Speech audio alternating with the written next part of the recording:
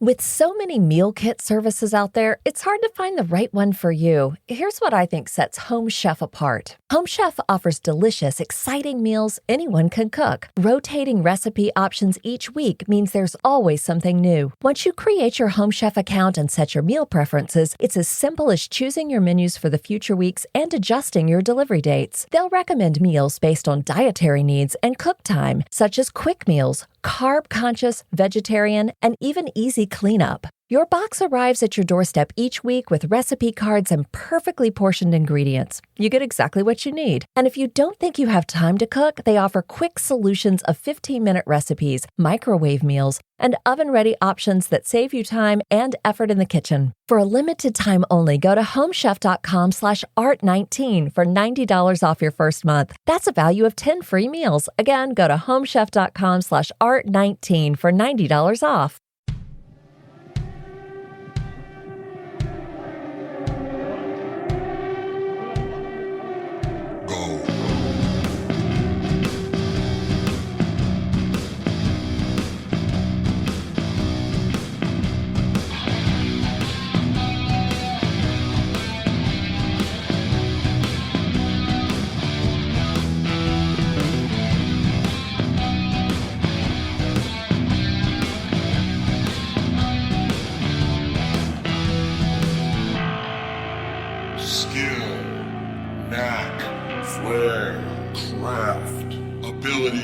Aptitude, expertise, genius, gift. I'm the fucking talent. Hey, what's happening? Mike Schmidt, 40-Year-Old Boy podcast. Folks, we did it. That's right, we did it. Give yourselves a round of applause. Yeah, you deserve it. If anybody deserves it, you folks deserve it. Give yourselves a round of applause and clap your hands. You know, do me a favor, flip a coin in the air. And clap your hands 3 times while it's spinning up there. Grab it, flip it over, and show me a tails like Dave Casper or the Oakland Raiders in a Super Bowl. Do that for me. That's what the Ghost of the Post would do. Although he was just the Ghost. The Ghost of the Post is a famous play, but he's just the Ghost. And also, he never really got to flip the coin in the Super Bowl because they wouldn't let the players touch the coin because that just queers the entire enterprise. You can't have that. Players touching the coins and then weighting it with their fingerprints, and all of a sudden the Raiders get the kickoff and they weren't supposed to, and the Vikings are furious. But it wouldn't have helped the Vikings in that fucking Super Bowl anyway because Sammy White got decapitated and Fran Tarkenton couldn't do anything because Otis Sistrunk was throwing up on his fucking head before Willie Brown took a pass all the way down to the end zone and scored. Hi. This is now a 1970s sports reminiscing show. I talked about the Pirates a couple of weeks ago. Let's talk about the 76 Raiders now. What a fucking goon. That's what happens, man, when you're spinning your wheels, when you're stuck in the mud with nothing else to do in your life and you can't go anywhere or do anything. You just sit in your house going, oh, you know what? Let's eat all the food from our childhoods and think about our heroes from back then. Oh, and my heroes were Jack Tatum and George Atkinson. My heroes were John Matuzak and, of course, Matt Millen in 83. Let's jump from 76 to 83. Let's talk about all the Raiders. Let's not. Let's talk about Lester Hayes. All right. So, yeah, man, we're back. We're back on a Thursday schedule. So that's pretty cool, right? Isn't that great? Just for, you know what? Can you feel it? Can you feel it infecting you? Reach for the stars, everybody. Just when you think that things aren't possible, reach for the stars because this proves that anything is possible. But please keep your feet on the ground while you're reaching for those stars. That's what we've been told. You can't just reach for the stars. That's ridiculous. Then you're going to strain something or fall over. No. Keep your feet firmly planted on terra firma and reach for the stars. That's what Casey Kasem would tell you. Will he tell you that now? I don't think so. He's dead, right? I think Casey Kasem is very dead. He's not only is he really dead, he's really most sincerely dead, Casey Kasem. Because didn't he go bananas too? He's one of those guys who fucking lost his mind and then he married a cheerleader or some shit and then she kept him fucking hostage. His wife, by the way, take this trivia, although you probably know this. I'm not telling you anything you don't know. The internet has changed things. I used to be a guy who had a repository of facts and people would go, wow, I can't believe you know that. And now everybody goes, no, duh, man, fucking Google told me that, stupid. And I'm like, all right, great. I don't mean to fight with you. It's like when I was homeless and I had a bunch of degenerate gamblers that would hang out with me in the casino. And I knew all of the nicknames for all of the colleges and they were constantly impressed by that. They would just literally walk by and just say a college. And I would say, I would say the name of who it was. And they'd be like, what the fuck? How does that happen? Which was amazing. God knows I loved it. I loved it. Sure I did. But yeah, Casey Kasem's dead, I believe. I think so. He married. Oh, here's the trivia. I didn't even get to tell you this trivia. God damn it. His wife is the blonde woman who dances with Rick Moranis in Ghostbusters. And look, if you're going to go, yes, I know, boo-hoo, that's so fucking obvious. I'll go, if I don't give a fuck. Really, I'm not trying to educate you in some way. I'm just trying to give you some small little fact you can take to a goddamn dinner party and impress them. By the way, do not, first of all, this will not impress anybody. Second of all, do not go to any dinner parties, please. Dinner parties are off limits for at least another 6 months. Let's just get through the summer, and then you can go to a dinner party in fucking September. And then that'll be great, won't it be? September is going to be like D-Day. Everybody's going to be fucking well, that's it. They're just going to be fucking everybody. I can't even just say fucking. They're going to be going to work. Why not? Let's do it. Casey Kasem's dead. Look, can we just go ahead and mourn the man? Why are you trying to push me off this topic? Let's mourn the man, for fuck's sake. He's in a box, or did he get burned up? They don't cremate celebrities, do they? I don't think they do. I wouldn't cremate a celebrity. If I was a celebrity, I would not want to be. Well, first of all, I don't want to be cremated. As you know, I don't want them to take anything from me. It seems like cool to be an organ donor, even though nobody wants my organs because I've beaten them to fucking shit over the past 50 years.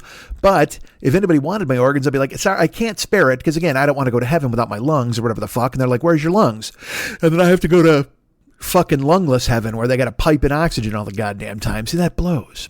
But as you know, we've talked about heaven many times over the past few weeks, and about just how the fact that everybody who's ever died is there, which seems strange.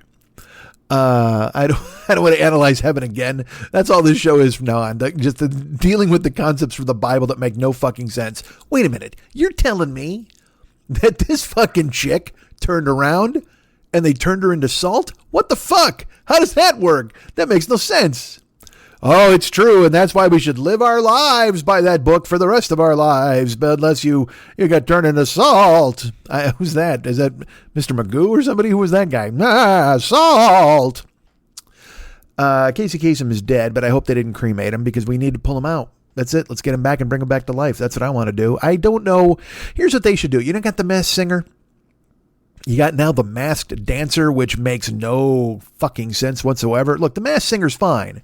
Then you hear the person's voice. You're like, who could that be? Is that former Attorney General, I was going to say Chaim Witz. I don't know why my brain went there. Because I'll tell you what, he's not the Attorney General, but he's a guy. Who's that? Who's the Masked Singer? You hear the voice. You're like, oh, I know who that is. That's fine.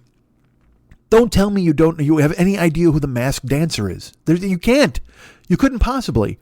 Unless the Masked Dancer comes out and trips over an ottoman and then you know it's Dick Van Dyke, there's no way you're going to know who the fucking Masked Dancer is. I could not. I know a lot of people.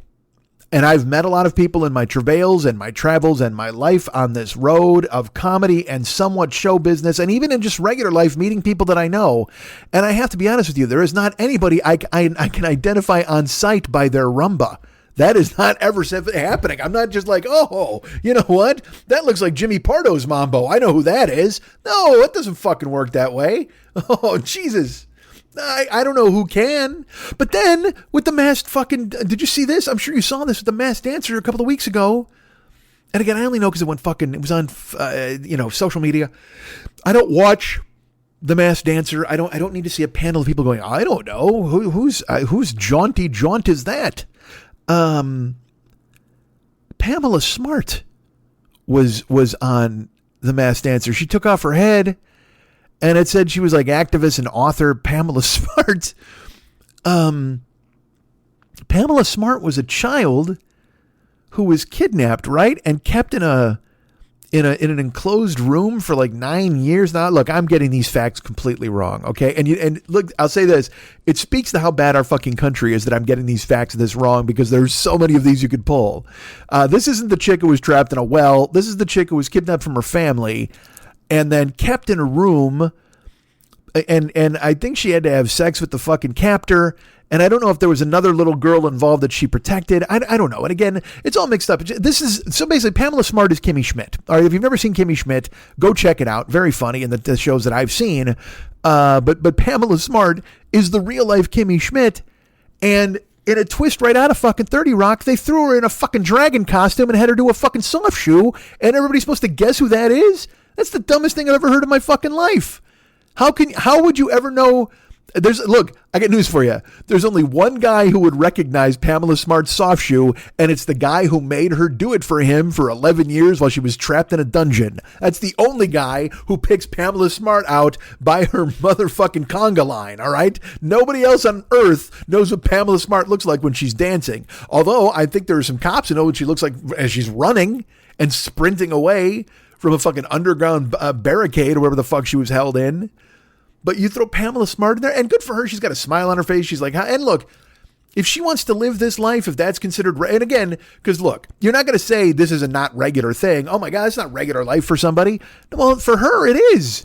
She was trapped underground. This woman lived the Saw movies. All right. Pamela Smart lived a combination of the Saw movies and Mystic River.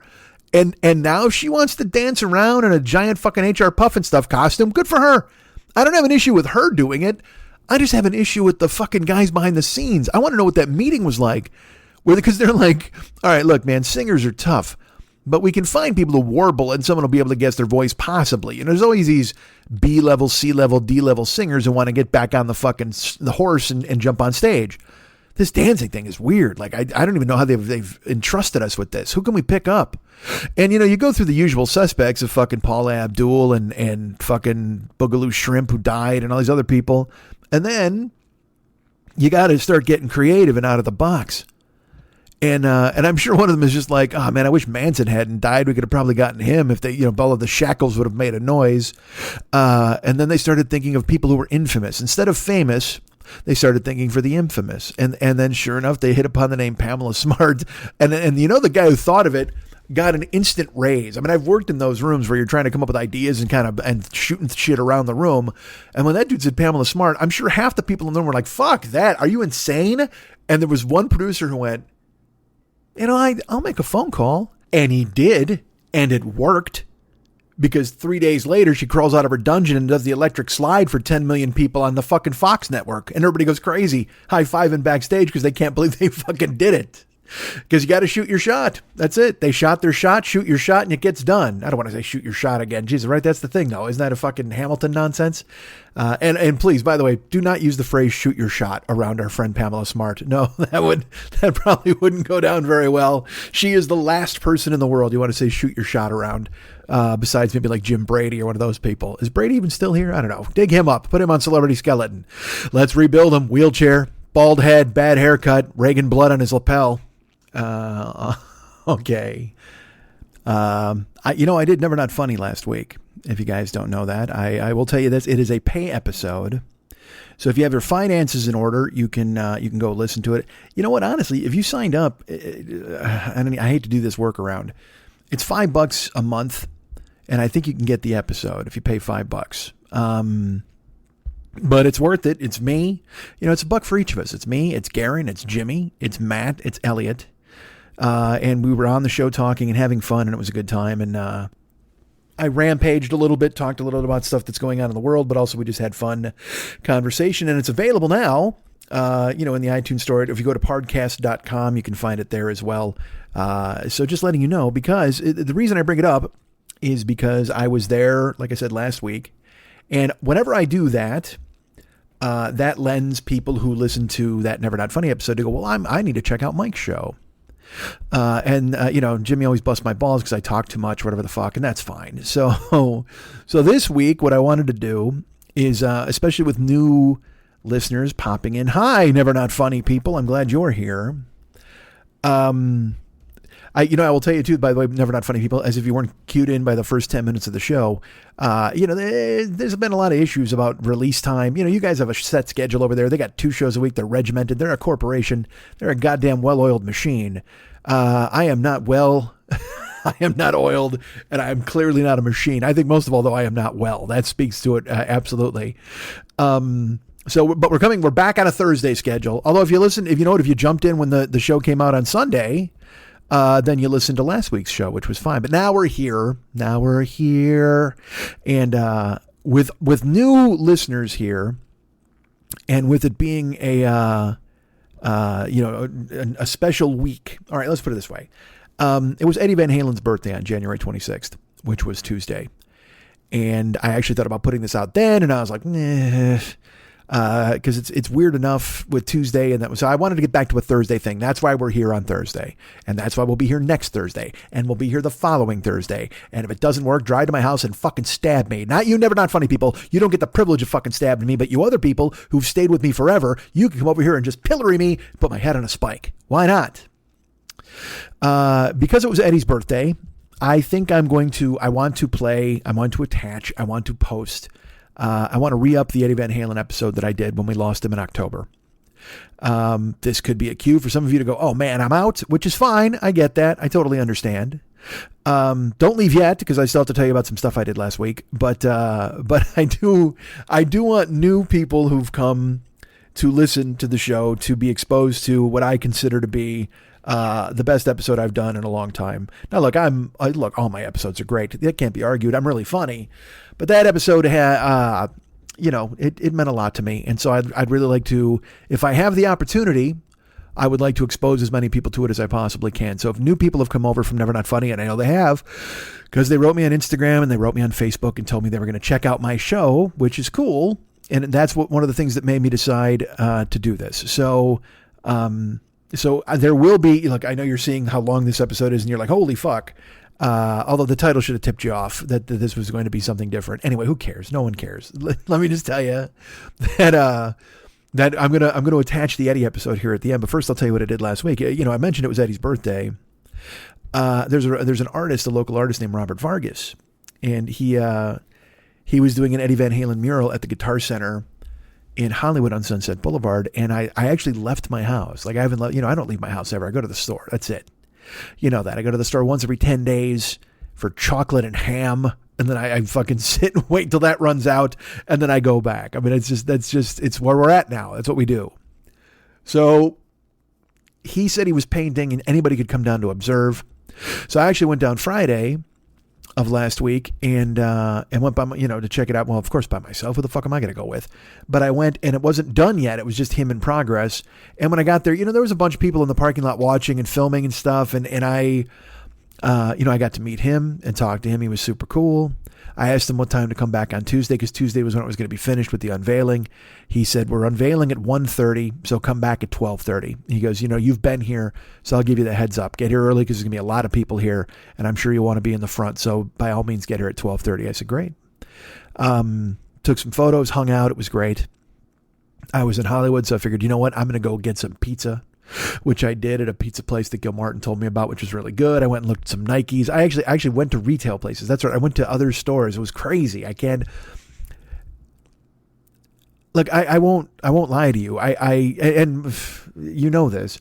Like in the middle of a pandemic, in the middle of being home all the time, I've lost the will to do anything. Like I don't. I should be working out. There's 8 million different things. Okay, of course. But I don't even want to go check the mail. And I've talked about that on here before. You just feel this. And even today, I won't lie. I wanted this out this morning and I slept. Like it was like my body just killed me. It just went, fuck you. You're exhausted. You're going to sleep. Even though I'm not exhausted. I slept 8 hours. I mean, but it's this malaise. And I'm sure everybody's like, oh, it's depression, this low level stuff, whatever the fuck. I get all that. And you're not wrong. But you got to fight through it, man. Like even though I went like Thursday and it felt great. I was fucking blasting Van Halen last Friday. I went last Friday. I was blasting Van Halen. I did a Twitch stream from the Guitar Center where they had the Walk of Fame and the busts on the wall. And I had people accompany me. We watched the filming or the painting. It was great. It was just super fun. And then I went and got pizza and I went and looked at some Nikes and then I came home and I was exhausted. I was like, the next day I woke up, I was like, it killed me. It wore me out. I've got to work back up to being a human. And this week, like I said, I wanted to get this out on Tuesday and then I was like, well, let's go to Thursday. And it's too easy for me to make that excuse. But also my brain and my fucking physical body are just like, nah, you're good. You can put this out whenever. So it's out now, which is good. Thursday. It's Thursday night, but it's still Thursday. And I need, again, as we've talked about many times, I need to grab the reins on it, man. Because hopefully there's a vaccine in my future, in our future, and the world gets back to normal, and we can start doing things. Hopefully, by the end of the summer, I would hope. But also, like, I plan on, when the summer comes, fuck this. I'm going to the beach. I'm going to the beach every day. I'm going to fucking breathe in the goddamn sea air. I'm going to listen to the waves crash. I just have to have a life again. I've lost a year of my life. We've all lost a year off our lives. And look, there are people out doing their thing, and that's fine. If you're out gallivanting or you've lived, and there are people who've had to work too. I recognize all this. We've talked about this every goddamn week. And believe me, this week, I did not want to bring it up. But I only bring it up because it's true. I went last week and then I was fucking wiped out. Like Saturday, I didn't even want to move. And also because I've done so much damage to myself physically, like, being up and on the go and up and around, your body it has to work harder to do that, whatever. So I wound up going to the unveiling on Tuesday, which was Eddie's birthday. And when I say I wound up going, I mean, I had planned on it. I was ready to go. I couldn't wait because, again, like I said, in Los Angeles, there's these things that they're uniquely Los Angeles. They're uniquely Hollywood that you can do. And this is one of them. To go see a mural of Eddie Van Halen on Eddie Van Halen's birthday, unveiling at Guitar Center. And it just really a great opportunity. So again, he told me to be down there at 12:30 because the unveiling was at 1:30. And so Tuesday, I got up at like 9 a.m. and I was wiped out. Like, I was like, well, I do this thing. And it's funny. This was a theme in the show in year 3 and year 4. There's this old man who lives inside of me who tries to talk me out of doing things I want to do. I don't know why he's there. I don't know how to get rid of him. I want to. I'm trying. But he's in there. And here's the thing. Everything will be fine for like 4 days up until the day. And then the day of, he's like, you don't have to do that because you went on Friday. Because this is what happened. I woke up at 9 a.m. and then my brain is like, because it was supposed to rain too in Los Angeles. It was supposed to rain a ton. So in my brain, I'm like, well, is it safe to go out in the rain? Are you going to get sick? Are other people going to be sick around you? And yeah, you probably don't want to be down there as it's raining. And then also, you went Friday and you already did a Twitch stream. You've got some photos from that. So what more do you need to see? And then there's part of me that's like, well, Wolf might be there. That'd be pretty cool. Or just some other music luminaries. Some other people may be there. It might just be fun to go hang out with a bunch of fans and celebrate Eddie Van Halen's birthday on the first birthday since we lost him. Because as you'll hear, if you listen to the big show that I'm tagging on here at the end, he meant a lot to me. So why wouldn't I go down there to celebrate this? Well, because there's a guy inside me who's like, don't do it. You're okay. Just stay home. Just do nothing. Just literally do nothing. Just eat and sleep and sit on the couch and stare and don't do that. And it won. That old dude won. It was 9 a.m. and I got up and I got a glass of ice water and I sat down and then I just fucking went on my phone and kind of scrolled around online and then about 10:30 I went to sleep again. I went back to fucking sleep. And I laying under, because it's also cold here. So do you know what I love right now more than anything? And I'm sure this speaks to also my mental state. I love quiet. And I love silence. And I love darkness. I love sitting in my apartment with the blinds closed under 2 covers. Sitting up, not just sleeping, still reading a book, anything, but just being away from noise and things and people and life and the world. And that's probably a dangerous thing. You can't get too used to that because then you start pulling away. And as I've said before, I've filled in, I see Bridget on Zoom, 4 or 5 times a week. I play poker on Sundays on Zoom with my friends. But even find myself on some Sundays going, you don't have to do that, do you? You can skip out of that. And I don't know why. I love that. I love seeing my friends. I really enjoy it. But I find myself talking myself out of doing things that I know I will love to do. And Tuesday was no exception. I went to sleep. It was like 10:15, 10:30. I went back to sleep on the couch.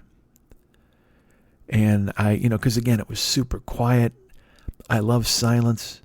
It was just kind of chilly in my apartment, but I'm under covers. My God, I love it. I just can't explain to you how much I love isolation. Now, with the caveat that I can go online and read things and read books and do all that. I mean, I don't want to go to jail. It's not like I want to be thrown into fucking solitary confinement or anything, but I love a cocoon of nothing. So I went to sleep on the couch, and then I woke up and it was 12:42. I looked at my phone. It was 12:42, and I was like, well, now you blew it because you needed to be down there at 12:30. And there was a beat, and I went, fuck you, old man. Why the fuck are you going to stay at your house? Get off this fucking couch and go do the thing you wanted to do. Because, I mean, you know, again, Eddie Van Halen traveled the fucking world. Do you think he wanted to go all the time and play concerts and do those things? And look, I'm not lumping myself in with him, but I'm sure there were moments where he just wanted to spend time with his son or do this, but he had things he had to do. Now, did I have to do this? You could say no, but I would venture yes. I had to fucking do this. I had to go see this unveiling on Eddie Van Halen's birthday just as a way to thank him again for being such a constant in my life. 12:42, I went, fuck you, man, get up. Threw the covers off, jumped up, threw water in my face, got dressed, slicked my hair back with whatever water I could get into my fucking hands, and got in the car. Headed down to fucking Guitar Center and just, fuck it, I'm going. I made myself get up, because that's the thing, you got to get up. When before the pandemic, I was in the gym 3 times a week. So I got my day started at 10 o'clock a.m. by being in the fucking gym. So then I'm up, you know what I mean? It's just, you're up and you're doing stuff and that's the key. You have to just dive into life, because I'm so content to let life just swim by me. Just go out with the tide as I sit on the beach and do nothing. But God, do I love nothing. But anyway, I got in the car. And in my head, I'm like, because even another thing too, I was like, oh, the parking's going to be such a drag. There's so many people down there, and I don't want to go down because that, and I got to struggle and find a place to go. And then I'm like, shut the fuck up, dude. You'll find a place to go. If you got to park, you got to park, whatever the fuck. And sure enough, man, it was 15 minutes to get down to Guitar Center. I hustled down there, turned on Vista Street. And the other day, I parked right at a meter right by Guitar Center, but they were all full, of course. Meters were full on Sunset. So I went up to the top of Vista, and there was a woman, and she was in her car, and I was like, all right, well, I'll wait for her. So I pulled behind her. I gave it a minute, and then a friend of hers, whatever the fuck, came out of the building, and then they swapped. The one lady got out, the other lady got in and sat in the car, and the other woman split. Like, what the fuck? So I think they were waiting for like street cleaning or whatever to move their fucking car. Who cares? But then I noticed as I'm sitting there waiting for them, behind me, there's a spot. I had to back up to a van's, the ass of my car to a van and get real super close, but he could fucking get out if he could. And then my nose was on the curb. It was perfect. I literally fit perfectly into this spot. So I backed up and got in there, because now it's like fucking, 105. So I'm like, all right, well, that's fine. I'm at 1:30. So I get out and I start walking down the block, and I have Bonnie Varan, a listener to the show, got me a Van Halen neck gaiter. She and Hannah Frostman, two great listeners, lovely, gave me Christmas gifts of 2 separate Van Halen gaiters. And the one Bonnie gave me is the Frankenstein pattern from the guitar. So I'm wearing that. So I'm walking down the street, and there's 2 dudes who get out of the car, and they walk and they go over to me and they go, hey, what's going on? I go, what do you mean? They go, who's over there? I said, well, no, they're unveiling a huge mural of Eddie Van Halen. And he goes, oh, is that what he's been doing? I said, yeah, he's been painting a mural. And they go, who's going to be there? And I go, I don't know. I just know that the artist is going to be there, and we're going to see the mural. Maybe the news crews and stuff, but people are thinking his son might be there. Who knows? I mean, I go, I'm literally just going to see the painting. And they're like, oh, okay.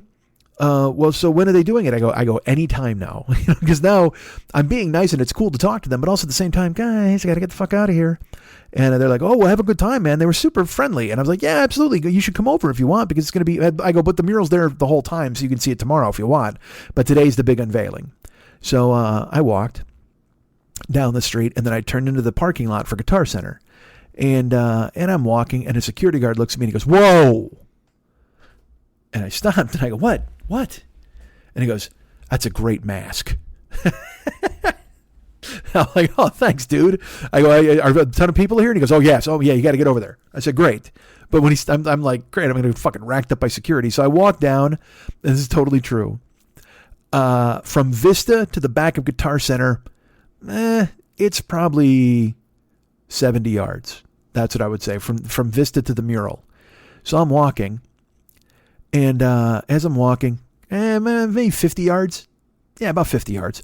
So I'm walking, and as I'm about halfway through, and I hear them go, all right, you ready? 5. And I went, what the fuck? It's not 1:30. And I, fat, ridiculous, pandemic, no physical activity whatsoever for almost a goddamn year, Mike Schmidt hits a dead fucking sprint. My ACLs are still furious at me. Thank God they're still intact.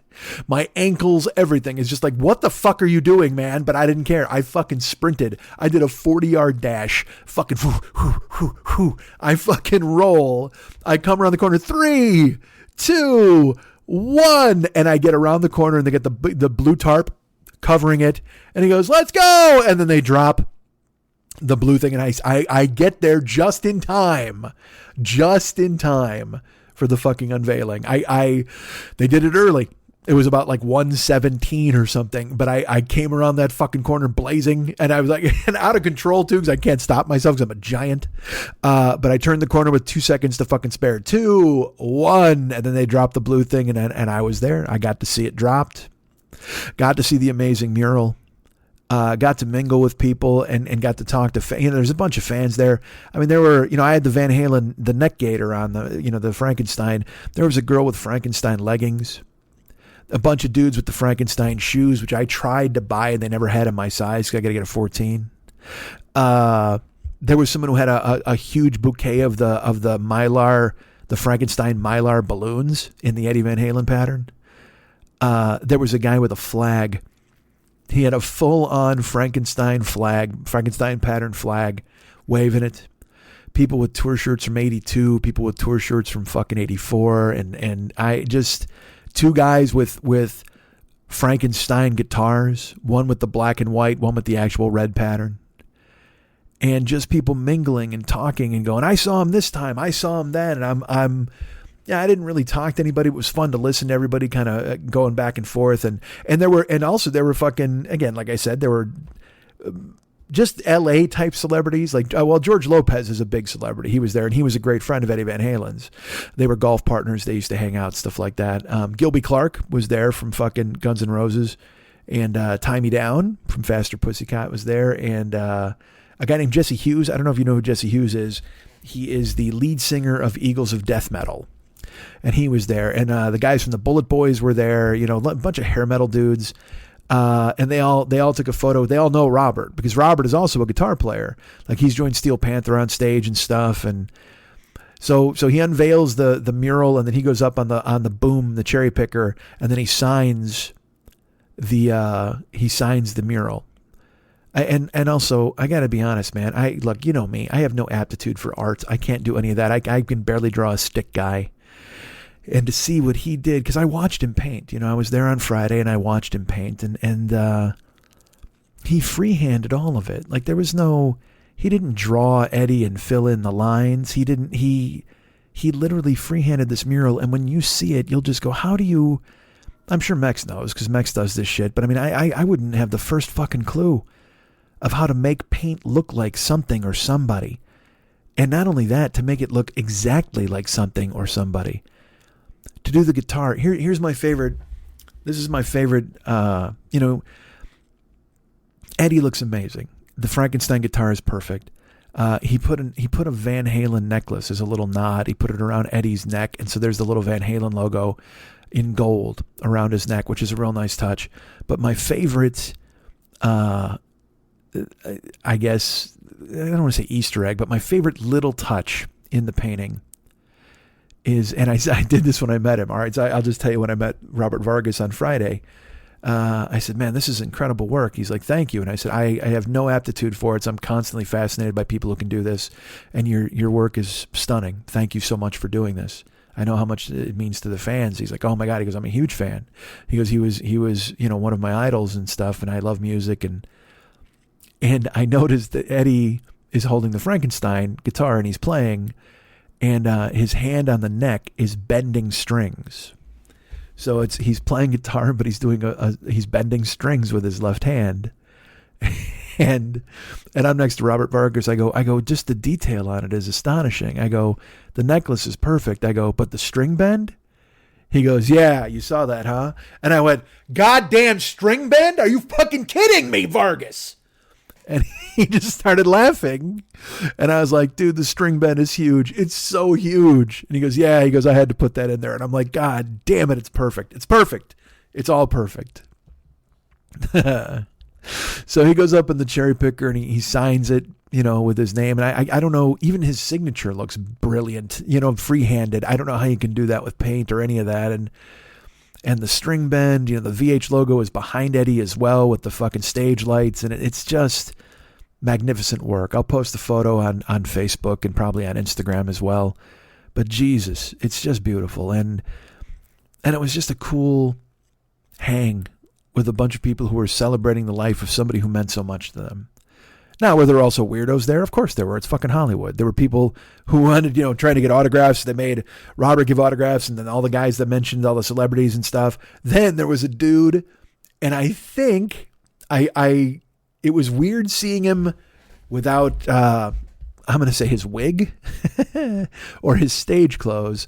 But I think I saw the guitarist from Atomic Punks signing stuff. Although, you know what? It might have been Tie Me Down signing stuff now that I think about it, because they both look similar. But he literally brought a box of his own headshots and he's signing it for people as people walk up. And I was like, this is a little fucking weird. That seems odd, but all right. It's Los Angeles. Who the fuck cares? You know what I mean? You got to cling to whatever spotlight you possibly can, even if it's at fucking 1:15 in the afternoon in a parking lot somewhere. But it was great. And again, it was one of those things where, and this is what I wind up doing all the time now, as I talk myself out, don't go, you can't do that, don't do it, you don't want to do it, you don't need to do that, whatever, man, you don't need to do that, come on. And then I force myself to fucking do it, and afterwards I'm like, God damn, am I glad I did this. This was awesome. Playing poker with my friends, that's awesome, I'm glad I did it. I went on Christmas to my brother's house to see my nieces and him and have dinner and watch football. And I went on January 1st to go watch the playoff games. And it was that thing where like, man, I'm worried. I don't know. And I took precautions. I wore my mask when I was in the house, except for when we ate dinner and stuff. And I'm not scared of getting sick. I just know that with no health insurance, it would be a completely terrible situation if I got sick. Like I wouldn't know how to navigate through it without insurance. And also I'm a big guy. We've talked about this a million times. So it's not like I'm afraid of going outside or I'm afraid of doing things. I want to go to the fucking gym. What I want more than anything in the world right now is to go lift weights. I want to go start rebuilding myself into being a human being again. But I know that I shouldn't. And so I don't. If not only just for me, for the other people in the gym or the other people I'm going to run into or anybody. And not that I run into fucking anybody anywhere. Because again, like I said, I go somewhere, I wear a fucking mask. I go to the store, I'm in and out. I'm not, I have friends who still wash their groceries. They leave them outside and they bring them in and they individually wash. I never did those things. Now, do I boil my hands when I get home from being at the store? Of course I do. I've never been scared, but I just know what the best thing to do is, and I'm willing to follow it until we're okay again, for me and for other people. And so it was a really kind of a big leap for me to be down there with a whole bunch of people and meandering. And I will say, everybody wearing masks, except for when they took photos. When Vargas took photos with people, or when the other rock star type people did, they all walked up and took their masks off. But even they were wearing their masks as they walked around. George Lopez, everybody was very kind and nice and being friendly. And it was just fucking great. It was a fun thing to be a part of, and I'm glad I went and did it. And as a matter of fact, what's funny? I saw somebody I knew. This was the weirdest fucking thing. I'm walking around, and then I caught this dude's eye, and he saw me first, and he goes, "Hey, Mike!" And it's this guy Christian, who is there's a woman named Erica who used to listen to this show quite a bit. I don't know if she does anymore, but she used to be. We got to be great friends because I would always put the call out to go to. Like if I needed a ride to the airport or something, she would always volunteer. And I mean, at 5 a.m. or 10 at night, she would be like, yeah, I can do it. And then she and I would get to hang out, and I'd say, hey, I'll buy you lunch, I'll buy you dinner, whatever you want to do. But she just wanted to see me and hang out. It was super cool. She was extremely friendly. And then she came to every like comedy show I did. Whenever I did it 20, she would come. She would bring her son Eric. She'd bring her nephew Christian. And then afterwards we'd go over to the Oyster and we'd have fucking food and just she is one of the coolest people that I've ever met through this show. I'm so happy to become her friend. And I actually took her to a Kiss show once because our listener Jamers had tickets to see Kiss because she was a season ticket holder for the indoor fucking the Los Angeles Kiss, whatever the fuck. And she couldn't go, so she gave me the tickets. And then I was dating someone at the time who was not in town. So I asked Erica if she would go, and she went. And you know what? We went to the show. We had a fantastic time. And then Erica, I think that was her moment where because she was home all the time with her dad and her family. And she worked and stuff, and she didn't really go out a lot. And I think that Kiss show made her go, you know what? Look what I'm missing. Because she used to love going to concerts. She used to love going out all the time. And then I like to think that the Kiss show, she even said it to me. She was like, this makes me want to go out more. And then she did. And now she's out all the time. She's made friends with all the bands on the local scene. She works their merch tables. She hangs out. She's become the queen of the tribute bands. Like, she became friends with them. And it's fucking awesome. It's so cool. So whatever. So I see Christian there. And he's like, hey, Mike. And I'm like, oh, my God. And he puts his hand out, and I shook it. I didn't even think twice. He's barehanded. I'm barehanded. And I shook his fucking hand. I go, how you doing, man? And we started talking. I caught up with him about his work and what he's got going on, because I see him on Facebook doing all sorts of fun stuff. And then in my head, I go, oh, man, I probably shouldn't have shook his hand, right?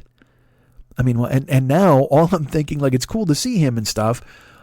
But now I'm thinking, all right, I gotta wash my hand like instantly. Like, I got to do this. And it's funny because I say to you, I'm not scared. I'm not scared of this getting sick. But in that instance, I was just like, oh, I should stick my hand in a can of gasoline, right? Shouldn't I do something here? Chop it off? What do I do? And the whole time we're talking, in my brain, I have to admit, I'm going, oh man, Jesus Christ, my hand, I got to do something about it. I got to wash it. Well, I'll be fine. Well, what the fuck? It's just a handshake. Who cares? But I don't know. I'm not fucking Joe Doctor. So what the fuck do I know? I'm like, I can get sick from a handshake that I touch my eye, and the next thing you know, I'm dead. Who knows? So we wind up talking just for, we visit for a couple of minutes. Like, all right, man, take care. Good to see you. And he puts his hand out, and I grab his hand again, and then I lean in and I hug him. I give him that bro hug, like where you got one hand in one hand, and then you give him the hug. And as I do it, I'm not joking, I put the bro hug on him, and in my head I go, what are you doing? Again, not scared, not worried, don't think I'm going to die, but at the same time, it's just, even for him, you just got to be cautious. You have to think. And I clearly was not thinking. But it lent a small amount of normalcy to my life and my day. And I was happy to see my friend. And I had an instance with that here too with a neighbor once. My neighbor who's actually moved out now. Maybe that's why. Maybe I chased her away by giving her a hug at the laundry room for no reason. I don't know, man. But then I was able to kind of drift around, and Robert was extremely busy, the artist. And then I was able to get a couple of selfies with him and more pictures of the mural. And it was well worth me making myself rejoin the human race to go do something that I would have been furious at myself if I'd have missed. Because Eddie Van Halen meant everything to me. He was part of my life for over 40 years. And I was able to verbalize all of that in the show you're about to hear right now. This is actually, look, I know it's just 3 months ago that this came out. But A, I'm proud of this show. B, it's appropriate because it's the first Eddie birthday since we lost him in October. And C, there may be new listeners here that I'd like to expose to this show to show, because, all right, this is totally true. I listened to my show from a couple of weeks ago. Now I don't listen to my show. I do it and it's done. But the other day I threw it on when I went to the store like 2 weeks ago, and I was listening, and I was like, again, you know me, you don't need to hear me jerk off, but yeah, I'm pretty fucking good at what I do.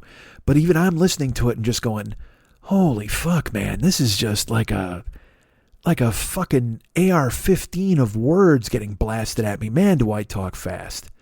And I was listening because that's kind of the MO for the show. When I open the microphone, I start going and I just fucking roll because that's what I need to do is I need to get on a fucking roll because it's not, look, you can be thoughtful and have conversations, whatever to talk, but not from the beginning. From the beginning, you got to hook people. And also just to get myself going. You know what I mean? Because this show is just me. So you're going to wind up talking. And as I've talked about before, I'm nervous if I don't fill the air. People are going to fucking disappear. It's a weird fucking thing. But I listened to the show and I listened for like 15 minutes. And then even I was like, all right, I got to stop this because it was an assault. No, I loved it. I was really funny. I was laughing the whole fucking time. But also at the same time, I was just like, Jesus Christ. So if someone from Never Not Funny were to tune on the show, and by the way, I stepped on my own dick by doing the first 10 minutes the same way today. But I'd like them to hear a different side as well. I want them to hear, me talking. When I used to have a life, I had anecdotes and things to say. And I think that the Eddie Van Halen show captures a lot of that. And it's, I'm proud of it. There's emotion, but it's also a great show. You get to hear a lot of music. It's just, it's something I want to share with other people. And if these new people have tuned in, like I think that they have, then maybe they can listen to it. Now, are they going to see the daunting 40-minute or 4-hour runtime, I should say, on this and go, hey, I'm out? Maybe. Well, I don't know. Should I even do it now? I just looked up. Jesus Christ, I am at 45 minutes. What the fuck? Because that show was like 3.5 hours long. So that's going to look like a 4-hour podcast, but it's not really a 4-hour podcast, is it? But it is. But I want people to hear that old fucking show, and it ties right in with this. Well, see, now this is where self-doubt flies in. Why am I having this argument in front of you guys? This is a thing I should be having with people. I should be sitting around with a fucking team and going, what do you guys think? And then basically doing whatever the fuck I want anyway. All right, here's the thing. I'm going to put it on here. You don't have to listen to it if you don't want to. You can get to the end of this part, and that's fine. But I want to share it because I think it's something I want people to hear, even if they haven't heard it before. Especially if they haven't heard it before. It meant a lot to me. So I'm going to include it here at the end. I will tell you real quick, just, we still have sponsors for the show. Paranoid Strain Podcast. You can download that at the iTunes store. Go ahead and check that out, please. The Paranoid Strain is our great friend, Fearful Jesuit, and the amazing work that he does.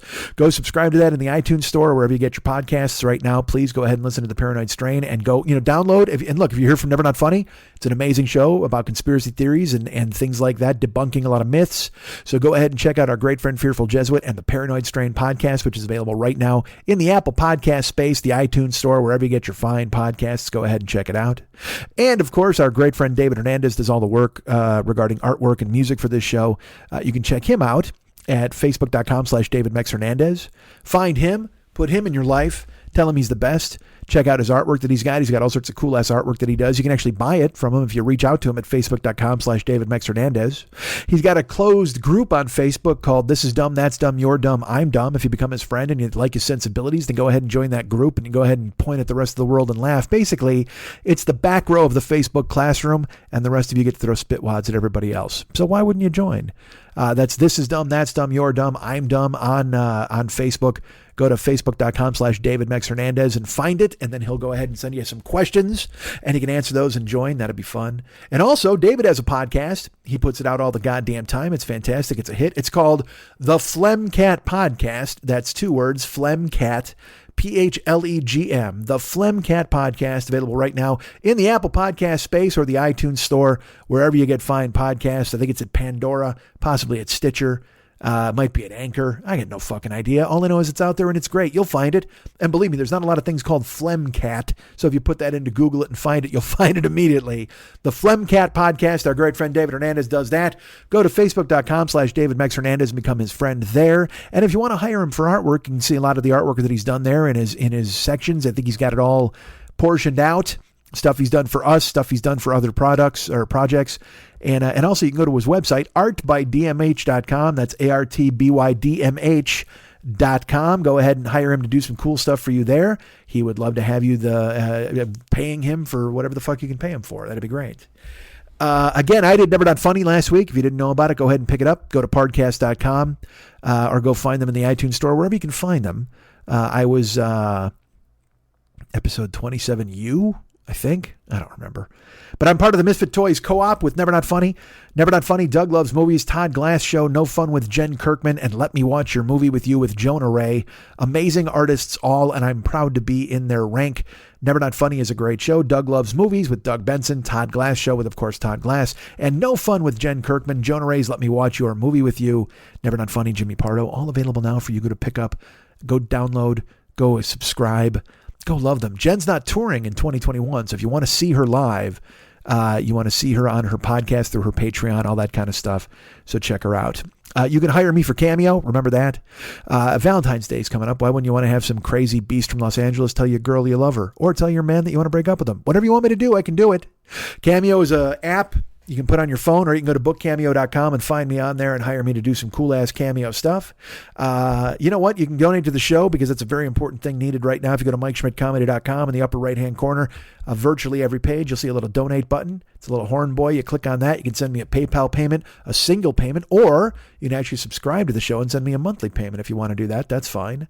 And also you can join Patreon. Does Patreon exist? It does. Patreon.com/Mike40YOB. Keep us afloat. Go ahead and help us out, please. I'd appreciate it very much. Keeps this channel churning along and moving forward, and something we need to do.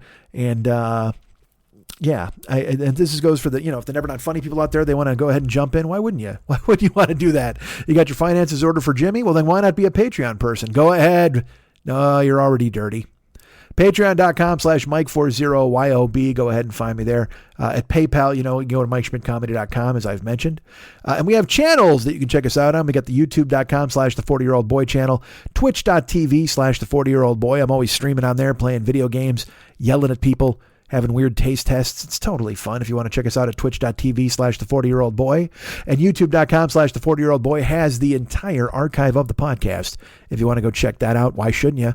There's episodes from year 3 that'll blow you away, episodes from year 7 that you'll love, episodes from year 10 that you'll hate, but all of them are worth a listen. youtube.com/The40Year-Old Boy, and then also twitch.tv/The40Year-Old Boy, on there streaming and doing cool ass stuff all the goddamn time for you and yours. All right. So I know you're thinking to yourself, well, Mike, I can't listen to the Eddie Van Halen show again. Even though it's great, I can't want to do it. You know what I'm going to tell you? Just fucking do it. Get off the couch. Don't fucking convince yourself you don't want to do something. Don't talk yourself out of doing something that you know you're going to love. And I know you're going to love it. Why? Because I love it. And you and I are simpatico, friend. Just look in the mirror right now. You see those green eyes staring right back at you? Those are mine. You and I are the same. I'm in your brain. I'm in you. You're in me. I'm in you. Sit back and relax, ladies and gentlemen. I went last week to see his mural unveiled. In October, we lost him, and I was devastated, and I captured it for you on October 9th of 2020. It was episode Edward, year 12, like Godzilla rising from the ocean.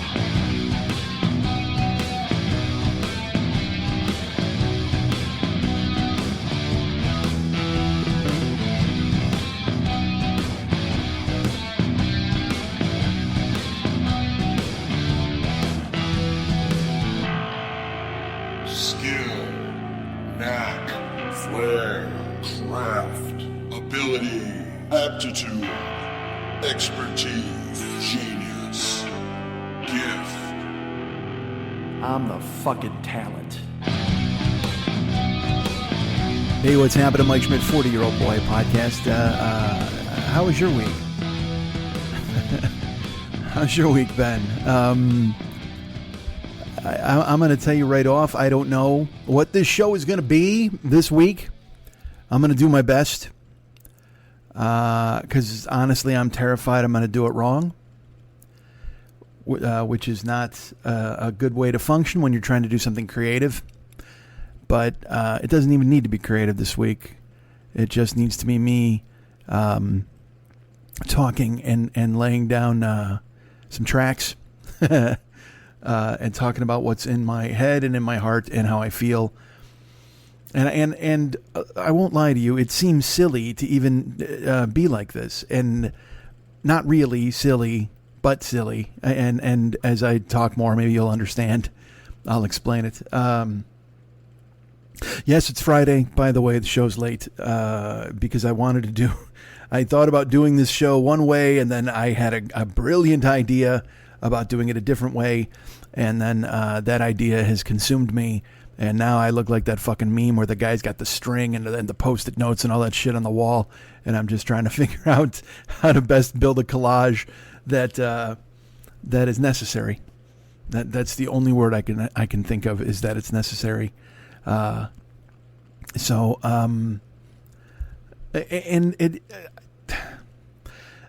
This makes it about me, and I don't want to. And there's different approaches to this too, where it could be a celebration of sorts, and it will be. It'll be part celebration, part eulogy, part tribute. I don't know. But it's going to be harder for me than I thought, because and look, if you don't know, a guitar player, much more than a guitar player, an icon, died this week on Tuesday. His name is Eddie Van Halen, and I'm laughing at myself because I didn't think it would be this hard, this fast. And that's what she said. Oh, look at us. Let's get back to jokes. Tuesday, I was here at the house and getting ready to jump in the shower, and I had my phone in my hand, and I had my drink in my hand, I had my phone in my hand, I had my toes in the sand, and wow, did I get some news? Oh yeah. I saw it first on Twitter. I saw it from TMZ, which made me think, well, obviously this isn't true. This can't be true. I checked that. It was on Facebook. Someone posted it on Facebook. Like I was on Facebook and it popped up at the top of the feed. So I was looking right when it was notified. And I said, well, I just out loud, I was like, oh no. Because let me tell you a little bit about Eddie Van Halen. He's been sick for a while, and I've known he's been sick, and you've known, if you followed along, you understood what was happening. I mean, he's had cancer. He had cancer years ago. He had tongue cancer. He had to have a third of his tongue removed. People said it was from smoking. He said he thought it was from metal and copper picks that he used to keep in his mouth. And regardless of however it happened, I remember back then being terrified, because then he was way too young. Then he's looking at 42, I think, when he first got it, or 45, or 50. Could have been yesterday. What the fuck do I know off the top of my head? But I just remember being scared, because that's too early for anybody, let alone someone like him. So he beat that, though, and he beat it in a way where he's been functional and changed his life around, and we'll get to all that. But there's been stories and rumors that he had this cancer, and it had come back in his throat, and supposedly he had been going back and forth to Germany for treatments every other week, which that seems like it might be prohibitive and or expensive when you think about it. But you'll do anything if you have the means to stay alive, and rightfully so. So he was doing that, and regardless, I got the notice that he had died, and I looked it up, and I couldn't. I think I made a comment on this show a couple of weeks ago or months ago. Someone died. I forget who it was, and it might have been on this show or just to a friend. And I said, I don't know what I'm going to do when Eddie dies. I don't have any idea what I'll do. I don't know. And I can tell you what I'll do. I'll freeze. And I won't know how to do anything. I'll hide. I'll dive into his music and wrap myself up in it and worry and hope. So I Googled it, and it turned out that, not Googled it, but I went to Twitter right away and put in his name, and I saw the TMZ report, and and as we do in this most ridiculous of times, because we all have a megaphone and we all have two thumbs, we run to get our tribute out. You know, everyone runs to shine a light on the fact that, oh my God, and they gnash their teeth and they rend their garments and they wail, and I can't argue with people. I can't tell them how to be. I knew though that I didn't want to make anything about me. And which is ironic, because now this entire show is going to be about me and how I feel. Maybe I knew that. Maybe I knew that I would be doing this. I would fight to do it, but I would be doing it. And so I didn't want to type platitudes or immediately be like, oh, I saw them one time and oh my God, they were great. And look, if that was you, and if it meant something to you to reach out and say your experiences, because that's what we all do. We have a voice now, and we're able to lay it down right away, instant grief. But I knew I couldn't do that. It was more than that. And I like immediately started to cry when I read it, and I couldn't believe it. I mean, I could believe he was sick. What I couldn't believe was the sledgehammer that hit me right in the chest. As if it was someone extremely close to me. I had texts from people who wrote and said, asked if I was okay, which seems indulgent and wrong. I fight this every week with you guys about, do I have things I should say? Do people care about me or my voice? What do I do? I don't know why I've reached this pitch. I don't know why I've reached this pitch in my life, but I have. And so I didn't want to run to a keyboard and type that what he meant to me and spill it out, but because also I'd still be typing now on Friday.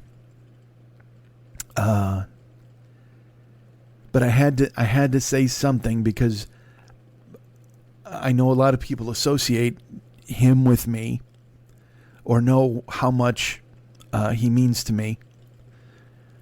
So I typed, I went to my Facebook page and I just typed, oh no. Which seemed enough. It let people know I knew. Some people were, why so vague in this 2020 time? My buddy Brian, and I understand that. I don't find vague booking interesting or fun, and I wasn't trying to be that. But also, part of me couldn't just type it like a town crier. I didn't want to be, hear ye, a genius has died. I didn't want to do that, and I didn't want to make it about me. So I did the first thing I thought of, and because it was the first thing that came to my mind. Oh no.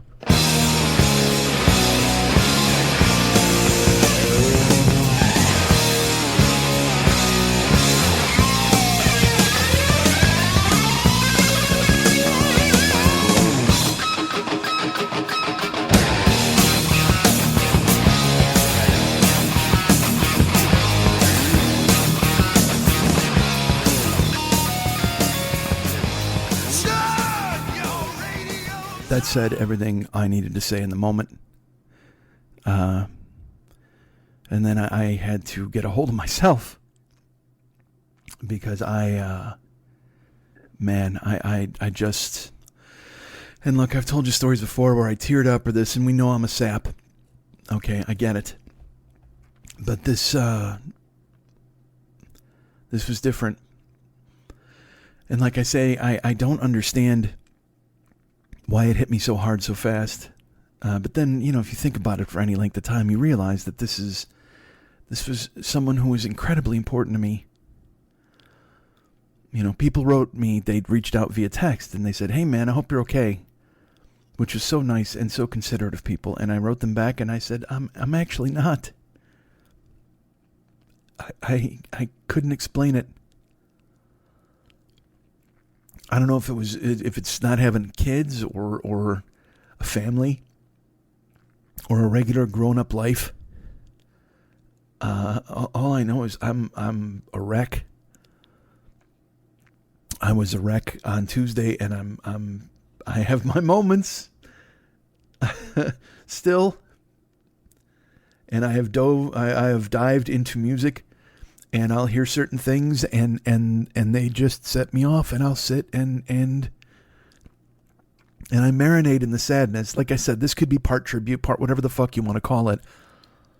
But right now, I am just tremendously sad.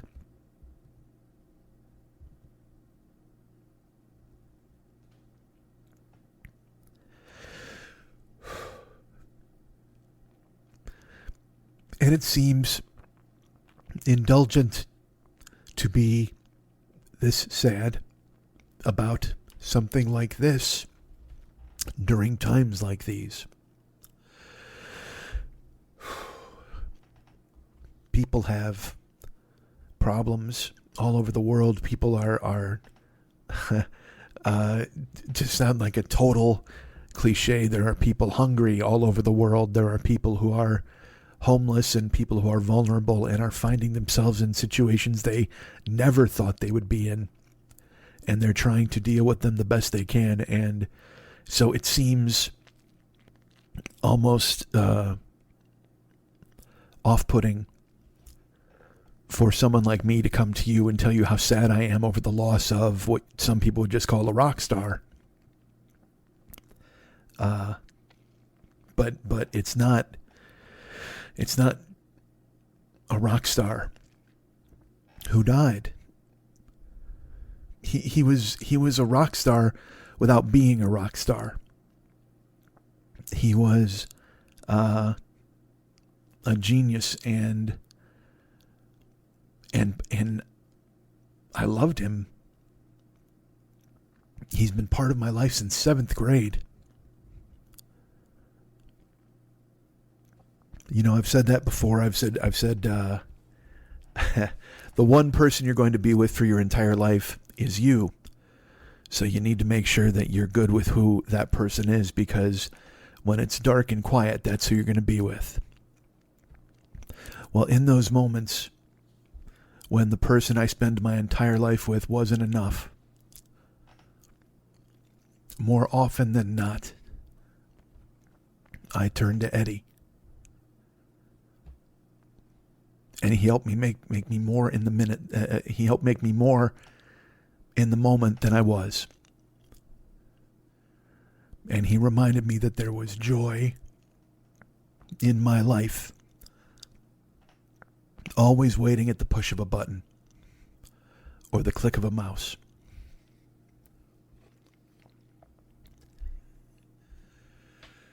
It seems odd to grieve for people that you don't really know. But then you sit and you think, and I'm sure you can do this too. How many people out there who are important to you that you just don't talk to, you don't see? How many people have been important to you in the past that you haven't thought of in so long?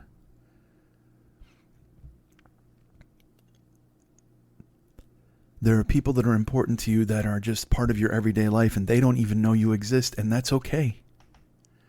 That's fine.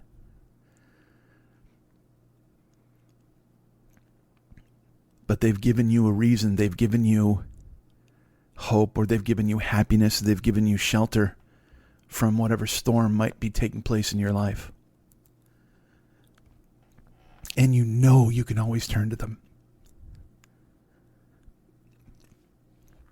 Friends are friends, but a friend might be busy with work, or his kids, or her job needs her double time, or she had to go to the gym, or they're just living their own lives, or they're hiding in their own darkness. But for me, Eddie was there if I needed him anytime.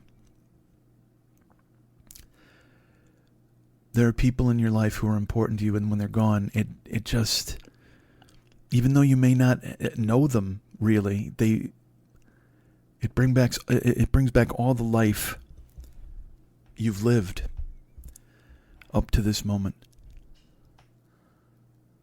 When they're gone, you sit and you think of all the life you spent with them and how important it was to you.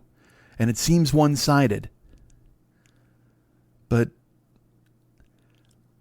if they're creating, if they're putting parts of themselves out into the world, it's never one-sided. They know. They know. Now, they may question themselves. They may wonder why what they do matters. And it's always better when you get the chance to tell them or something. But I think Eddie knew that what he was doing was important for people. And also it was something he had to do. He was driven to do it. And he's been a constant in my life since I was 11 years old. 11 years old.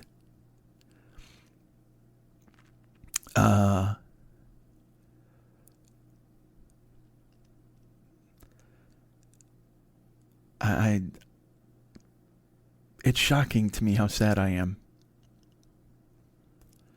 I didn't think it would. I didn't think, period. It's not like I sat around going, what's Eddie? What am I going to do when Eddie dies? Oh my God, when Eddie dies. I didn't think about it. I didn't think about losing him. I never thought that in that context, because you know why? Because all he brought to me was joy. All he brought to me was happiness. All he brought to me was hope. Whenever I listened, it was in the context of, David Lee Roth once said they are the official soundtrack of summer parties in parking lots. And they always would be. They made you happy with their music. And that was Edward. I never got into any of the bullshit Van Halen, Van Hagar. I loved both because he was there. It was Eddie. I loved the Cherone album, the fucking Van Halen 3, because it was Eddie. It was him I loved. It was him that made it easy for me when it looked like it was going to be really fucking hard. I wanted him to go solo. I wanted him to just play. I wanted to see him. I would have gone anywhere to see him. I wanted him to do solo stuff like Vai or Satriani.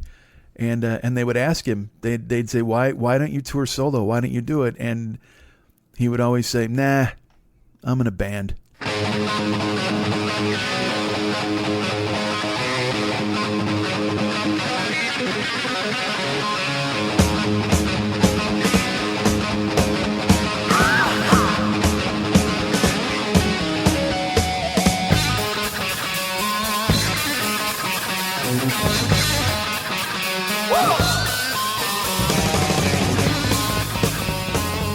I'm in a band. Just the respect I had for that statement alone, that that shows you he never viewed himself as a rock star. He gigged. You know what I mean? He didn't do these monument. I'm sure he played the fucking US Festival, and sure he played on gigantic stages in huge stadiums, but he was just gigging. he was doing what he was born to do and what he loved to do, and that's so there's just a lesson in that. I've seen interviews with him. I've read, so many things with him. One time they asked him, and look, you know me, I respect anybody who does anything I can't do. I can't do instruments. I can't play music. I can't sing. And those are things that I would desperately do anything. If there was some sort of monkey's paw or some sort of, devil who showed up and like, ha, what will you trade? Barley corn, whatever the fuck. I would want to play guitar and sing. That's what I would want more than anything in the world. And just to be able to express yourself in a way that made other people stare at you with wonderment would be the greatest gift you could ever have. And look, I have a different way of expressing myself, and that makes me happy, and certainly I'm satisfied in it. But athletes want to be actors, actors want to be singers, singers want to be athletes. It's everyone has something. I mean, I'm sure out there's some fucking rock star who wanted to be a fireman, but you find your calling and what you're best at and you make it work. And he was as I've said, a genius, but also just a different kind of man, a different kind of person. He once said, they asked him about how he learned how to do what he did. And he basically, this is true genius. He has no answer. He doesn't have any, magic trick where he went, oh yeah, no, well, I did this one day and then I studied and I read a book, and he literally said, instead of reading a book, I wrote my own. And the power in that statement is, it can't be denied. He was a kid who came over from Holland to America. He fucking 9 days on a boat with his family, his mom and his dad, and they fucking played in the band on the way over. His dad did, and then his dad would go, hey, why don't you guys play the piano during the dinner break? And he and Alex would play piano. And then they got to sit at the captain's table and have dinner. He tells that story. And they were classically trained in piano. But Eddie, he tells the story that this is a man who was classically trained in piano, who won competitions as a child, and he couldn't read music. He cheated by looking at fingers, his instructor's fingers. He would watch what was played and then he would just play it back. I don't know. Is that an autodidact? I think that's what it's called. He would literally observe his teacher and watch him play and then just copy what he did. And it's amazing to me that you could ever have that sort of gift inside of you. And if you do, there's nothing, you can't do anything but that, right? He and Alex, they loved music from the time they were kids because their father was a musician, and they would march around their small, not even a house. When they got here, again, they came from Holland. It was and they lived in a house with, I think, 3 other families. They shared a room and a bed. Alex and his mom and dad and Eddie all in the same bed when they were, he's 8, 9, 10 years old. And they would listen to music, and that was the thing, is he said it had to be loud. If you ever heard anything from Eddie, he's like, it's got to be loud. We like things loud. And he said that he and Alex would march around and bang pots and pans to fucking big band music, like Sousa marches. They were just, music lived inside them. All they had to do was do what they could to let it out. They had to let it out. He just amazing. He said that they asked him once, like, what is rock and roll? And which is, again, those are those silly questions that fucking guys ask when they're interviewing, because they don't know what do you say? What do you say to a guy who can play like Eddie Van Halen and doesn't know why? He can tell you what he does, but that's like telling a fucking chimp how to make lasagna. I mean, you're just going to be dumbfounded going, oh yeah, oh of course I get that. And vice versa. Conversely, when the genius tries to tell you why he does what he does, that's just Jesus trying to tell you how to join him in the middle of the ocean. Hey, just run out here. It can't be done. Some things can't be explained. And certainly he worked really fucking hard at being who he was, but also it was innate. It was inside of him. It was something that he worked incredibly hard at, but also could do in his sleep. Does that make sense?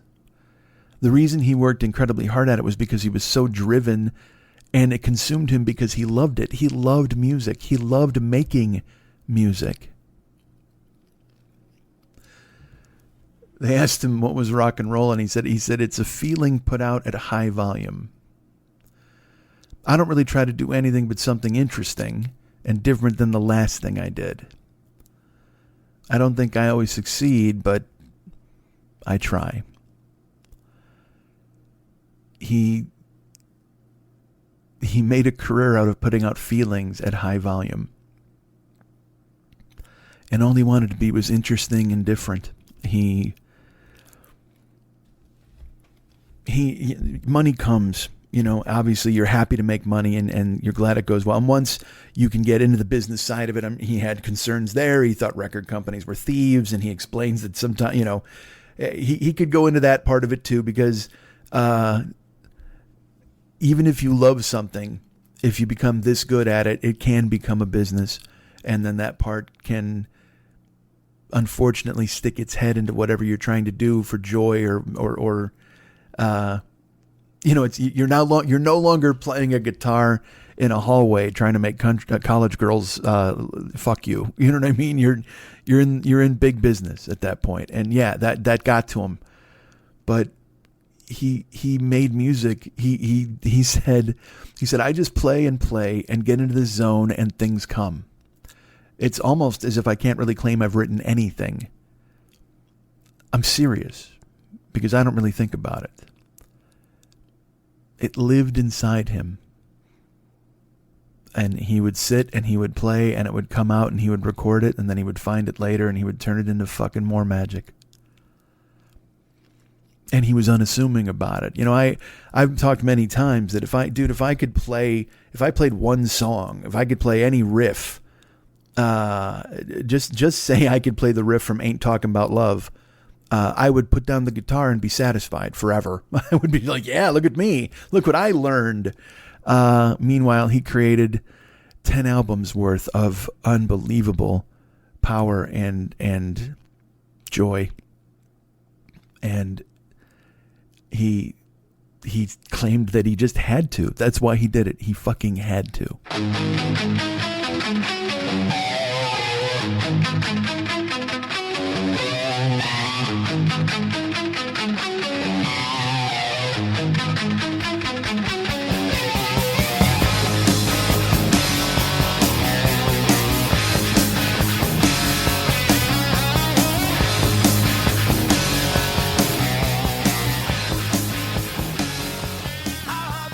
He fucking had to.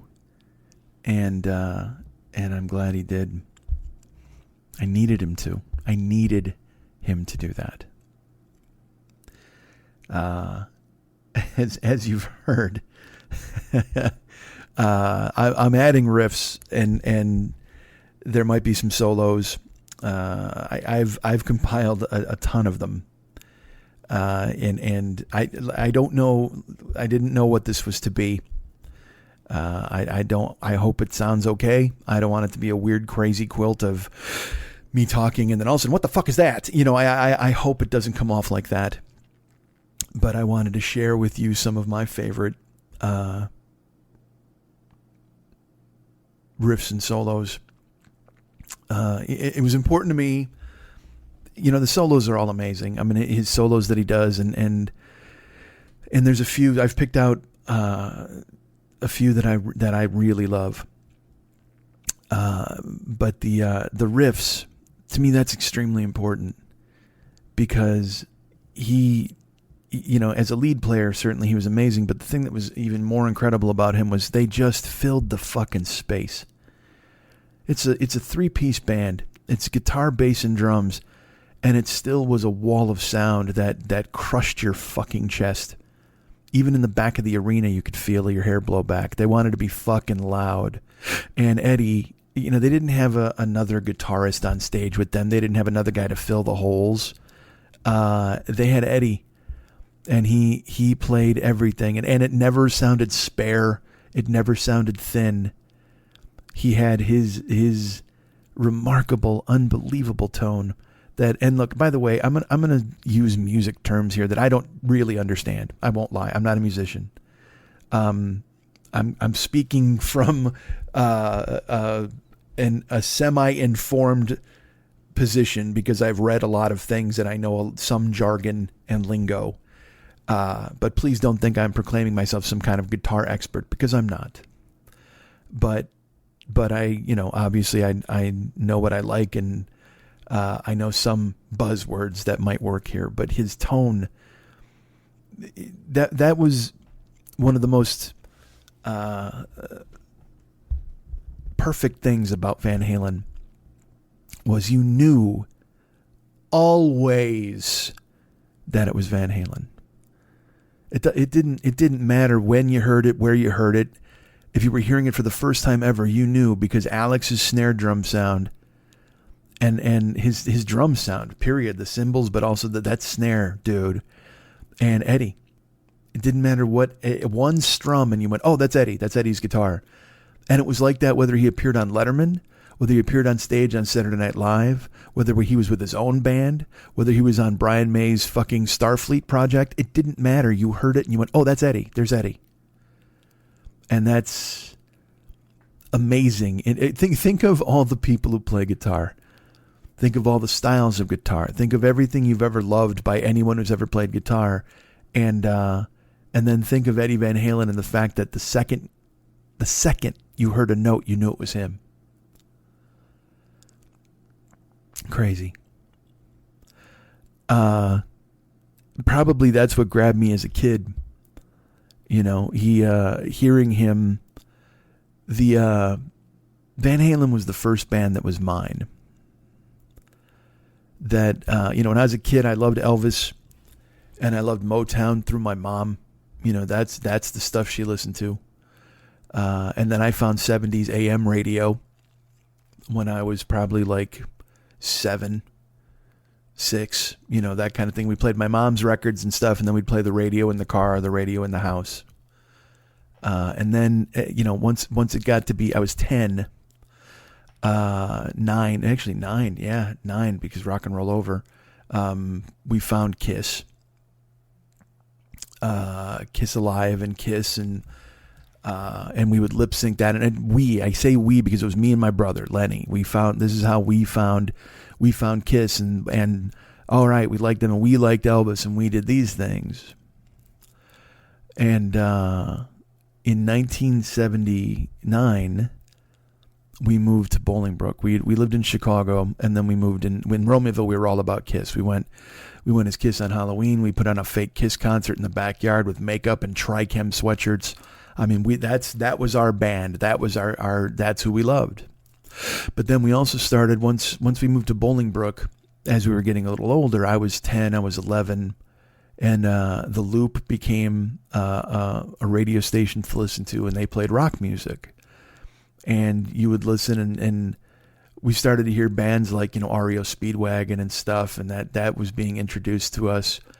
Boston, you'd hear those that I call it Midwest rock, even though it's just generally rock, but it's those bands that to this day can still sell out a 3,000 seat arena in the Midwest, because the nostalgia runs deep. People love them so much, and people love that style of music.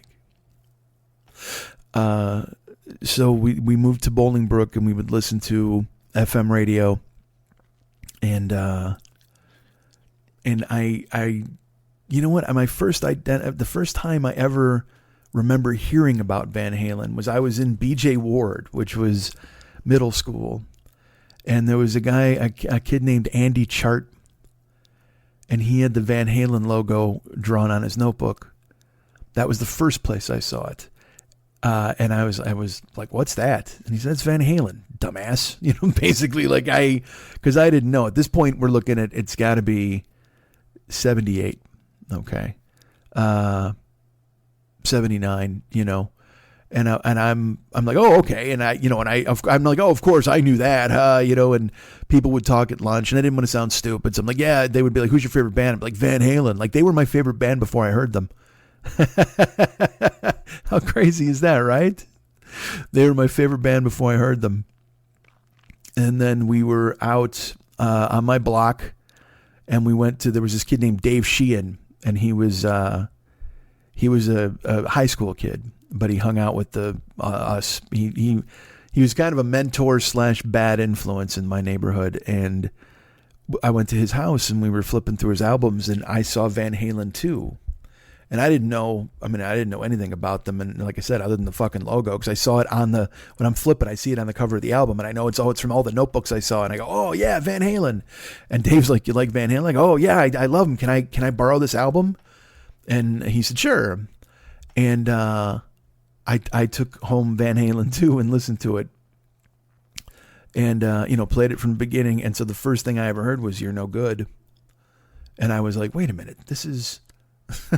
like I knew what it was because it was a fucking Linda Ronstadt song, and I'm like, wait a second, this is I know what this is.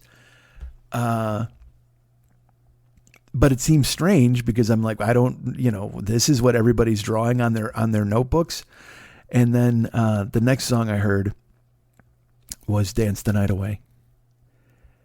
And I sat there, and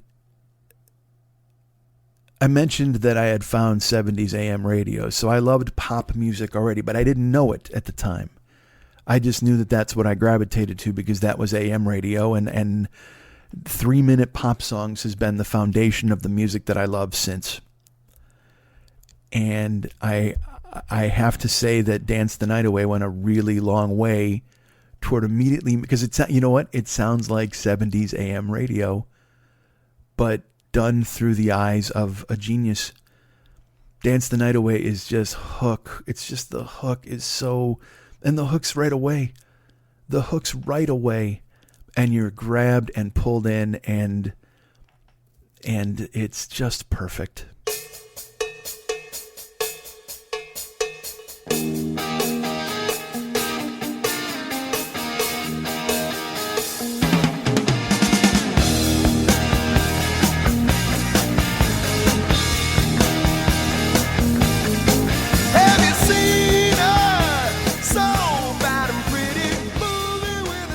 I sat transfixed by the rest of the album. The next song is Somebody Get Me a Doctor, which I later on I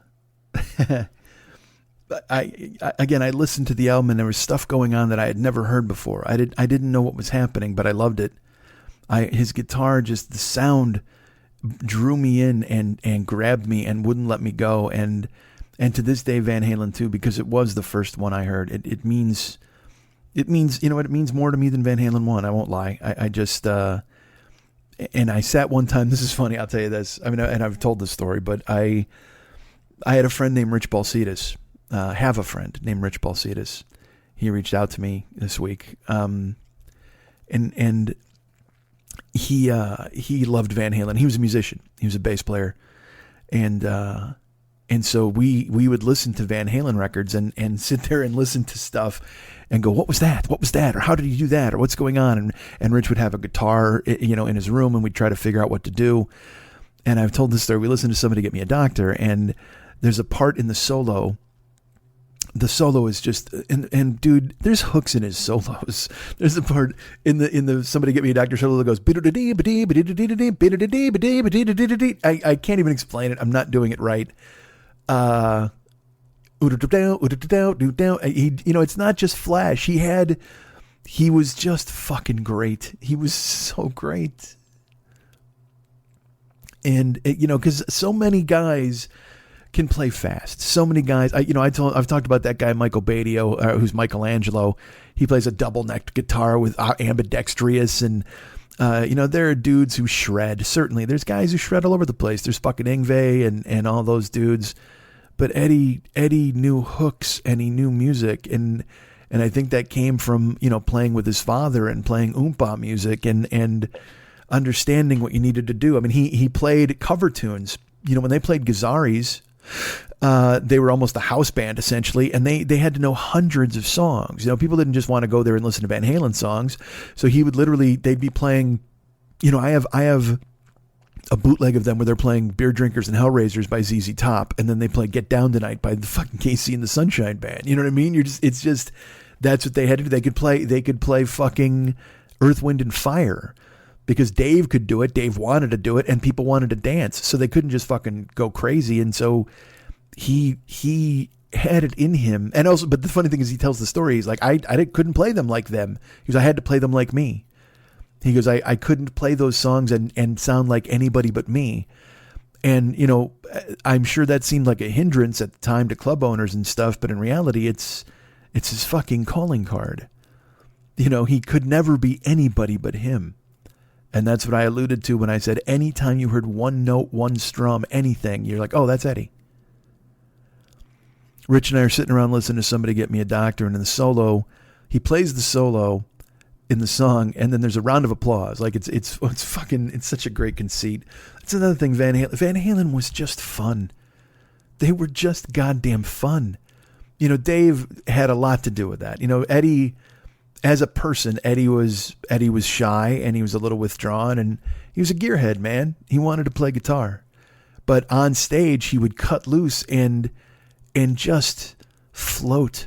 Like he'd be running and he'd be doing those jump splits, the fucking Eddie Van Halen jump splits. And I mean, Dave's doing splits off the drum riser. Mike's doing somersaults. That fucking band was insane. They were goddamn insane. And that was from years forged in battle where they'd be playing in backyards and fucking high school gyms and they'd play a phone booth if you promised to call. They were driven. They had to do it. There was nothing else they could do. And they would just crush it, man. They would play everywhere and anywhere, and they were. Eddie was just fun on stage. Dave was fun. They were so tight. There are clips from them on stage in '82 and '84 where you're just going, my God, they were truthfully the mighty Van Halen. So Rich and I are in his bedroom and we're listening to Somebody Get Me a Doctor. And one of the fun flourishes, like I said, is the solo ends, and then everybody's clapping. They're just going crazy. There's this thing we're like, whoa, yeah, and then Eddie kicks right back into the fucking hook. Wow, down, chicka down, down, down, bow, bow, bow, bow, bow. Wow, down, chicka down, down, down, and then down, down, down, down. Wow, down, chicka down, down, down, down, down, down, down, down, and then this noise happens. This sound Rich and I had never ever heard before. And Rich is a musician.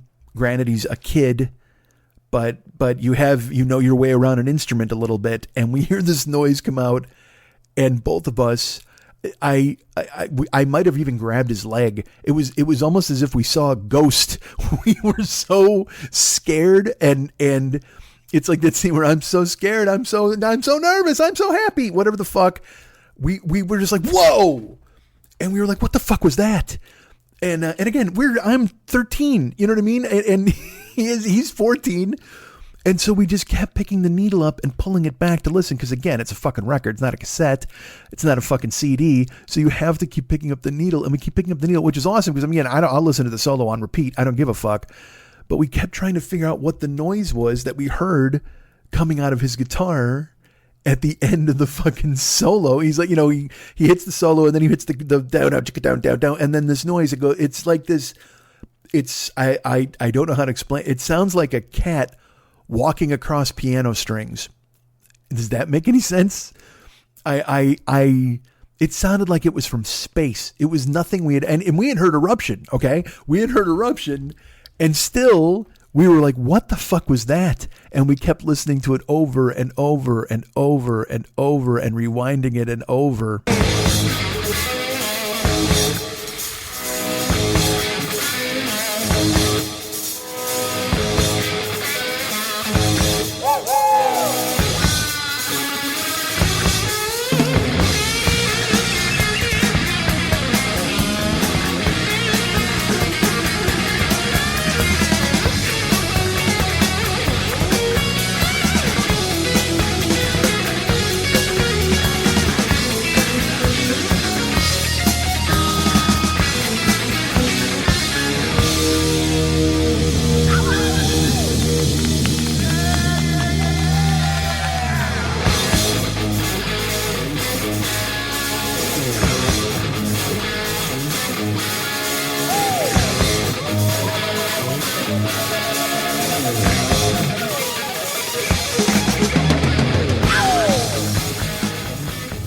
finally figured it out.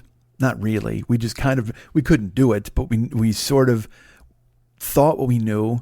And then eventually we found out later what it was is Eddie was pulling off the strings with his left hand while muting them with his finger on his right hand. So he was using his index finger to slide up the neck while he was pulling off with his left hand. And I've already lost you with whatever guitar you're talking. If you understand what I'm saying, I don't even know. I like I said, I know what hammer-ons and pull-offs and vibratos and humbucking pickups. Like, I learned these things just because I loved Eddie. I don't know. I didn't know what they are. I couldn't pick them out in a store, but I would read. I wanted to know his language, so I would read Guitar World interviews, and I don't know a fucking thing about gear or all that shit. But he would tell stories about tearing apart vintage guitars and building new ones. You know, when he built the Frankenstrat, he was trying to figure. He wanted to have humbucking pickups. He basically combined a Fender and a Les Paul, I think it was. And he combined them together, or a Fender and a Strat. I'm not doing it justice, but he tore it all apart and he put together the guitar that he wanted to see if it would work. He bought a Marshall amp. This dude bought a Marshall amp, and he didn't realize it was from England, so he plugged it in and it didn't work. But then he saw that it was 220 volts, so it had to heat up, and then he went to a store in Burbank and or Pasadena, and he got a thing called a Variac, which was a dimmer switch for lights, and he added that to his amp so he could use that as a volume knob and turn up the volume whenever he wanted. He's superseding the fucking volume that was in the amp itself. And again, you know how much I hate this kind of talk, but it fascinated me coming from him because he made it interesting. And also because I knew whatever the end result of his tinkering, it was going to be something that I loved. It created something that I loved forever. Even the fucking appearance of the Frankenstrat, you know, there was no calculation in what Eddie did. There was no calculation. There was just innovation. He didn't sit and go, all right, I need to invent this, and here's why. No, he's melting wax on a hot plate and dumping pickups in there to try to make them work, and he's ruining them, and he's just trial and erroring. It's as if Mozart and Thomas Edison were the same guy. I can't stress enough how amazing he was.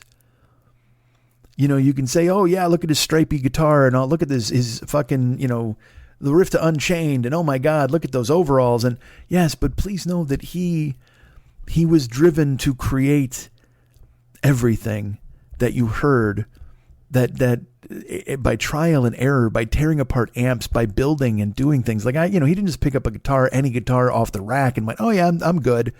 You know, they asked him once, they said, you know, Clapton and Hendrix, these guys played these regular guitars like off the rack. And he goes, well, that was good enough for them, obviously, but not for me.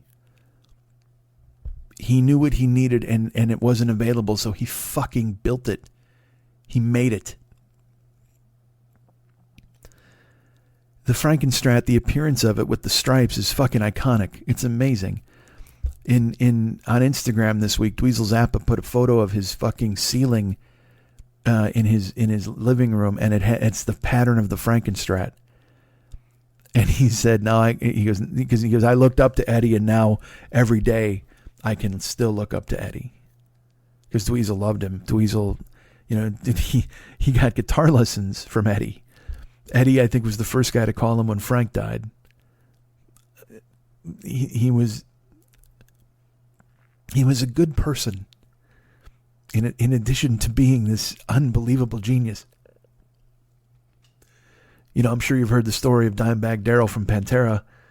Eddie met him, and he just thought he was a genuine dude, and he was hanging out with him and Vinny, and they wound up being friends. And then Darrell died, and you know, Dime loved Van Halen, and so Vinny tried to contact Eddie and said, hey, look, you know, he loved the Bumblebee Strat on, guitar on the back of Van Halen 2. If you have a replica of that, we would love it, because he would want it. He would want to take it with him. And Eddie showed up at this funeral for a guy he'd known a couple of months. Like, they weren't great friends. They weren't best friends, but they spoke the same fucking language. And Eddie must have seen some kind of kindred spirit in him, because Eddie showed up at the funeral with the original guitar from the back of Van Halen 2. And he said Dime was an original. He deserves an original.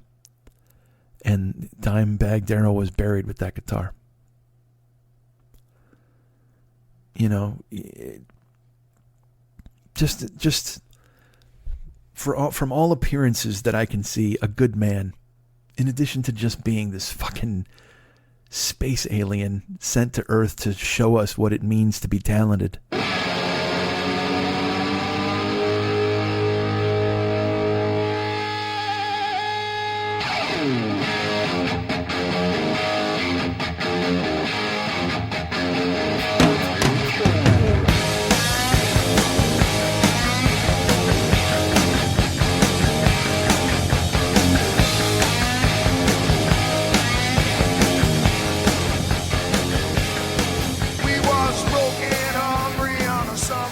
You may have noticed I'm focusing on riffs you might not have heard. Look, I could play Panama, and I could play, I played Ain't Talking About Love, which you have to. You know what I mean? Some songs you have to. Dance the Night Away, you guys know, and because it meant so much to me, I had to include it. But these are my favorites. This is stuff that now look, and it doesn't mean I don't love the other. I mean, I love it all. I love it all. But these are riffs that stay with me. You know, like I said, the first album I ever heard was Van Halen 2, and I used to go to sleep to it. I used to put on side 2, that would start with Light Up the Sky, and I'd try to be asleep by the end. You know, I'd race Eddie to sleep. So like I said, I borrowed Van Halen 2 from Dave Sheehan, and that was it. Then I went and got Van Halen 1 and I heard Eruption and was like, oh my Christ. And listened to all of it. And then that was it. I was obsessed with them. And I still loved 70s AM radio, because in 1979, I won a radio contest and I got Get the Knack, and I played the hell out of that album. Still played Kiss. You know, I still like that stuff, but I loved Van Halen because Van Halen to me was the first band that was mine. I found them. I found them through Andy Chart's notebook, through discussions in the lunchroom, through Dave Sheehan's record collection. I found them. And Lenny loves Van Halen too, and I don't know what he would consider his moment of discovery. You know, he may love them as much as I do. But you know, whatever. I'm not trying to have a fucking dick swinging contest over who loved Van Halen more and when and who loved them first. I can only tell you about my journey and how I found them. You know, I listened and I wanted to see them so bad. Jesus, did I want to see them. And then Lenny and I were going to go to the Fair Warning tour, which came along. Now, Fair Warning comes out. Well, first of all right, so Van Halen 2, and then Women and Children First comes out. And Women and Children First has Everybody Wants Some, of course. And then it has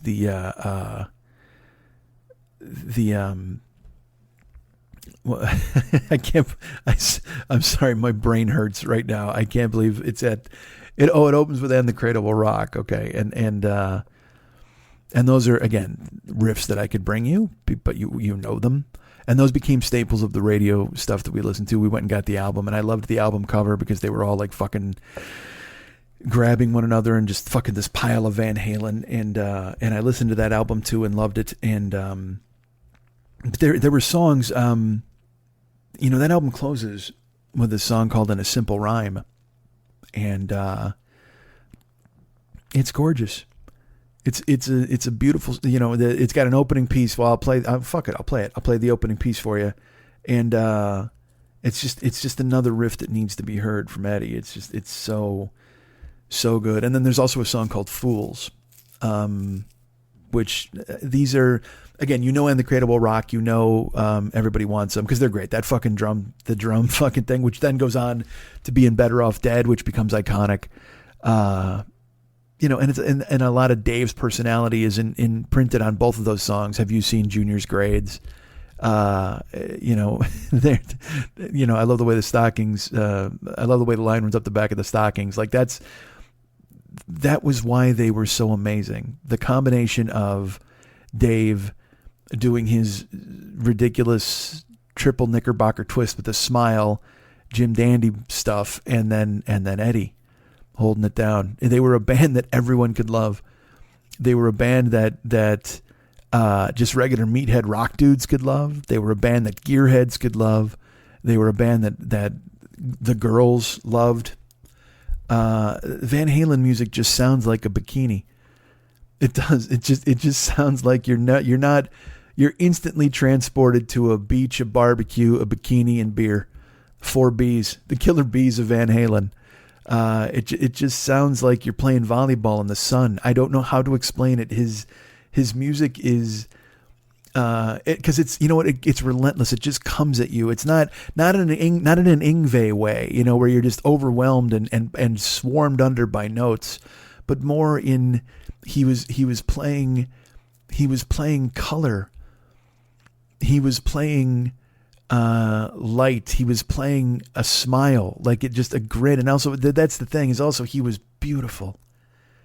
He was just a beautiful man. I mean, that gorgeous smile, and then the hair, and he looked like a god. And he just made you happy. They made you happy with what they did. Dave made you happy with his nonsense, and then Eddie was there to hold it down with brilliance.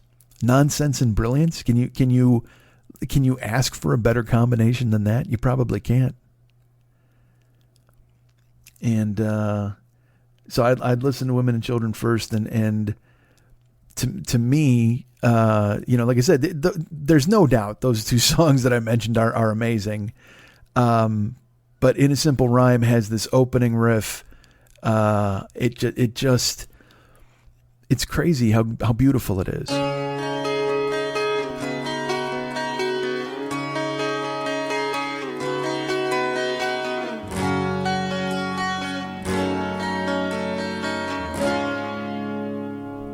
Now you hear that piece of music and it's gorgeous. It sounds like bells. And actually there's a great line in that song where it's, I heard bells ringing. I think I heard an angel sigh. And she said, there will be times you're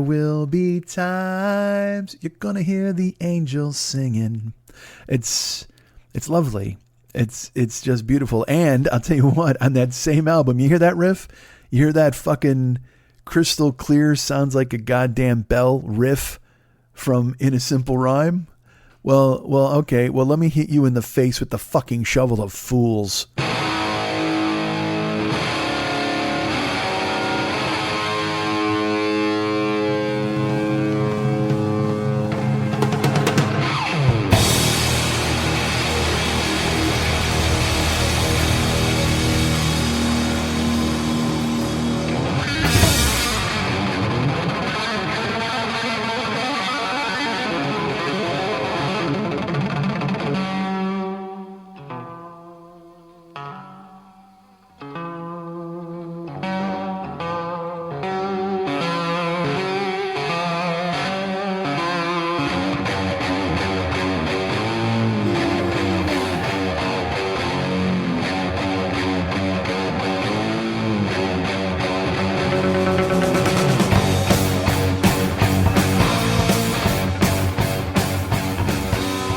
Same fucking guy did both of those on the same fucking album, baby, and literally separated by 5 tracks.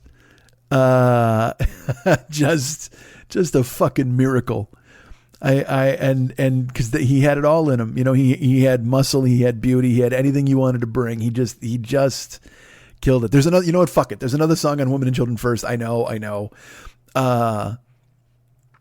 Van Halen could end a song like nobody else. The way they're on stage and on record, they would end songs with it's like doom doom doom doom doom doom doom, like these unbelievable endings. They didn't fade out. Like very very rarely did they fade out. I'm gonna play another song later where they fade out, maybe two, who knows? But they just would end with these aggressive endings. He knew what to do, and that's how they handled it. But there's another song on Women and Children First. They once asked Eddie how to describe Van Halen's music, and he said it sounded like Godzilla rising from the ocean. And oh my Christ, do I love that quote? How perfect is that? And how perfect that he knows how that's what they sound like, because they were just a monster. They were a monolith. They were huge, and they loomed over the horizon. And there's a song on Women and Children First, and it's a quick interlude song in between. It's just a quick hitter, but it's I like to think that Eddie had this song Tora Tora in mind when he said that Van Halen sounds like Godzilla rising from the ocean.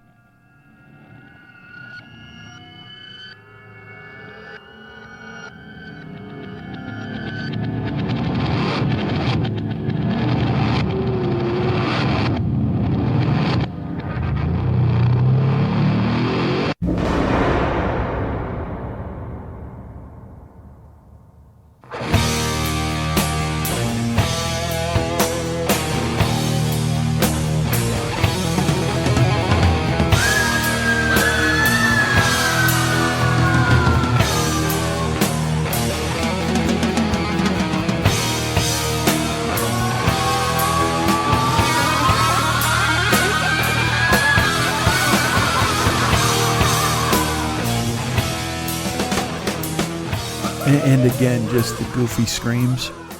Just, like I said, fun. They fucking had fun. So Women and Children First comes out. We listen to that. I listened to it to death. And then Fair Warning comes out in 1981. And that's my favorite album of all time. Any music, any genre, any band. Because, you know, you listen to the first three Van Halen albums, they're amazing. But Fair Warning, you can hear this, and it comes through. And I find this out later by reading interviews, but I could tell something was different when I listened to the album. It was different.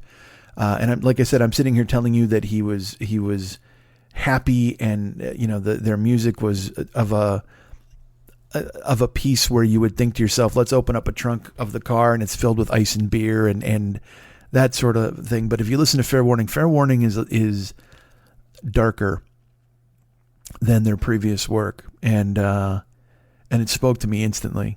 Like I said, I'm 14 when it comes out, and I hear it right away. And from the opening riff of Fair Warning, which is Mean Street, you're like, all right, well, this is different, because it's even the subject matter is a little darker, it's not all smiley and happy. You know, the first side of Fair Warning goes Mean Street, Dirty Movies, Sinner's Swing, and then my favorite song of all time, my favorite Van Halen song of all time is Hear About It Later. And you know, this album is famous for Unchained, the riff for Unchained. Fuck it, I'm gonna play all of these. I know. But well, let's just go ahead and play Mean Street really quick. So then that'll set up what else I have to talk about. Cool. Well, I'm asking you for permission. You're hearing this now. It's not like you can go, nope.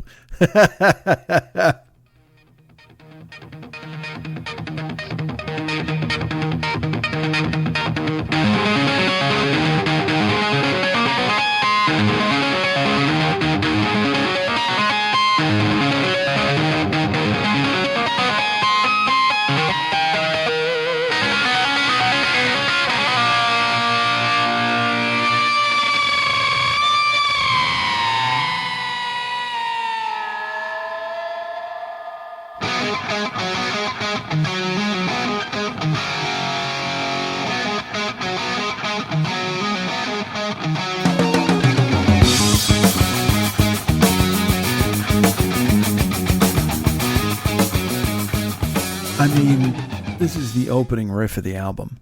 So it announces itself very aggressively from the jump. And the words in that song are, there's a piece where Dave says, "See, a gun is real easy in this desperate part of town. Turns you from hunted into hunter. Go and hunt somebody down. Hey, wait a minute. Somebody said, fair warning, Lord, strike that poor boy down." And then Eddie goes, whew, this he up the neck. It's just fucking mean, man, and aggressive. And you can hear it from right from the beginning. The opening note of this album is so aggressive. And I find out later in reading that there was turmoil in the band, that basically Eddie wanted to fire Dave. Like he was fed up with him at this point for whatever reason. And he had planned on doing this album with different lead singers for every track. Like he had already reached out to Pete Townsend and to Phil Collins, and he was going to have each of them sing lead on a different song on the album. He would have had a different lead singer for every single song. And which leads me to wonder how Phil Collins would have tackled Mean Street, which is fucking insane. And to hear Pete Townsend do Unchained would have been out of my fucking mind listening to that. But that's how fed up Eddie was, and it comes through in his guitar playing in this album. Of course, there's the riff from Unchained, which I'm gonna just play these. Maybe I'll play them back to back with just one. So let's play. Again, you want to talk about aggressive. This right here is forever associated with aggressive Eddie. This is the thing that they wound up opening with it later. They would open with Romeo Delight all the time, which was another song off Women and Children First, which is fantastic. And they would tear the fucking place down with it because it's just a chugga fucking monster. But Unchained, the riff in the beginning this is something that is always associated with aggressive Eddie is the riff in Unchained, the opening riff.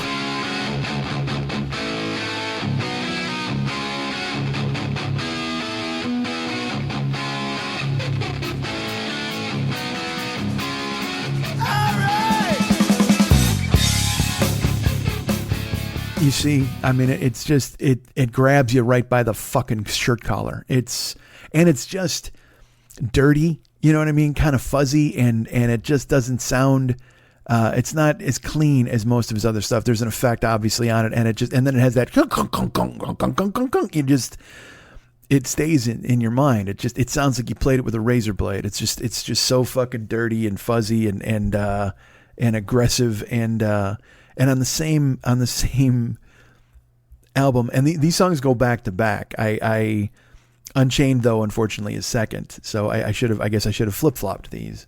But Hear About It Later is my favorite Van Halen song, and people ask why, and I go I don't know. There was something about the first time I ever heard it. It's not like it speaks to me in personal experience. It's not like it's something where I'm like, oh yeah, no, this lyric is relevant to my life. It has something to do with, there was a live video of it that would be on MTV. And, when I listened to Unchained I listened to Fair Warning, and I love the whole album. I just did. It gets a little hinky on side 2 where with, Sunday Afternoon in the Park, but that's just an instrumental piece that leads into One Foot Out the Door, which we'll get to in just a second. But Hear About It Later is, it's as dirty as Unchained is, as aggressive as filthy as hiding in a dark alley behind a garbage can waiting to hit you in the head with a blackjack as Unchained is. That's how clean the opening of Hear About It Later is. That's how you would listen to this in earbuds, not then, but headphones. I would listen with headphones, and it's almost like I could hear the pick hitting the strings. I love this opening so much. It's as I said, a song that it's not like I'm like, oh yeah, the lyrics mean a whole lot to me, or oh, it's got deeper meaning. Certainly there's other songs that I've heard that touch me in a different way. But this song, again, hearing it on the album when it comes out of, because it comes out of Sinner's Swing, which is a fucking jam. And then it's a stop sign. You know what it is? It's a goddamn stop sign between Sinner Swing and Unchained. Because Eddie was mad. Eddie's mad through Mean Street. He's kind of fucking, Dirty Movies is a groove, but still, even that, he has his anger. There's anger all over Sinner Swing. The guitar sounds like it's fucking out of control. Like he's literally, Sinner Swing, it sounds like he's trying to lasso the guitar to the ground and wrestle it down and control it. Because there's this thing where he's just like, ba-da-down, ba-da-da-down, ba-da-da-down, down. I don't even know. It's like he grinds the pick on the fucking, the either on the pickup or on the strings or something. It makes this really weird fucking noise. It sounds like he can't stop the guitar from doing bad things. And so that's how Sinner Swing ends. And then Hear About It Later starts, and it's almost this, it's a sigh. It's a break between rounds, which picks up right away with fucking Unchained. And it's also your typical Van Halen song. I told you where they really know how to end songs. The end of Hear About It Later. It's just, it just builds to this crescendo, and it's chugga chugga, and then down, down, down. They're so good. But the opening riff of this is this raft in the midst of a choppy ocean that you've been trying to climb out of and couldn't. And then you finally are able to grab for purchase and pull yourself up, and Hear About It Later exists as that respite from absolute aggression and anger.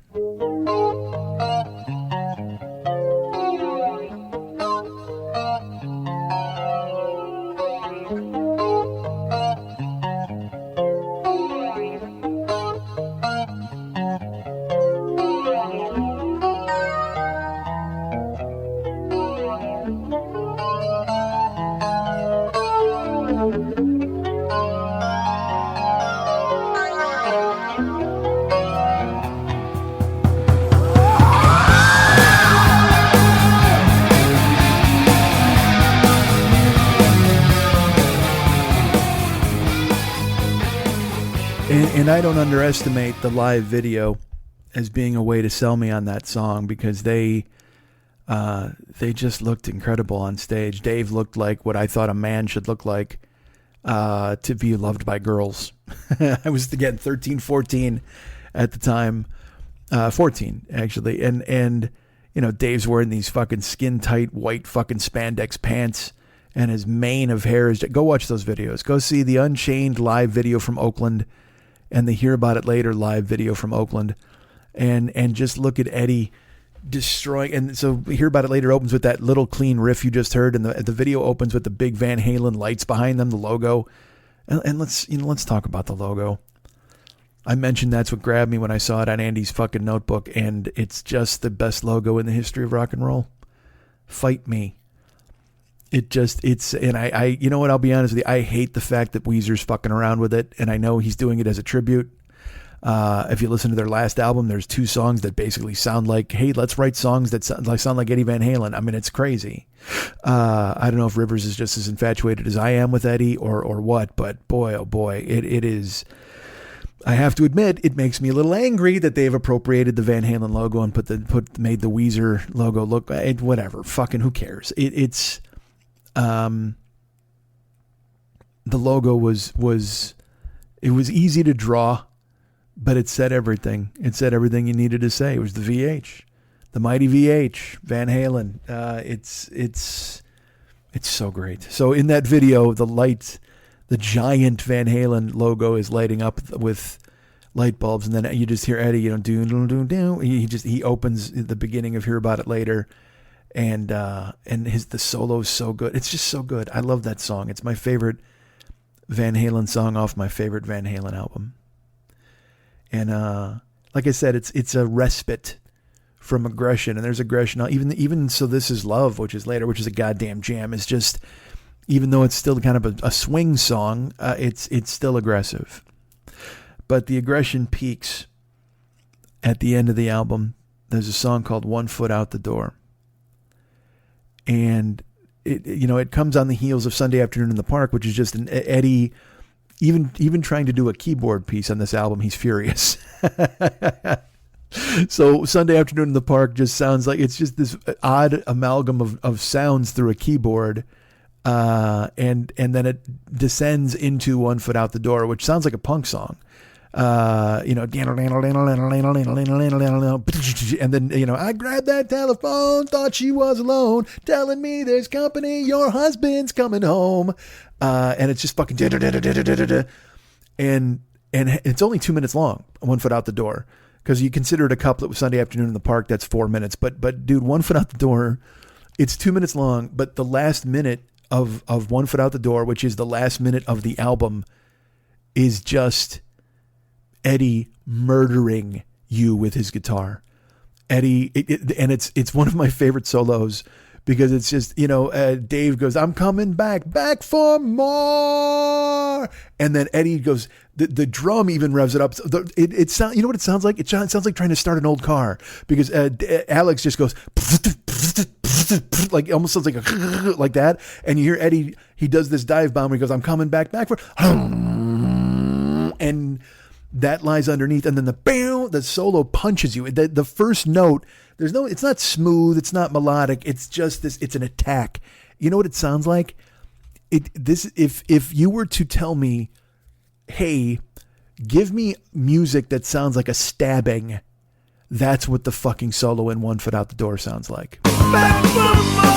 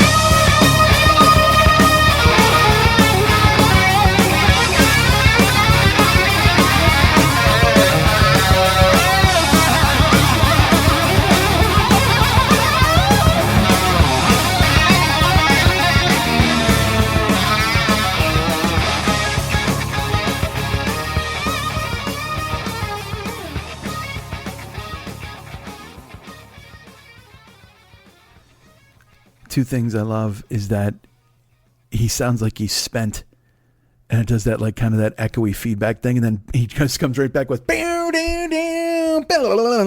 you're just like, oh, I guess he's still mad. This guy's still fucking pissed.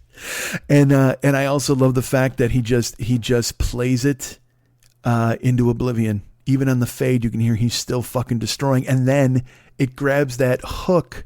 This is another thing. It's anger, and it's just it's all over the place, but then it composes itself at the end where it's because it's lost control. Clearly, it's lost control for the first 35 seconds of the solo, 35, 40, and then there's that, and then it composes itself, and then on the way out it goes,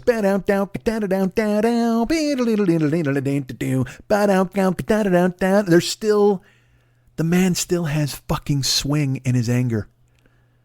The man still has hooks in his rage. Fucking love it. Fucking love him. So Fair Warning is my favorite album of all time. And I actually, at this time, it's in 1981, and I can actually go to concerts now. Like, I'm 14. I'd been to concerts the previous. I saw Rush on Moving Pictures. I saw REO on High Infidelity, and we wanted to go see Fair Warning, and Lenny and I were going to go, and we actually got tickets. If I remember right, they were like 14th row. We got unbelievable tickets through a connection from one of my mom's fucking hoodlum friends. And I don't know what happened. I couldn't even speak to the incident because the aftermath is so harrowing I've forgotten it. But we were grounded for something we did either in school or I couldn't tell you. And my mom took away our tickets to Van Halen. The Fair Warning tour. I could have seen Van Halen. Now, 53-year-old me knows now what is my favorite album of all time. I could have seen them on that tour. We had tickets. The tour that the video from Oakland is from, with the giant logo and Eddie with the fucking Ronald McDonald fucking socks and Dave looking like the best Dave you'll ever see. And I could have gone. and my mom took away the tickets, which sounds bad. But then I tell you this. My mom took away our tickets and went to the concert. Yeah. My brother's done this in a stand-up routine forever. I think I've mentioned it here on the show. And it's, because my mom, she partied and she liked Van Halen too, and she thought Dave was hot. And like I said, she hung out with a bunch of criminals, and I think even the guy who got us the tickets wound up taking my mom to the show. And now, as I think about it later, I wonder if it was just all a scheme. Like if there was some ridiculous plot where Mark realized the tickets were too good to give to kids, and he was like, and they cooked up some fucking trap where they were waiting for us to slip up, because you knew we'd slip up because we were 14 and dumb, and Lenny was fucking 16, 17. And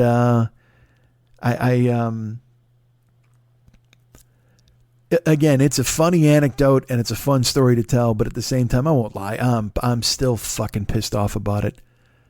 Pissed off like you wouldn't fucking believe, because that would have been the tour of my life. That would have been amazing. But she had a fantastic time. So that's the most important thing.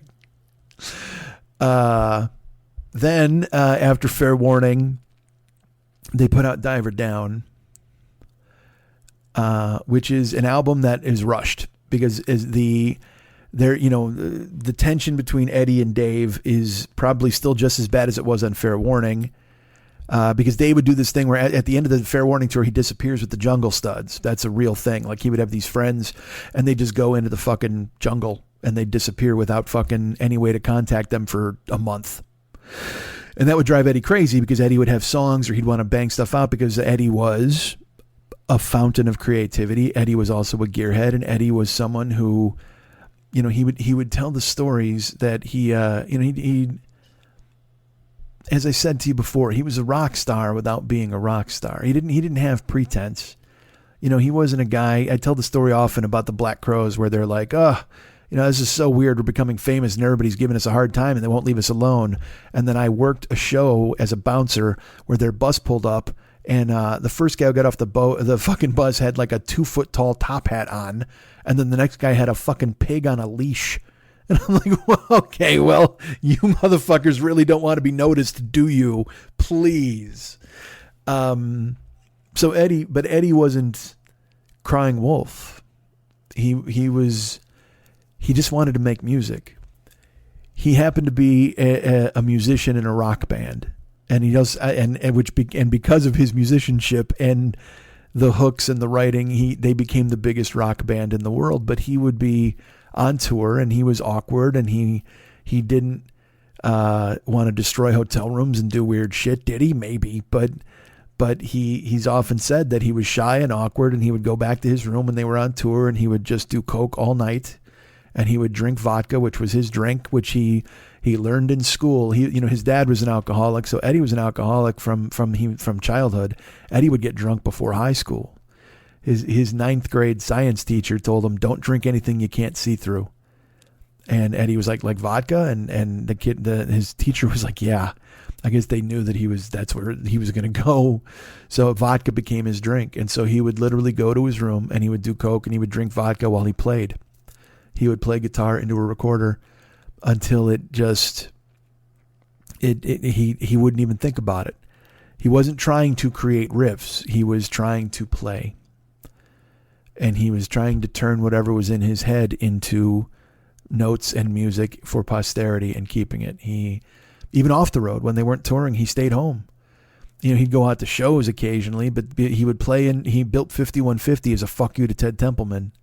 And he would play in his home studio with Alex, who was his best friend since birth, his older brother.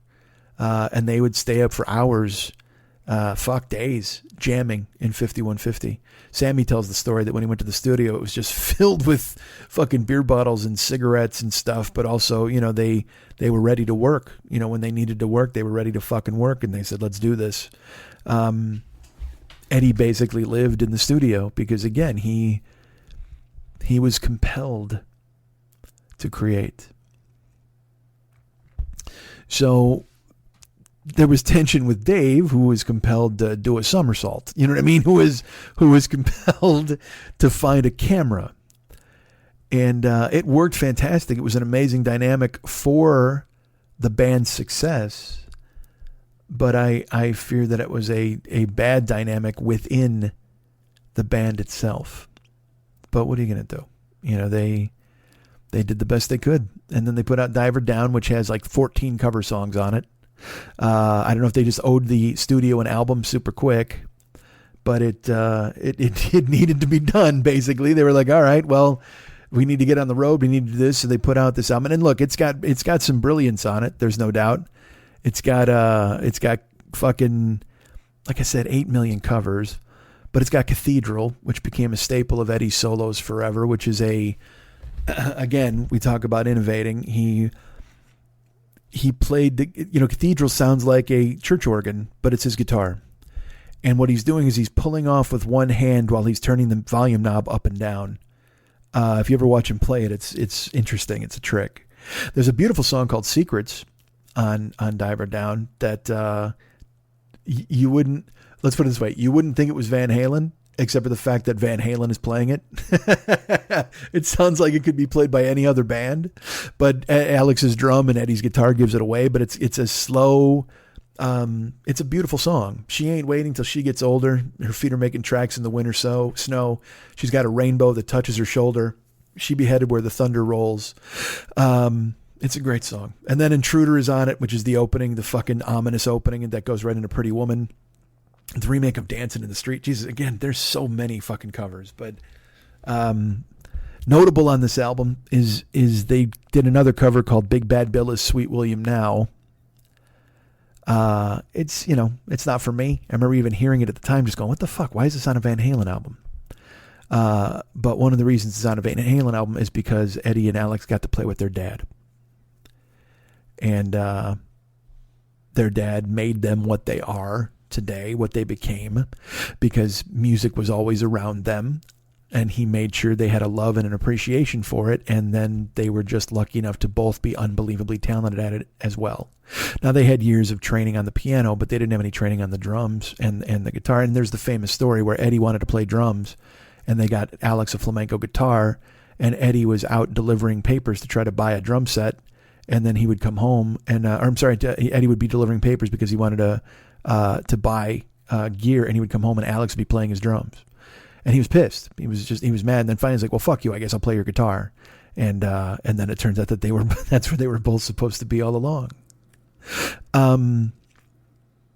But their dad lived long enough to see their success. He passed away in 1986, and that made them extremely happy. And they had him, he was featured on Diver Down. They got to play with him. His dad played clarinet on the album, and their father was probably the dominant influence in their lives. And even though he was an alcoholic and a vagabond musician who was constantly trying to find another place to jam, apparently he must have been a fantastic father because both of them loved him. And there was once an interview with Eddie, and someone asked him if there was any dead musician, any musician who's deceased or passed away that you could actually jam with, you could play with right now, who would it be? And there's a beat, and then Eddie goes, I think I'd want to jam with my father again. Which is a perfect answer. Jesus. What a perfect answer.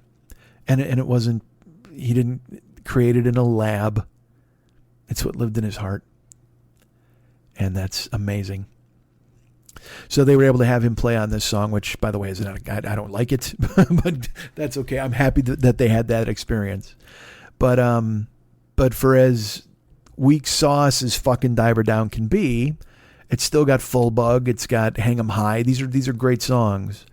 It's just, again, they had to put out an album, so there's 15 cover songs on it. But it has what is, for my money, one of certainly the top 10, if not top 5 Van Halen songs of all time. And it's a song called Little Guitars. And it has an intro, there's a little flamenco kind of intro that Eddie plays, and then the song itself is the quintessential Van Halen song, because again, it sounds just like them, but it also doesn't sound like a song they would do. And the hook in it is just this, it's Eddie playing this tiny little fucking guitar. And again, the notes sound like he's fucking finger picking them.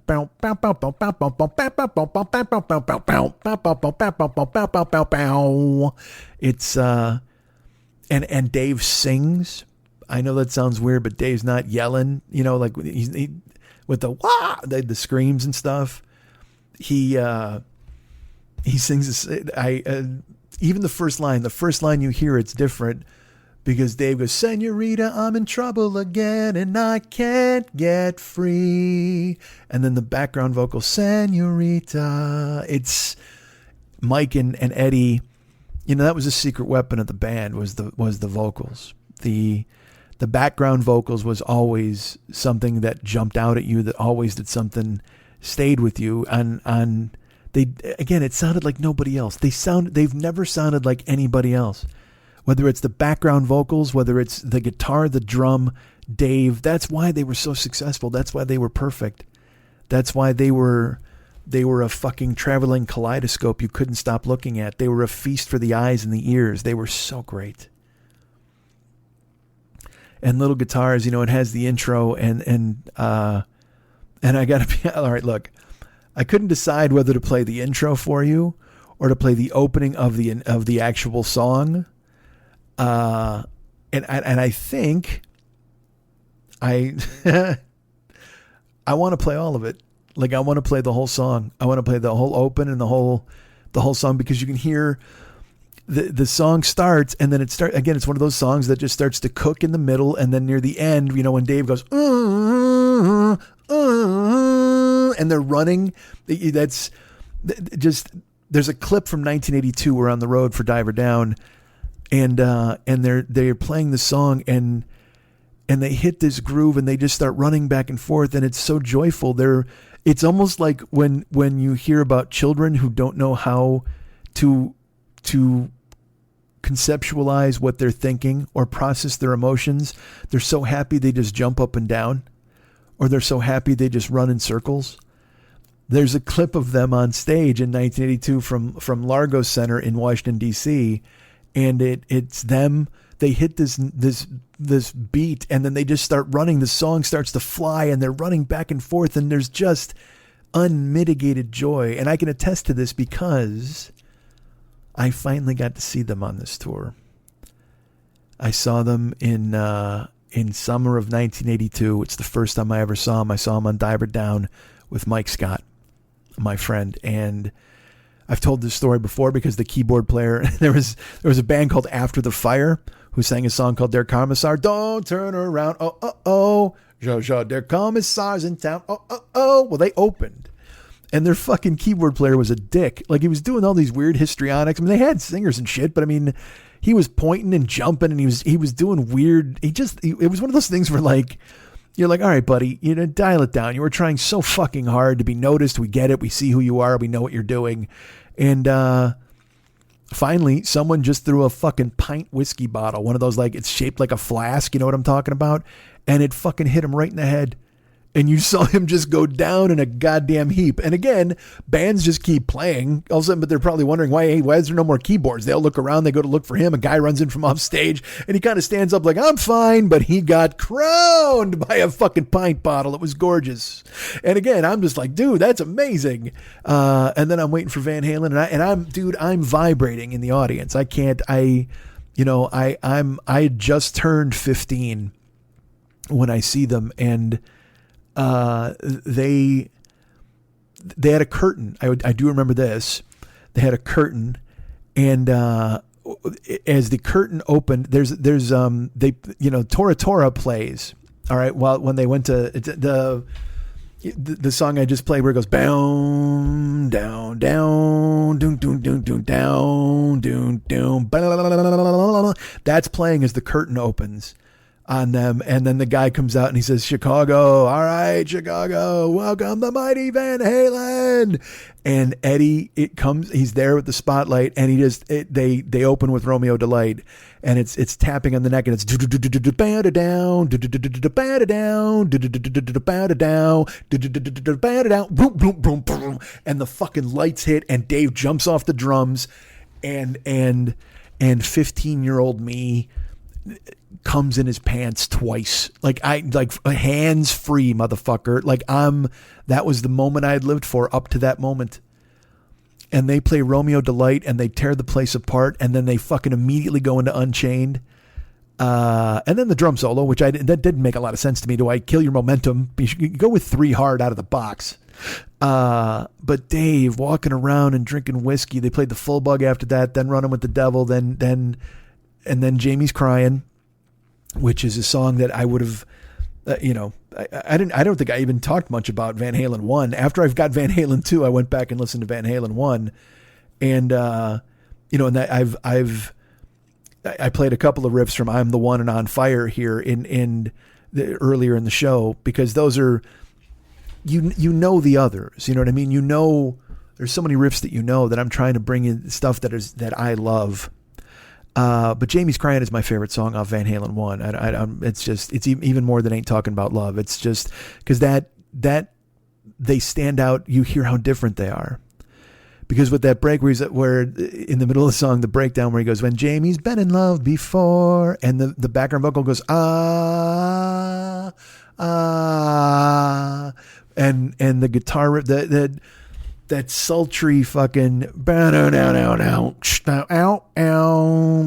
down. It's just, man, it's gorgeous. So they play Jamie's Crying, and then they go into in the UIC Pavilion on the Diver Down tour in August of 1982. They do Little Guitars, and I saw them tear the place apart. Same thing where they hit the note. That's why I'm talking about the clip from Largo online if you can find it, Largo DC, whatever the fuck. And it's just, it was a jailbreak of happiness as they're running and just jumping around and like I said, little kids who couldn't express their emotions, so they just had to run, and they're singing and yelling, and oh my God, what joy. Fucking amazing. And Mike and I sat there and watched it, and man, they were so good. It was what I'd been waiting for. And it did not disappoint. I was so happy to see them. And so, you know what? Fuck it. I'm gonna play. You can fast forward if you want. I'll tell you right now. Hold on. Let me let you know. The intro to Little Guitars is 42 seconds, and then the actual song is 3:48. So you're looking at 4.5 minutes. You want to jump ahead 4.5 minutes? Go right ahead. But this is the intro and the song Little Fucking Guitars.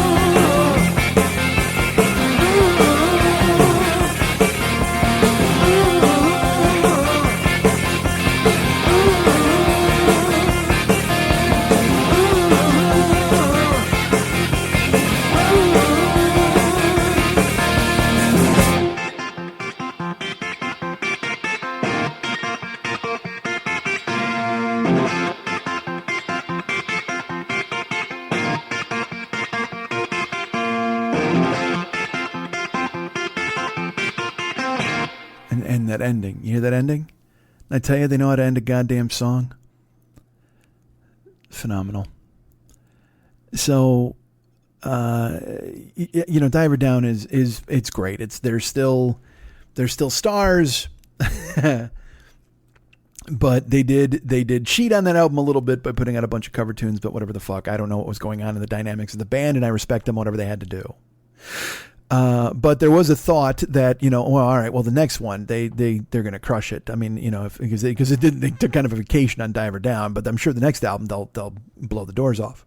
So they tour through 82, and then in 83 they get together for one fucking show. They play the US Festival for $1 million, and that whole concert's online. Here's the only bad thing about the US Festival: Dave is fucking out of his mind drunk.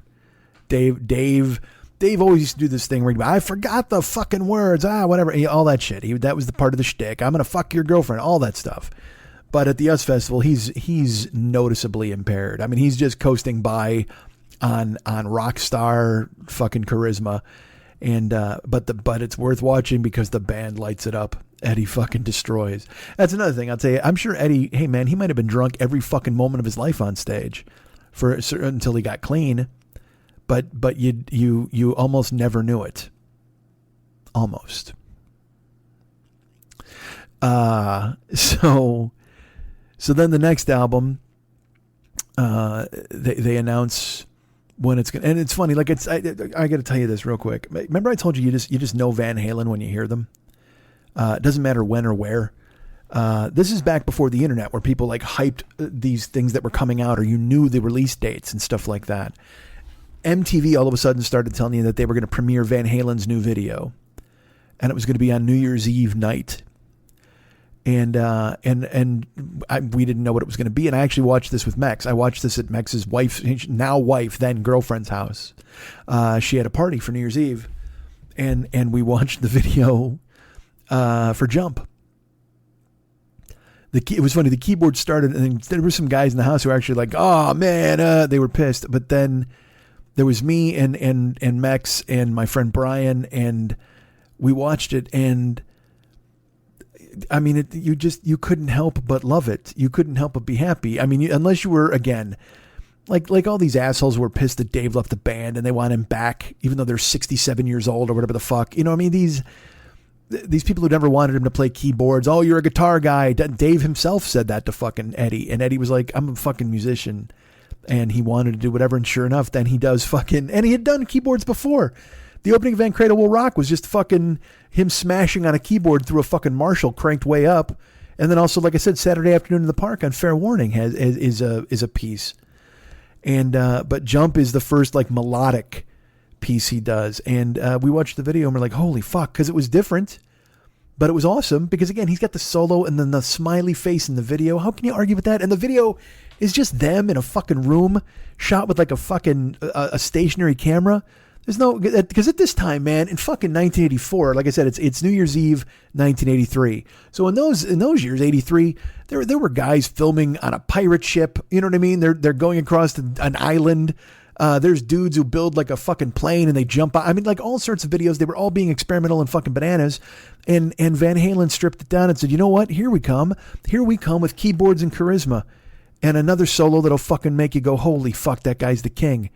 And they destroy it. And from the second the buzz started, then the album comes out, and I was fascinated by the opening keyboard piece, which is 1984, that goes right into Jump. And then the rest of the, look, you know this album. I don't have to fucking tell you about it because it dominated. It dominated all the way up through the summer.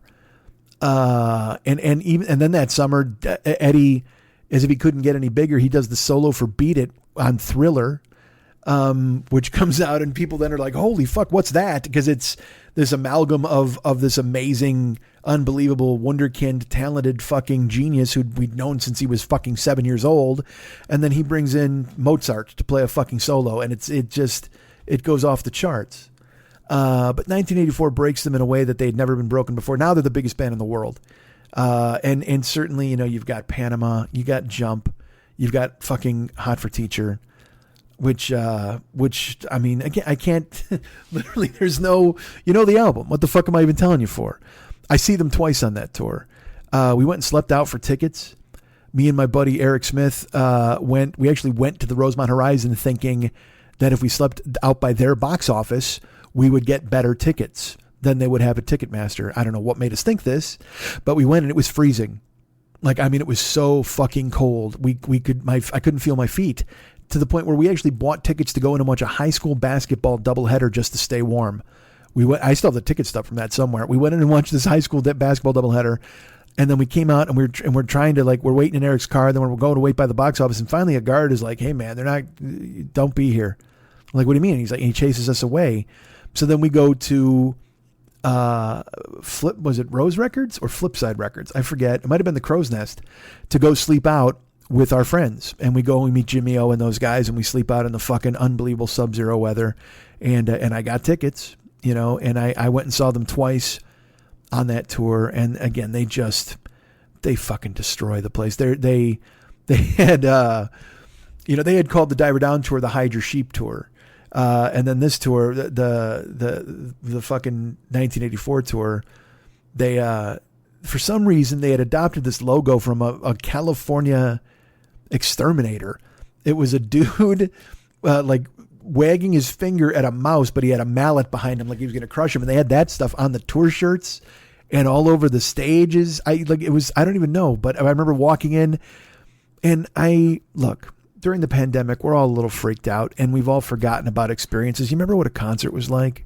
And I don't mean, like, I've seen bands in small venues, but I'm talking like an event concert, when you would walk in and there was that buzz in the air where everybody was waiting and talking and milling about. You're in a room with 17,000 like-minded people, and they're talking and they're smoking and they're hoping and they're looking and they're thinking and they're waiting and they're all anticipating what it's going to be. And then the lights go out and that fucking roar, that goddamn roar. And they tore the place apart. They both times I saw them, they were so good. And, we know the album. All right. And you know the riffs, like it wouldn't make sense to play Panama for you, but I will play one that, because it is, they put out the video for Hot for Teacher, and to this day, still, in my opinion, top 10 videos of all time. Little kid versions of the band, and then the hot women dancing on the fucking desks. Dude, what a fucking video. It was amazing. It just, because as stripped down as the Jump video was, then the Panama and the fucking Hot for Teacher videos put them over the top with silliness. And the solo in Hot for Teacher is it's one of my favorites, because the song itself is it's just a goddamn dragster, and it's roaring from the fucking jump. But the solo, when he kicks into it, and in the video that's great, they show him he's walking down that really long fucking set of tables, and there's that part where it goes bow down down down down down down down down, and you think it's over, and he goes down, and it's too good. And so this has always been a solo that fucking completely stayed with me, because this is a joyful solo in a joyful song. I've got it bad, so bad. I'm like a teacher.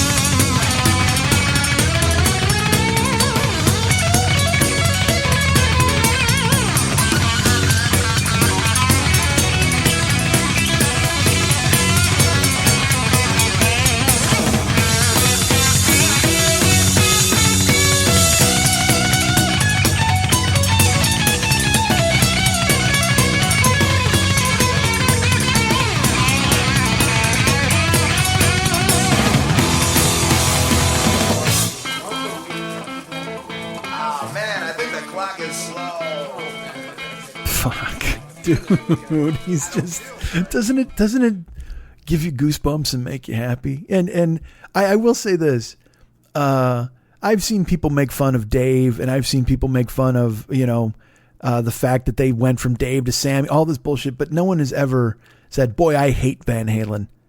I can't imagine anybody ever saying that, because this music is just pom-poms and a cheerleader's smile. We know the riffs from this album, but I'm going to play two for you now. just because if you don't know them, you know, some people will skip songs, some people will jump and they play just the hits, and that's fine. And you might just be familiar with the hits. But these are riffs and big fucking riffs. There's a riff, there's a song called Top Jimmy, which they wrote about a guy who was, I guess, a club legend in Los Angeles. And the open of it's just, again, both of these riffs are harmonics, but different kind of harmonics. I think, I don't know, musicians don't fucking scream at me, but that's what it seems like to me. I'm gonna play first. We're gonna play Top Jimmy. Let's fuck it. Let's just play Top Jimmy.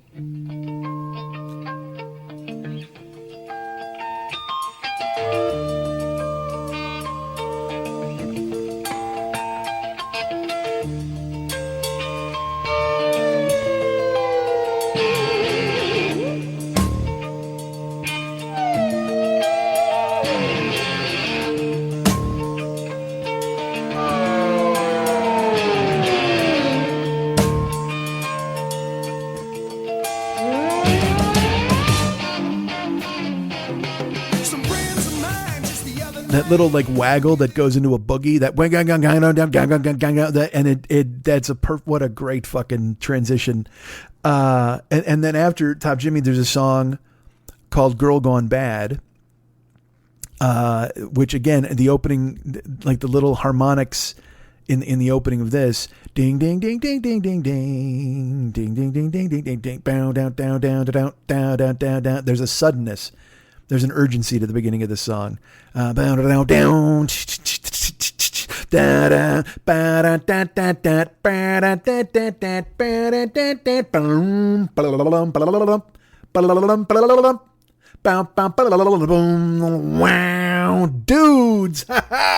Fuck it, I'm not even playing the riff. You just heard me do it verbally, mouth style. Fuck it, I'm playing it. So you can see how close I was. God damn this riff. I love it.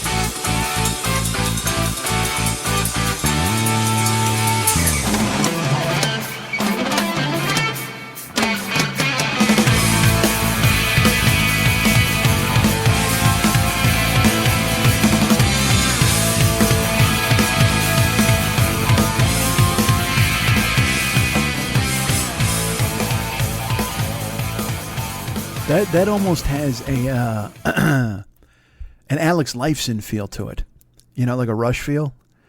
But it's still fucking Eddie. Doesn't matter. It doesn't matter. He could play anything in any style, and you'll just be like, oh, that's Eddie Van Halen playing Rush, and it's perfect. It will always be perfect. So after 1984, there's a huge rift. Dave wants to make movies, and you know, secretly, even though Eddie's wondering about the future of his band, he's got to be thrilled that Dave decides on his own to take off, basically. And so they probably revisit that idea Eddie had where he was going to have a different vocalist for every song from Fair Warning. He also, at this point, Eddie becomes fascinated with Patti Smythe from Scandal, and he starts to kind of follow her around on tour, trying to get her to join the band. You know, she'll tell the story where he would show up and try to get her. I think he actually joined Scandal on stage a couple of times, which, by the way, go watch the fucking video for Goodbye to You and look at those fucking white idiots. Look at those four dopes who look like they should be on a fucking squash tournament, and imagine Eddie Van Halen walking out on stage with them and just shredding their fucking brains by playing one solo. How did man, that's a strong chick to not fucking go, yeah, you know what, I'm in. Fuck these idiots. You know what I mean? She felt this strong loyalty to Scandal that she stayed with them, busted out the Warrior, and then that was it. Didn't she marry John McEnroe too? Is that still a thing? But to turn down Van Halen, man, that must have, and also Probably because she saw them as a. I think she even said, this was a very masculine band, and I would have been on the road with these 4 dudes who I didn't know. And also, dude, you're walking into David Lee Roth's footsteps. That's got to be fucking terrifying. And especially for, and let's just say it, a woman in rock and roll who is already done everything she can to smash whatever glass ceiling she's got to get through just to get a fucking recording contract and to be heard. But then to step into what is a very masculine spot. She probably felt like it would be like proving herself all over again. Not that she didn't have any confidence in who she was as a singer and a performer, but if you've already got a solo career that's working, why bother? And I respect her for that. But it didn't stop Eddie from trying. He tried to lure her into the band. It didn't work. And then he had a conversation with Claudio, his mechanic. Now, they both tell the story. It could just be legend, but it could be something a publicist cooked up. But Eddie would tell it as if it was true, and I didn't anticipate Eddie to be an embellishing guy. And Eddie loves cars. Even in Panama, that the song, yeah, we're running a little bit hot tonight. That's his fucking Lamborghini. He's just a car guy, and I think that has to do with him loving gear. He would pull apart amps, pull apart guitars. I'm sure he was an engine guy. I'm sure he saw and knew everything there was to know about cars. And also, if you like loud, you're going to like fast. And Eddie loved fucking loud. And so he absolutely loved fast. Brings his car to his mechanic, Claudio, because he's Italian, and they do the impression, like when you hear Eddie do the impression, he's like, I brought it to Claudio, and I was going, man, my band, I don't know what's going on. My singer's gone. I don't know what the fuck I'm going to do. And Claudio goes, why don't you call Sammy? You should call Sammy right now. And Eddie's like, what? And he goes, call Sammy. So Eddie, his management, they put him in touch with Sammy Hagar, who at that time is, he'd been in Montrose, and he's a well-established solo star in his own right. He's certainly not Van Halen stratosphere, but he's a guy who consistently sells tickets on the road, and he puts out albums. He's if Dave is a baked Alaska, flaming baked Alaska, Sammy is a hot fudge sundae. You know what you're getting with Sammy. And there's nothing wrong with that, because he's got the fucking pipes and he can blow the goddamn windows out when he really turns them up at that time. And so Eddie calls him, and they meet, and they hang out, and they talk cars, and then he brings him in to sing. And Sammy's like, well, I just want to impress these fucking guys. And so he fucking bellows. I mean, he just blasts it. And if I remember right, they didn't even get the first time they couldn't do it. And then Sammy had to come back. But it worked out. And Sammy was a fucking guy who was established. He wasn't going to come in and be threatened by Van Halen. And he also wasn't going to try to be a fucking rock star, because he understood that he was in the room with a goddamn fucking modern day Mozart. And he welcomed the opportunity. And Sammy is, I think he's a collaborator at heart. He really wanted to do it. And so, especially with someone who he respected. And this allowed Eddie to explore all of his musical impulses. Dave didn't want him to play keyboards. You're a fucking guitar hero. Well, now Eddie can do whatever the fuck he wants. Not like he couldn't before, but I wonder if they almost didn't have the Roger Daltrey, Pete Townsend fucking angle, where Daltrey basically beat up Pete Townsend and said, you're in my band now. Well, if Dave was a browbeating narcissist who told fucking Eddie, you're not like, you can't do that. You can't do that. And so Eddie would retreat to his room with his vodka and his Coke, and he would just play his guitar and be like, yeah, fuck that, man. I'll show those guys. Who knows? Who knows what he was predisposed to do? But regardless, that yoke was off, and he would just be able to run free and do whatever the fuck he wanted. And it showed. It showed on the first album. They put out the first album, 5150, named for the studio. And they announced themselves immediately. The song Good Enough has it. It's Sammy's the first thing you hear. He busts out a Hello Baby Big Bopper style, and then you hear Eddie do the horse noise, that wee, and they're off fucking running. And then there's Why Can't This Be Love? There's Dreams is a fucking beautiful song. Summer Nights is a great song. It's just a really good rock and roll album that's different but the same. It just sounds like Van Halen Mach 2. They're just doing a different thing. I know people call it Van Hagar. I know that, and I never have, because the band is fucking Van Halen, because that's the man's name. There's a reason it's called Van Halen, all right? Because of Eddie and because of Alex. They're the constants. You could put in Gary Cherone. You could put in Fred Flintstone. You could put in fucking Sammy Hagar. You could put in Sammy Davis fucking Jr. The constant in the band is Van Halen.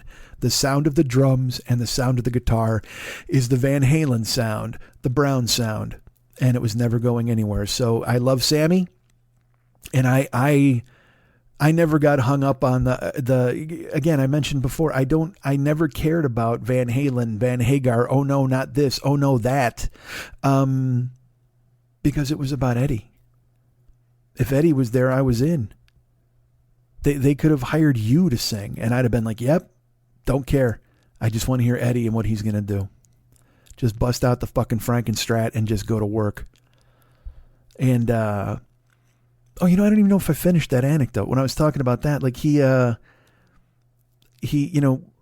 talk about being compelled to do things, and there was no great plan where he's going to brand himself with the pattern on the guitar. He literally would tore it apart, and then he put it back together, and then he painted it black, and he thought that was boring. And so he put the strips of tape all over it, and then he painted it, and he went, whoa, that looks cool. That was it. There was no intent to make art. There was no intent to trademark a logo. There was no grand master plan where he was like, oh boy, I'll tell you what, I'm going to blow them away when I do this. No, it was just necessity is the mother of invention. He put stripes on a guitar because he thought it was boring, and he wasn't trying to make art. He just wanted it to look cool. And it fucking did. So 5150 comes out, and I actually saw them on that tour. I only saw them once, and I'm angry that I only saw them once because the day I saw them, Sammy was sick. He had some kind of phlegmy bullshit, and he could barely sing, and they only played about an hour, and I was furious about it. It seemed like, no, it didn't seem that I'm sorry. It seemed like an hour, and I was furious about it. Like, because I know friends who went and saw them like the next night, and Sammy was like, I was a little sick yesterday, but you guys we're going to make up for it tonight. And I'm like, you fucking dick. I was there last night, man. Which is funny because one of my favorite quotes is from Sammy, where he's like, hey man, I bust everything every single night because this might be the one time someone gets a chance to see you, and you're selling them. You're closing basically every night on somebody. And so, I respect the fact that they bought tickets and had to pay for a sitter, whatever the fuck they had to do, fight the streets, parking. They left their house to come see me. I'm going to make sure it was fucking worth it. And, the night I saw him, he was sick and whatever the fuck. But, again, I love the album, and there's chock full of riffs, but you know them, Best of Both Worlds. You probably know the Summer Nights riff. But here's a song that, the title track from the album is my favorite song on the album. And the riff, again, it's such a, it's a hook. It's not even just a riff. It's just a monstrous hook in the thing. And then it screams Van Halen because it sounds, the guitar is Eddie. Absolutely. And then it's got this boom, boom, boom, boom with the fucking bass drum. And then the snare starts and you're like, oh, there's Eddie and Alex doing Eddie and Alex again. That's what they do. They do that thing that they always do when they're fucking Van Halen. It's goddamn amazing.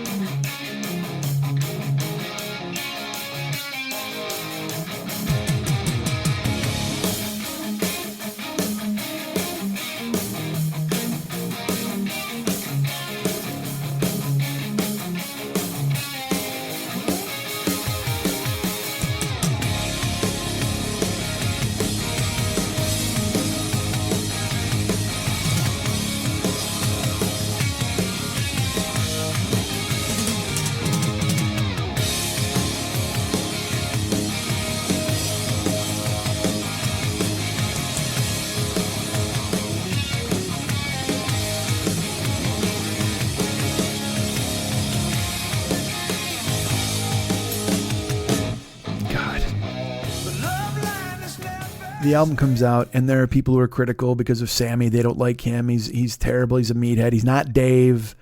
And people, because this fucking world is so stupid, they get out the long knives and they try to come for them in the band. And Eddie just wants to make music. And he's happy to be making music with a singer who can do the things he wants him to do and is willing to try the things he wants him to try. And a crazy thing happens. Certainly there's a loud vocal minority of people who are yelling about the band. It's not the same. It's not the same without Dave. And oh my God, how could you possibly move on without Dave? But the album is a fucking monster. And they make videos, and MTV loves them. And they don't just survive, because in this industry, you know, people associate singers with bands. You know, Van Halen is David Lee Roth, you know, they all of that stuff. But no. Van Halen is fucking Van Halen for a reason. 2 reasons. Eddie and Alex. And as I said, it doesn't matter who's singing. Sammy comes in, they're a monster hit. People tried to take them apart. People tried to point, oh no, this isn't the same. You can't do this. It's blasphemy. Whatever the fuck. It doesn't matter. The album's huge. And find me another band that survives the loss, not only survives the loss of a lead singer, but becomes bigger over time. Now it's hard to be bigger than 1984. That's the biggest band in the world at that point. But they stayed, you know, because the deflation of Dave leaving after 1984 would kill most bands. They'd be scrambling, whatever the fuck. But these guys just get Sammy and they get better. They you know what? They become different better. Certainly the crazy anything can happen vibe that's there with Dave is different with Sammy. Now they become a fucking rock and roll band. You know, they were called a party band with Dave, and certainly they become the biggest band in the world, but they're called, everybody, you know, they're the California sound, they're the party band, whatever. Well, it's funny, when Sammy comes along, they were dismissed as a party band, but now they move past that into becoming a fucking great rock and roll band, but still a party band. Does that make sense? Sammy's able to play guitar and help fill out a sound. Not that Eddie needed it, but he welcomed it. They played some of Sammy's solo stuff. They didn't play any of the Dave solo stuff, except Jump, which Sammy let the crowd sing. And I always thought this was a mistake. I understood it, but I mean, Eddie wrote these songs, so they should have done them, but they chose not to. And even later, when Dave comes back, they don't do the Sammy songs, which makes sense. They have enough of a catalog with Dave where they don't have to do that. But I would have loved to have heard Right Now and later tours. But they get bigger. And then they put out, the next album is OU812, which again, we're starting the unfortunate name, the unfortunately named album couplet is coming up, OU812, which has, you know, the first single is Finish What You, well, the first single is Black and Blue. But they don't do a video for that, I don't think. The video for Finish What You Started becomes a giant hit. Again, black and white with fucking hot girls. And how you going to argue that? And then, Feels So Good becomes a hit. And but the riff I'm going to play for you, and also When It's Love crushes it. That is a goddamn power ballad that just fucking brings the house down. And they have hits. They have big hits. This album, again, fucking charts massively. And there's a song called, the album kicks off. My favorite song on the album is a song called Mine All Mine. And it's got this weird spacey kind of keyboard thing. And then Eddie comes in with the pick slide. But it's the solo that grabs me. Because the solo, again, it's this Sammy's going, mine, all mine, all mine. This fucking kind of that dive bomb type of, but in reverse noise. And then he fucking wails on the solo, and it sounds chaotic. It sounds kind of like he's rampage, because the song's moving at a good clip and he's keeping right up with it. And then right at the end of the solo, Eddie, he does this little turn and he plays just this, it's melodic. It goes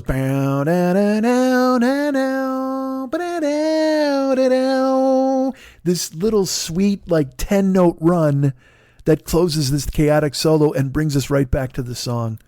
And it is absolutely my favorite moment on the album. And I remember listening to it. It was a Balsitis moment. It was me and my buddy Brian Racine. I should mention Brian because when 5150 comes out, I had heard Why Can't This Be Love on the radio. That was the first single they released. And then when the album itself comes out, Brian comes to my house with 5150 and we sit in my parents' driveway and we listen to the album twice, back and forth. Just on cassette in his car because we wanted to hear it together. And, oh my Christ, man, just crazy experiences. So the same thing with Mine All Mine. When OU812 comes out, I'm listening to it with Brian and that solo plays and then the that little run, we both just kind of like, oh no, it's just so fucking sweet and so Edward. God, I love it. So here's the solo from Mine All Mine. All mine. Ooh, really mine. Come on and give me something that's mine, all mine, all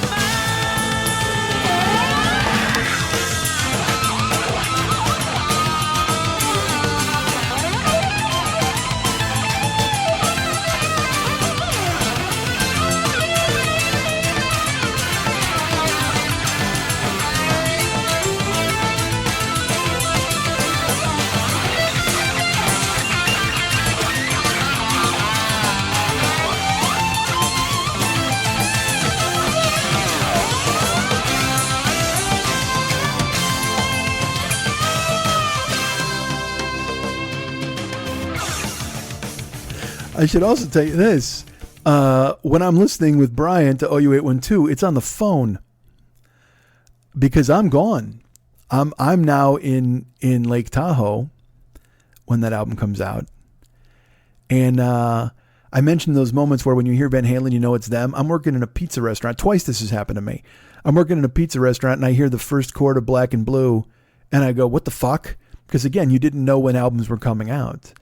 So I hear it and I know it's him. I know it's Eddie. And I'm like, what the fuck? And I go and listen real quick and I turn it up and I hear Black and Blue on the radio for the first time. And it's like, holy fuck, their new album's coming out. What the hell?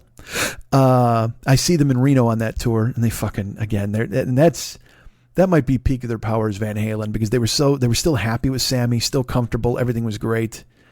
So good. But yeah, I'm on the phone with Brian, listening to fucking OU812, and we hear the Mine All Mine solo. And that's, so I should say, so I actually listened to two albums on the phone and had two revealing moments. The other moment I had is when fucking Balance comes out, which is much later. I'm working in a pizza place and I hear the guitar for Don't Tell Me What Love Can Do, the riff for that. And it stops me in my tracks. I'm washing dishes. I'm washing dishes in a kitchen, in a loud fucking pizza kitchen with everything. And I'm elbow deep in fucking getting the dishes done and trying to get the fuck out of there. And I hear the gunk, gunk, gunk, gunk, gunk, the fucking riff. And I laugh and I go, what the fuck? And I run over to turn the radio up and I stand there for 6 minutes or whatever, fucking listen to the song because I was not about to be deterred. Should I play? Maybe I'll play that riff later because it's just, again, the second you hear it, you're like, yeah, no, that's Eddie.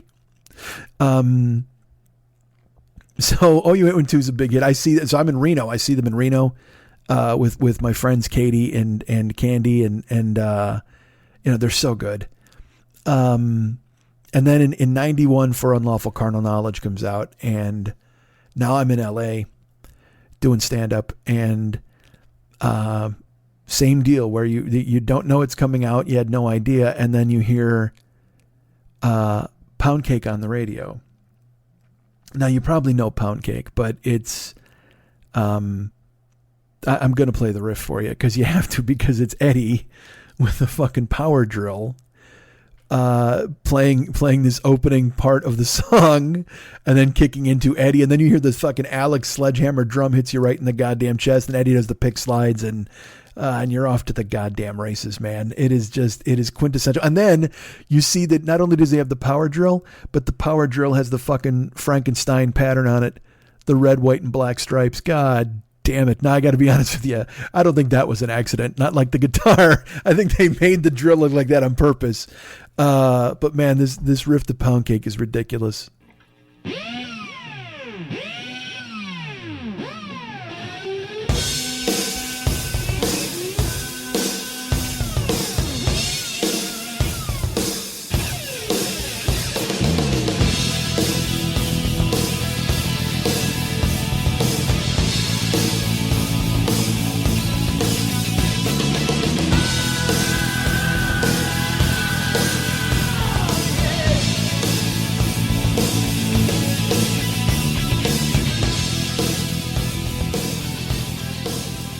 That might be the ultimate Van Halen run that sounds like Van Halen. You want to see something cool? Fucking find the they did that at the MTV Video Music Awards in 1991, I think it was. Arsenio Hall introduces them. It's so 90s, but it's Van Halen, Sammy. He fucking yells at him, but they destroy it. Sammy sounds fucking amazing. Eddie's so good. And again, that opening riff might be the ultimate Van Halen riff where you're like, oh yeah, no, that's them. But again, you could say that about all of them. You can say that about everything they've done. Everything Edward has done is it's just him. As he said before, I can't be anybody but me. And that's an incredible gift to have. I don't get to see them on that tour. I don't see them on because honestly, I'd moved to LA and I was still trying to fucking do stand-up and I had no money. They put out a live album after that, which I wasn't a fan of, quite frankly, because they do a Who song on it. It's so funny. Like I can't even be bothered to worry about the rest of the album because they do Won't Get Fooled Again, and that was like the first single they released from the live album. And I was like, what the fuck are you doing? Why would you release a Who song? I was pissed. Even Sammy's like, this is from the Who, and I'm like, so what? I don't give a fuck. Play a Sammy song. You have a catalog. There's no reason to play a Who song. But I let's put it this way: you can play a Who song live because they used to do, like when I saw them on the Diver Down tour, they mixed in "I'm So Glad" into I'm pretty sure it was into Somebody Get Me a Doctor. They played a chunk of "I'm So Glad" by Cream because Eddie loved Clapton so much. But I don't know. It just seemed weird to put it out on a fucking live album and then release it to radio. I was like, what the fuck are you doing? So the next album is Balance, which I just talked about, and Balance. I have to admit, in '95, I'm now. I still love them. They're still my favorite band, but I'm now listening to Pearl Jam a lot. I've been listening to Nirvana, but I mean they're gone obviously. But Tool has arrived. Where I'm listening to them a lot, and Balance comes out, and I listen to it. And look, I've gone and revisited Balance. And I was, when I first heard it, I was like, oh yeah. I mean, again, I love all the stuff Eddie does on it, but it almost seemed like they were just kind of, they've lost, when I first heard it, I thought, oh, well, they've lost, this seems like they just needed to put out an album almost. Even though there's great songs, fucking Feelin' is a great song. Can't Stop Loving You is the single, which is really good. And then Not Enough is gorgeous.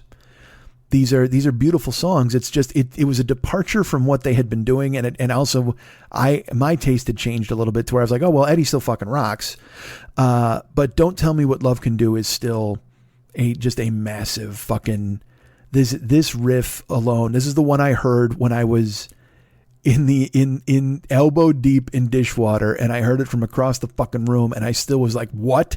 My world stopped. No matter what I wound up thinking of this album. And upon revisiting it, I do like it more than I did when it first came out. But when I heard this riff, it stopped my fucking world because it's goddamn Eddie Van Halen.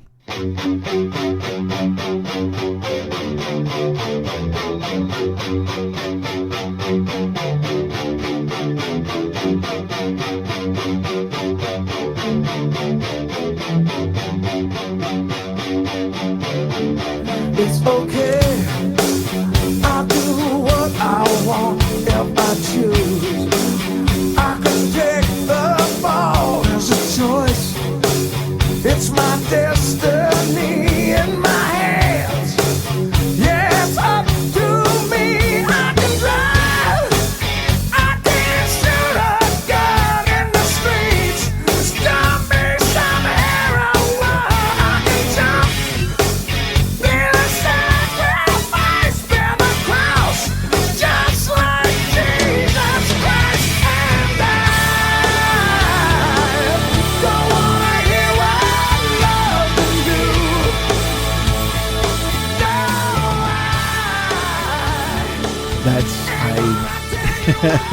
That's Eddie and Alex and Sammy being Eddie and Alex and fucking Sammy. And then again, that opening riff, but then that switch, and then the big chorus. Eddie loves a big chorus, man. There's a song called Humans Being that they put out on the best of, oh no, it was on the Greatest Hits album that came after this.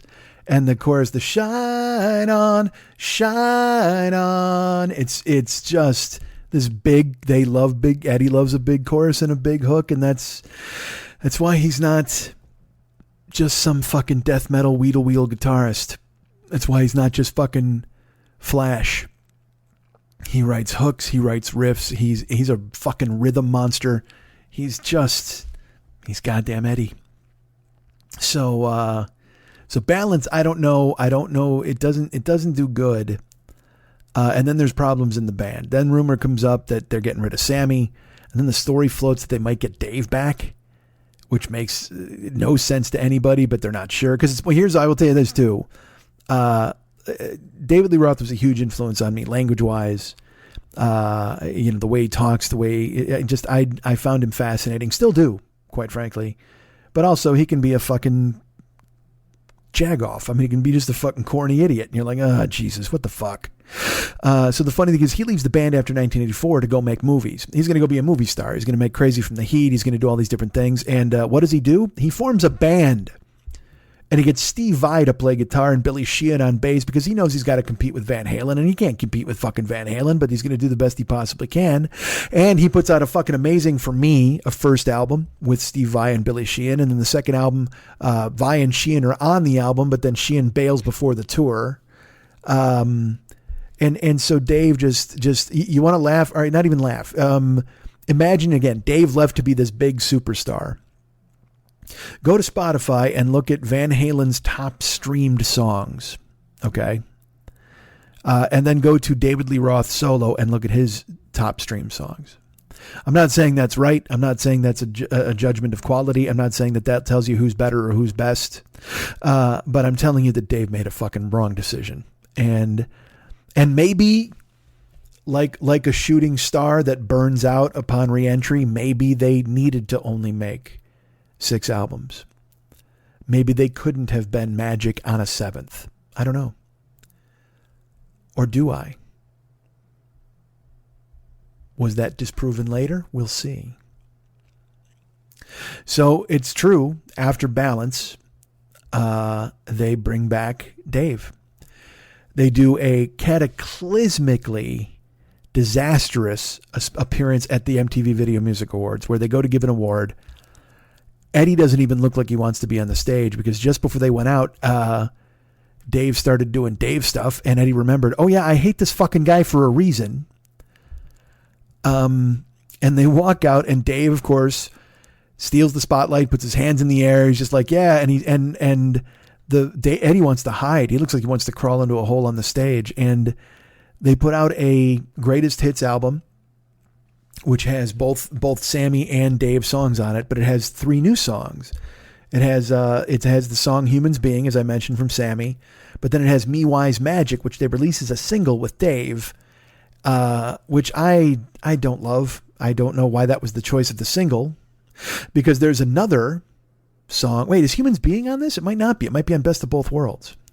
But they, no, I think it's on this greatest hits album. But then they put out, like I said, 3 new songs. And Me Wise Magic is one of them, which I don't care for. Humans Being is amazing. But then there's a song called Can't Get This Stuff No More.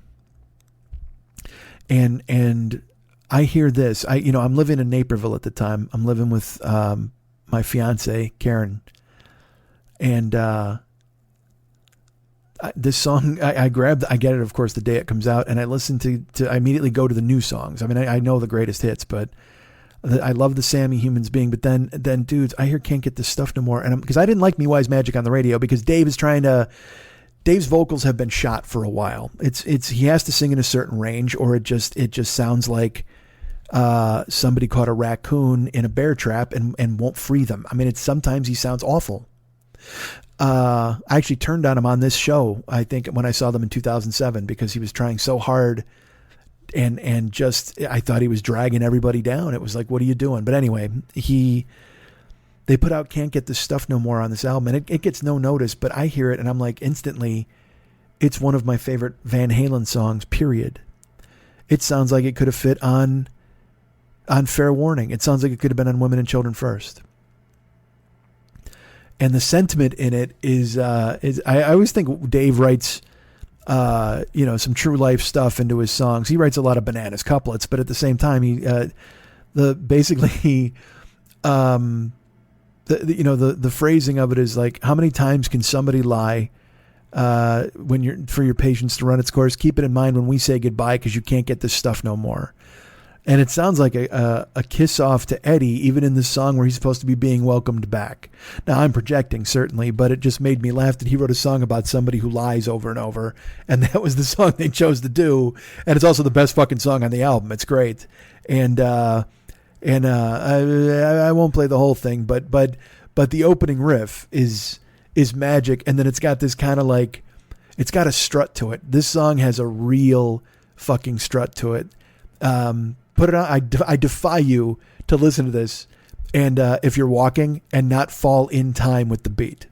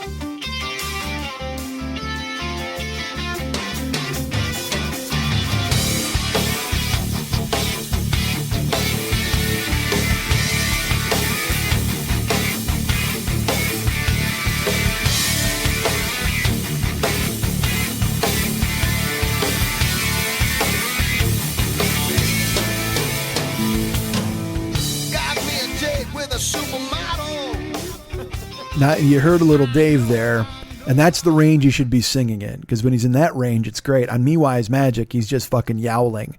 When Dave just sings with that growl, almost Tom Waits style, little lower register, he can do anything you want him to do. But when he tries to push it and go back to the yells and shit that he did when he was a kid, it's not there. It doesn't stop him from trying. So they put this album out, and then the Dave thing falls apart because Eddie is like, oh yeah, that fucking guy, I hate that guy.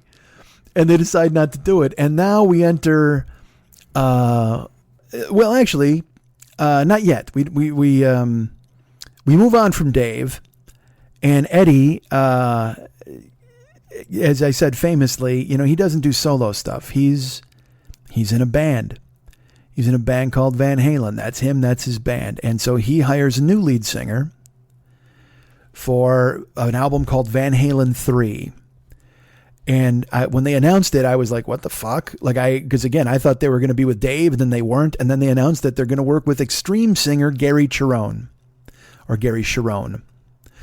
And again, as I've mentioned before, I'm excited because it's Eddie. If Eddie's doing music, I'm on board. I don't give a fuck who he has. The corpse of Pavarotti, drag him out there. I'm sure Eddie can work with him. Something. I'm good with it. And at this time also, I think they had talked about having Mike Malloy in the band, a singer. I think that's around this time. But they wind up getting Cherone, and they get him in the band. And Van Halen 3 comes out. And this is 1998, I believe. It comes out early in the year.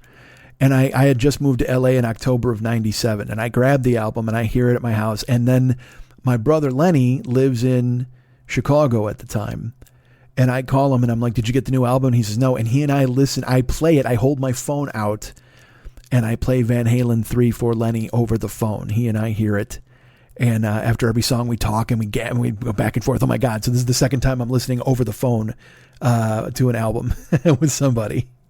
But I didn't care because that's how excited I was. That's how and again, As I've told you before, there were people who were like, oh my God, this, because I will tell you this, by the way, the Van Halen 3 album has the worst cover you'll ever see in your life. It looks like somebody photoshopped a stock photo in a ridiculous fashion, almost as a taunt, like we don't need any cool album covers. And this is coming off the Balance cover, which was so fucking disturbing and weird. Then they just went, fuck this. It almost looked like they gave up. You know what I mean? Like the album cover is so terrible. But the album opens with an instrumental, like an Eddie instrumental that goes into what was the first single, a song called Without You, which is a goddamn jam. But I will say this, on this album, Eddie's, all of the songs are over 5 minutes, some over 6, some over 7, some over 8. And it's because he has so much music in him at this time, and he's trying to kind of chase the dragon a little bit and put this stuff out. And, you know, he hasn't put out a new album since 95, so this is 98. Without You is fucking amazing. And I will tell you this again, I like Balance. Balance, when it first came out, I was indifferent, but now I like it. This album, when it first came out, I was like, I really like this. I dug it. I was okay with it. The song One I Want is a great song. Dirty Water Dog, Ballad or the Bullet, Fire in the Hole was used in Lethal Weapon fucking 80. I don't know which fucking one it was. Year to the Day is a fucking monster. And it's almost 9 minutes long, and it's just Sharon blowing the fucking microphone out, singing, and then Eddie, it's like everything Eddie wanted to do. This is Eddie's indulgent album, and I think that might be tied into the fact that he's a bit more indulgent in his personal life. But we'll get to this in a second. So, but this album comes out, and if you haven't heard it, listen, you should. Because it's still Eddie and it's still Alex. And there's there's several really nice pieces on here, but dude, there's a song called Josephina. And again, you compare this riff to the riff from Don't Tell Me What Love Can Do. Compare it to the riff from fucking Hear About It Later, which is so clean. And then this is so perfect, and Unchained, which is so dirty. Listen to how clean, again, I say like a bell. This song sounds like, it sounds like Cold Water Tastes, just the opening of this song. And, he just is magic.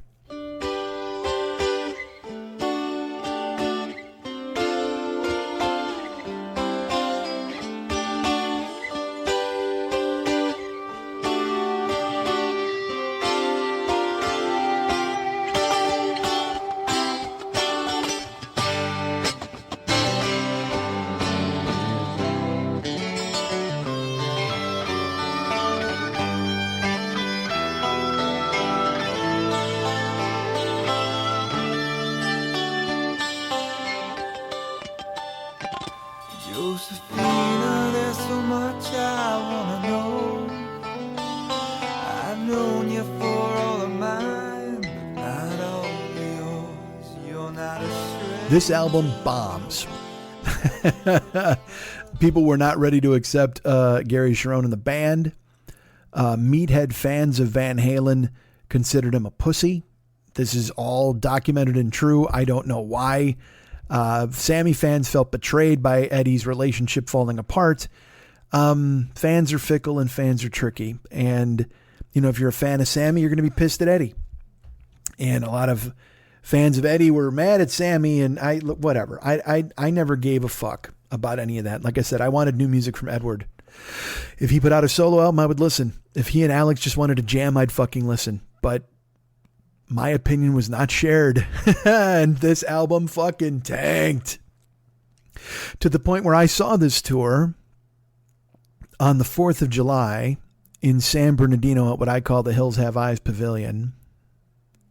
And it was with my friends Pat Francis and Jimmy Pardo. And here's how low things had sunk. We weren't planning on going. We thought about it possibly. We were maybe 4th of July. We're at a party or at a picnic, you know, a cookout at my friend Paul Gilmartin's house. And then in the middle of the day, by the way, I leave my wife behind for this, by the way, because I'm a genius. We just decided we're going to go. We're going to take the run and go up there.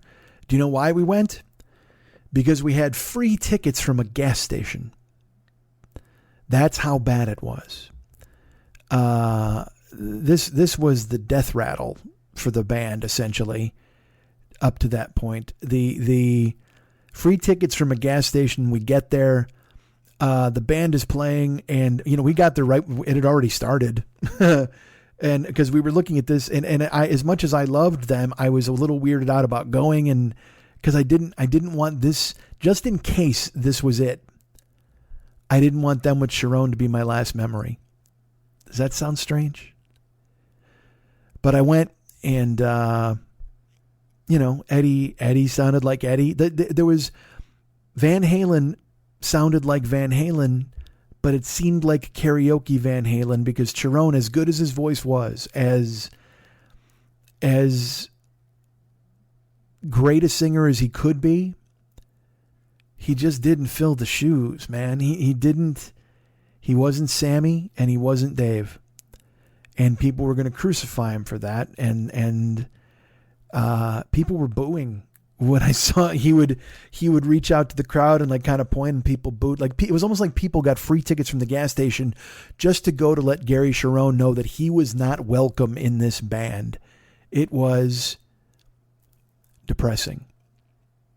I can't imagine what Eddie felt on this tour. And later, it's funny, they asked Eddie about Sharon, and he's like, well, you know what? We were getting ready to go on the road. Like, he loved what Gary could do in the studio, and then they're getting ready to go on the road, and he sees, like, Sharon wearing, like, a clown outfit, essentially, like a shirt with a gigantic collar and silver pants, and Eddie's like, well, what's this? He goes, oh, it's one of my stage outfits. And Eddie said, I knew then that we weren't going to work out. Still went on tour. And you know what's funny? Hearing that later, I actually can backtrack it and make it work in my head with the 4th of July show, because that's another thing. There was no interaction. There was no, like, with Sammy and Dave and Mike, they all looked like they loved each other. They and Eddie and Sammy and Dave and they would all interact, and it was a band. With Sharon, it really felt like Van Halen was playing and someone had won a contest to sing for them. As good as what I think the music might be on the album, live it did not work at all. So now we enter into what can be called the lost period, the dark period for Eddie. After Van Halen 3, this is a guy, I told you, has he ever gone solo? Nah, man, I'm in a band. Well, now this band is not really a band. Now it's him and Alex and Mike, and no singer and no idea what to do. And Eddie starts to slip. His demons get the best of him. He starts to drink more. He's on drugs. He starts to hang out with a really weird crowd. I think Valerie divorces him around this time. His son Wolf, he's still a great father to his son Wolf, and he loves Valerie, but I don't think they even stopped loving one another. I think she just was like, yeah, no, I can't handle this anymore. And Ed drifts. He starts hanging out with porn stars. He scores a porn movie around this time. And he starts to appear in public looking not great. Like, his teeth are all messed up, which is, from years of fucking drug use or whatever. He grows his hair wild and doesn't take care of it. He has like a fucking samurai top knot. Every time you see him, he's wearing shoes with massive holes in them. He's got no shirt on. His jeans don't fit. He loses a ton of weight. He looks like an addict. And, music is why he's alive. So what they do is they saw putting Sharon in the band didn't work, and so they get Sammy back. They wind up getting Sammy back on board. They put out another greatest hits called Best of Both Worlds, which has, it's got stuff from Dave and stuff from Sammy, and then it's got 3 new songs, one of which isn't bad. There's a song, though, that's called Up for Breakfast that is like the most embarrassing fucking thing you'll ever hear in your life. It's so terrible.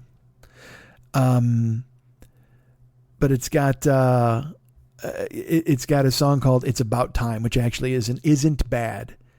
And it's because it's Eddie. You know what I mean? You hear Eddie and whatever. But Up for Breakfast, the fucking lyrics are all like, can't wait to put my sausage in your biscuits and gravy, big dear. It's so garbage. It's so terrible. And then they tour behind this. And I see this tour, and this is the low point. Eddie is so addled that it's affecting his guitar playing. Now, that's the one thing that had never been affected. You know, they'd been on the road forever. I'm sure he was drunk or high, but he was always Eddie. And he was that guitar was a third arm, and he could do whatever he wanted with it. It's like Doc Ock in the Spider-Man comic books. Like, he just turns his head and all 8 arms do whatever they're fucking told. Well, that's how his hands worked with the guitar. And this night it just wasn't happening. He stumbles and falls at one point. I'm incredibly sad. He goes for the solo, and you know, he plays some of Spanish Fly and kind of chili dips it a little bit, and he tries to play a song called Women in Love, which is I used to have it on my answering machine, the opening riff. It's this like little harmonic run, and it's beautiful. It's just a beautiful piece of music. And Eddie tries to play it once, and he can't play it. And if he could have improvised, like if he wasn't so fucking incapacitated, he probably could have improvised it into something else. Like, oh, I just played the first 3 notes to tantalize you, and now watch this. But you can actually see the thought process in his head of, oh man, why can't I play this? And then he tries to play it again, and he messes it up again. And then he just moves on and does, you know, Eruption, which is a part of his fucking DNA at this point, and Cathedral and all the stuff that he usually does. But he tried to throw in Women in Love, and he couldn't play it, and I was fucking heartbroken. Absolutely the low point. So then I start, you know, then he winds up getting tongue cancer. It has to have a chunk of his tongue removed. And now I'm like, oh man, what the fuck is going to happen here? I don't even know. And then he meets this woman, Janie. And she says, we're putting you in rehab and you're doing it right. And, you know, he goes to rehab.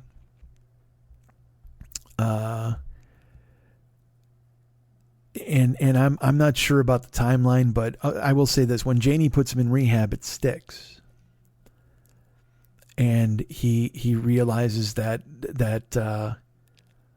you know, he needs to get clean, he needs to fix this, and he does, and then he comes out of it ready to make more music, and then, like the man says, nah, man, I'm in a band, and so he decides that he's going to make music with Van Halen again, and he fires Mike, and he puts Wolfie in the band. Now, I should tell you this, on the night that he was all falling on himself, he couldn't play Women in Love, he brought Wolfie out. And at the time, you know, Wolfie's just a fucking little chubby kid. He's probably 12 or whatever. And, you know, fans are furious that he's there, because fans are terrible. They're just terrible people. All of you. You too. Now, yes, you. Me too sometimes. And now he reforms Van Halen, but this time he fires Mike. He brings back Dave, and then Wolf is the bass player. And again, fans are furious because they think he's doing Mike wrong, and they're upset, but they're happy Dave's there. It's a weird thing. These fucking meatheads, they can't decide if they're mad or they're happy. They're like, well, Dave's back, awesome, but no Mike, boo. And they, you know, because people, they think they can tell somebody what to do, but what they don't understand, and this is completely true. Eddie Van Halen went to rehab and he got clean, and he decided to put his band back together with his son because he wanted to play music with his son.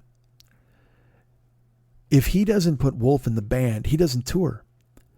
If he doesn't get to play with his brother and his son, there is no Van Halen at that point. That was always the plan for him, was he was going to have Wolf in the band. He wanted to play with Wolf. He got sober to play with Wolf. If, you know, these people are like, well, they did Mike wrong, they should bring Mike back. Dude, they're never bringing Mike back.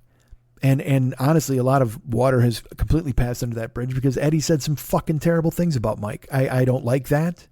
I don't know if they're true or they're not true. Eddie could be a petty dude. Eddie could say, he said some shit about Dave. He said shit about Sammy. He seemed unassuming and cool, but when he got mad, he'd hold grudges forever. He was still mad at Ted Templeman for not letting certain takes get into albums, and that's why he built 5150 Insane, right? But that's you give genius a ton of rope.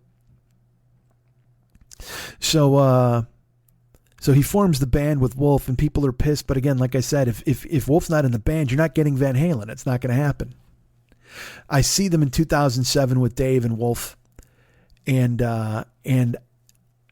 Dave is a fucking whiff.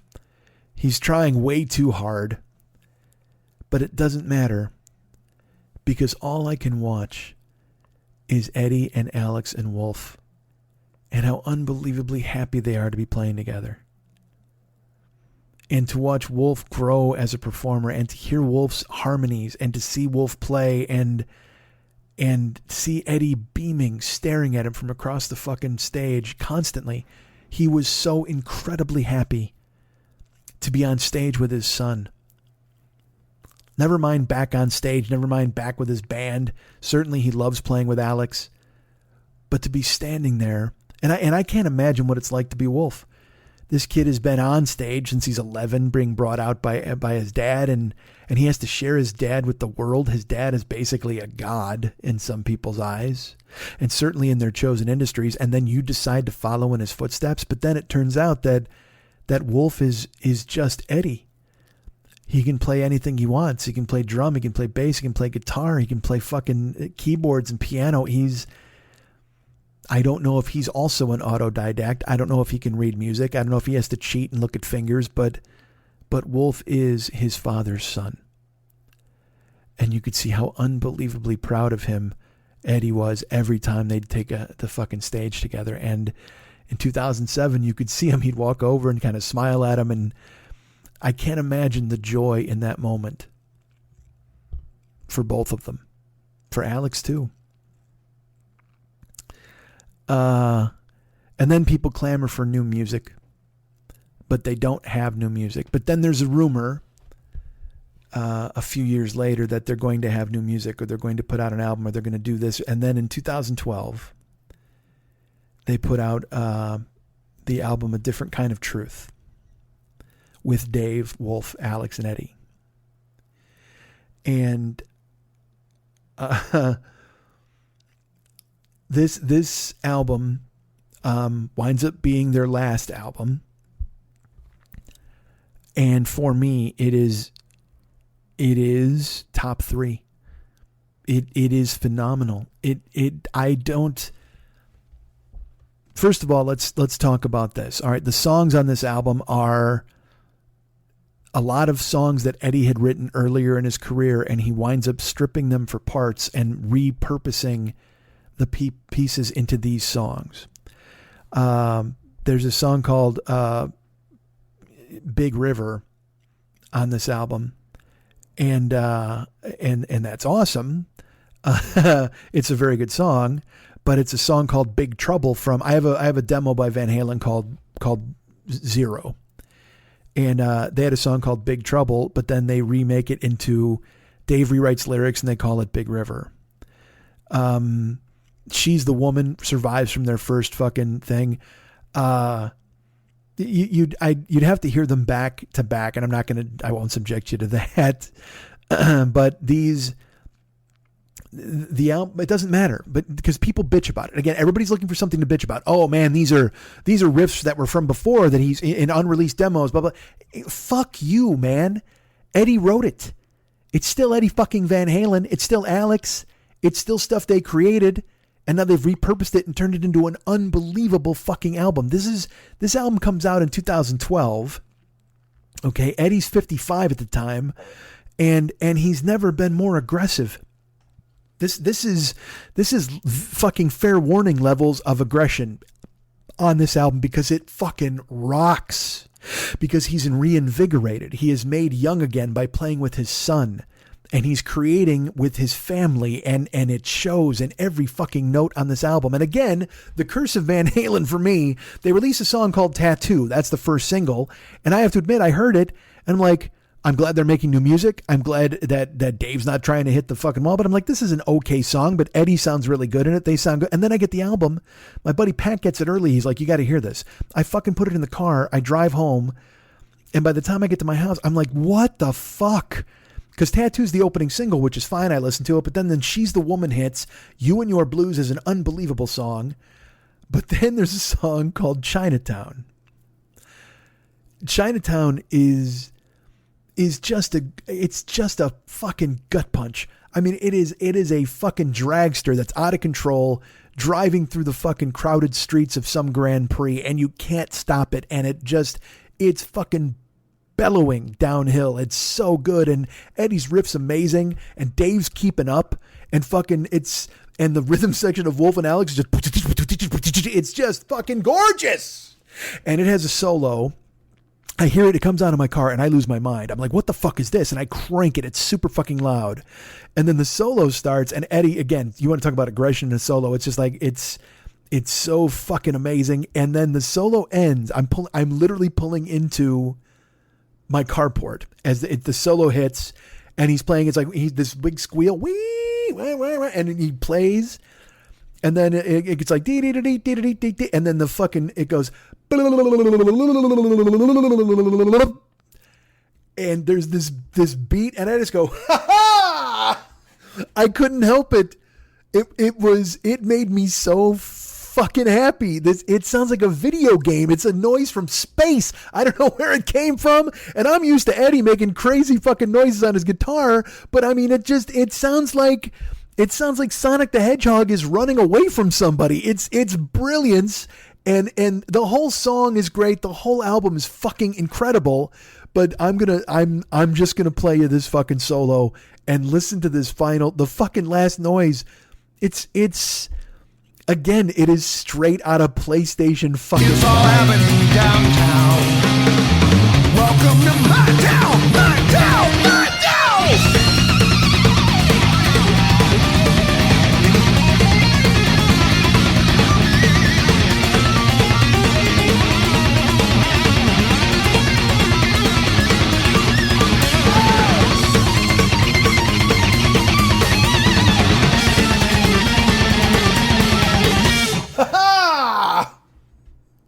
That's the noise I made when that fucking ended. God damn it, out of nowhere. So fucking incredible. And what a fantastic album. All of it, beginning to end. Tattoo, a little iffy, but the rest of it, holy shit. It's all fucking great. How many bands at 55, how many bands 35 years into their career can put out one of their best albums? Jesus. So it's incredible, and I love it. I love it, and I see them on that tour. I get to see them in 2015 with Jill. She gets me tickets as a birthday present, and we're going to see them in Pennsylvania. We're going to spend a week on the road, and we're seeing them the day before my birthday in 2015, which is, again, still one of the best birthday presents I've ever received in my life. And she knew how much I loved them, and she had never seen them. So I have to admit, I was excited for her to see them, but also I didn't know, because you know, Dave is Dave. I knew the band was going to be the band because I had seen them in 2007. So now we're looking at, you know, I should tell you this too. In between, when the Different Kind of Truth thing happened, I went down to Hollywood Boulevard to see them. They did a thing for Jimmy Kimmel, and me and Pat went down there, and they played Panama, and they played on Hollywood Boulevard to like thousands of people. I couldn't even tell you how many. You'd have to get a shot from a helicopter. We were shoulder to fucking shoulder, and we couldn't move. And we stayed down there for like 6 hours, and it was beautiful. It reminded me of being a kid and sleeping out for tickets. And then they came out and fucking Eddie shredded, and it was so great. So great. And then this show in 2015, Jill went on we went together, and man, she looked amazing. She wore this little dress, and I looked really good, and it just it was in an outdoor arena in Pennsylvania,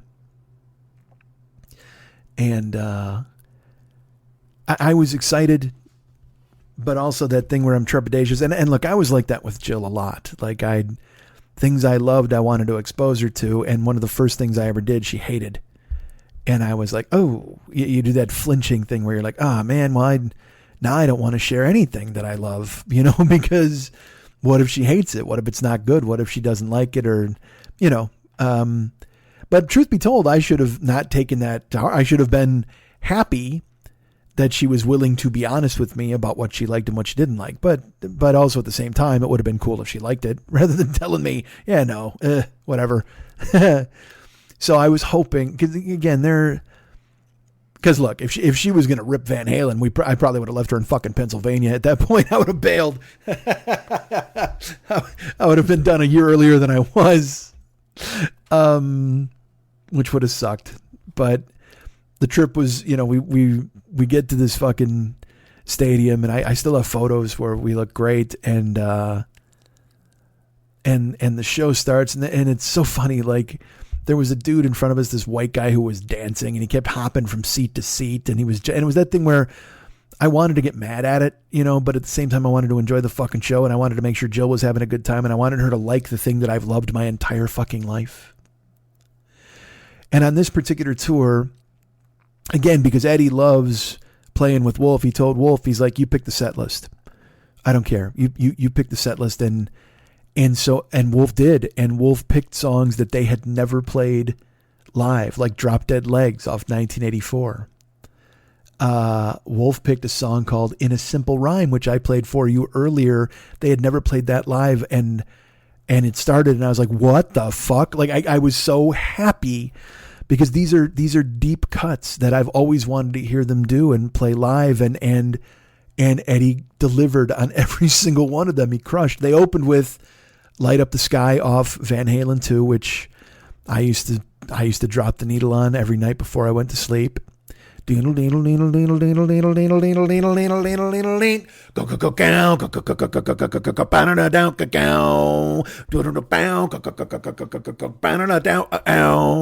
They open with that, and they explode. They explode on stage.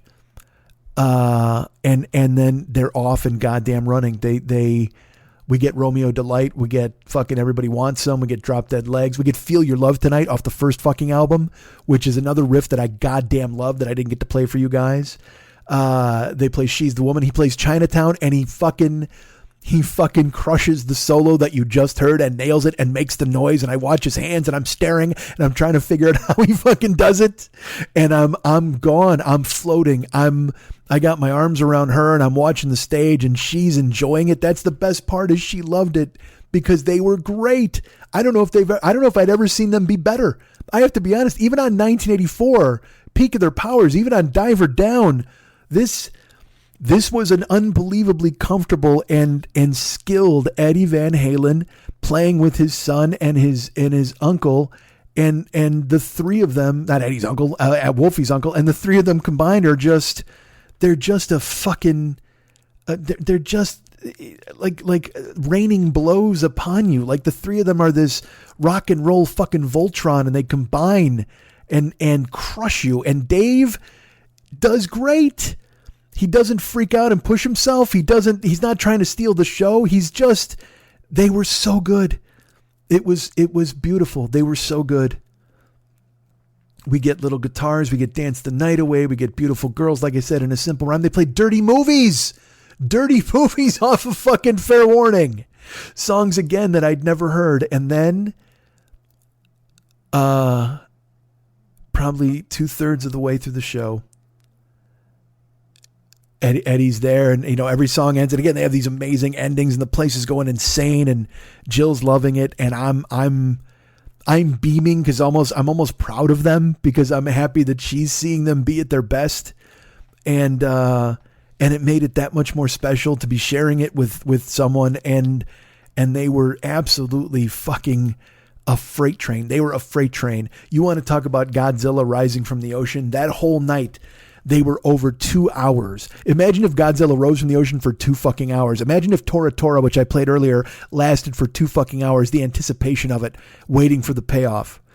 And they did. They rose from the ocean and terrorized fucking Pennsylvania, Tokyo that night. And 2/3 of the way through, Eddie's on stage, and Wolf comes over to him and kind of leans his head on his shoulder. Standing behind him, puts his head on his dad's shoulder. And his dad plays the opening chords of Women in Love.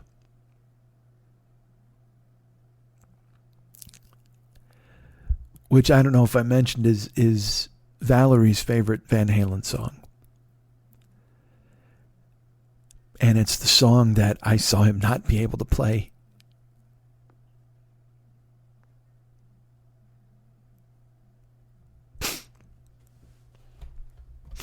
And try and not be able to play twice on stage. And Wolf has put it in the set list because it's his mom's favorite song.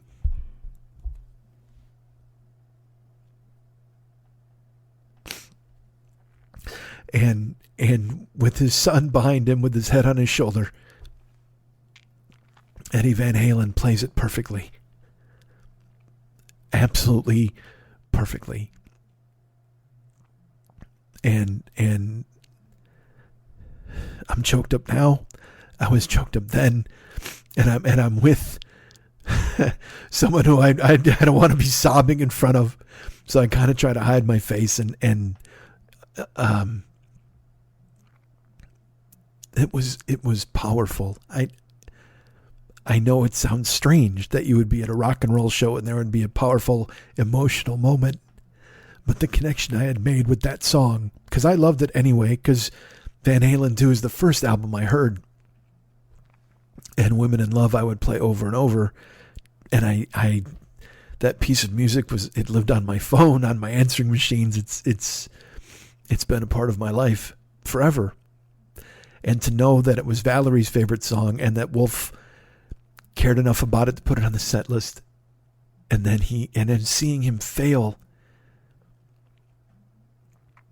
and then seeing him fucking succeed.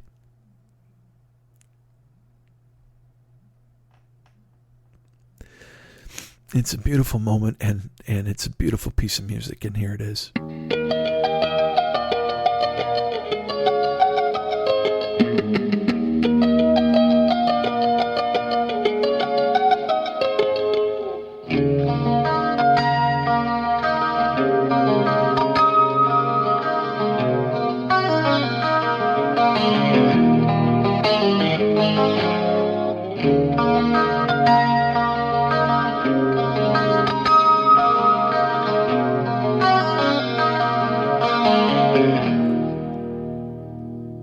And that's the last time I saw them.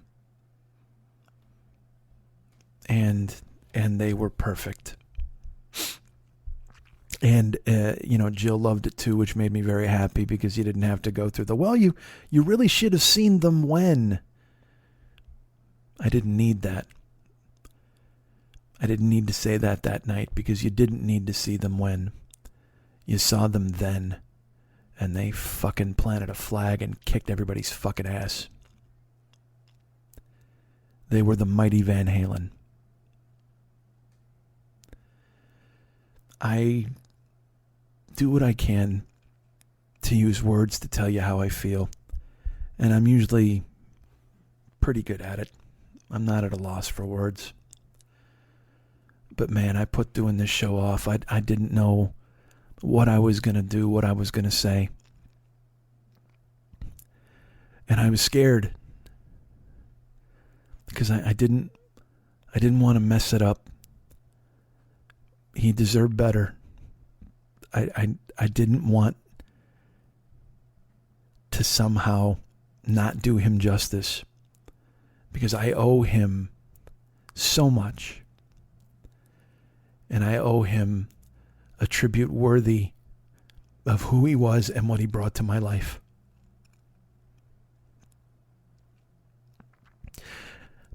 turns out I needed him along for the ride to really drive the message home and show you. I couldn't just tell you, oh, he was great. I had to show you. I had to let him show you. I had to include him.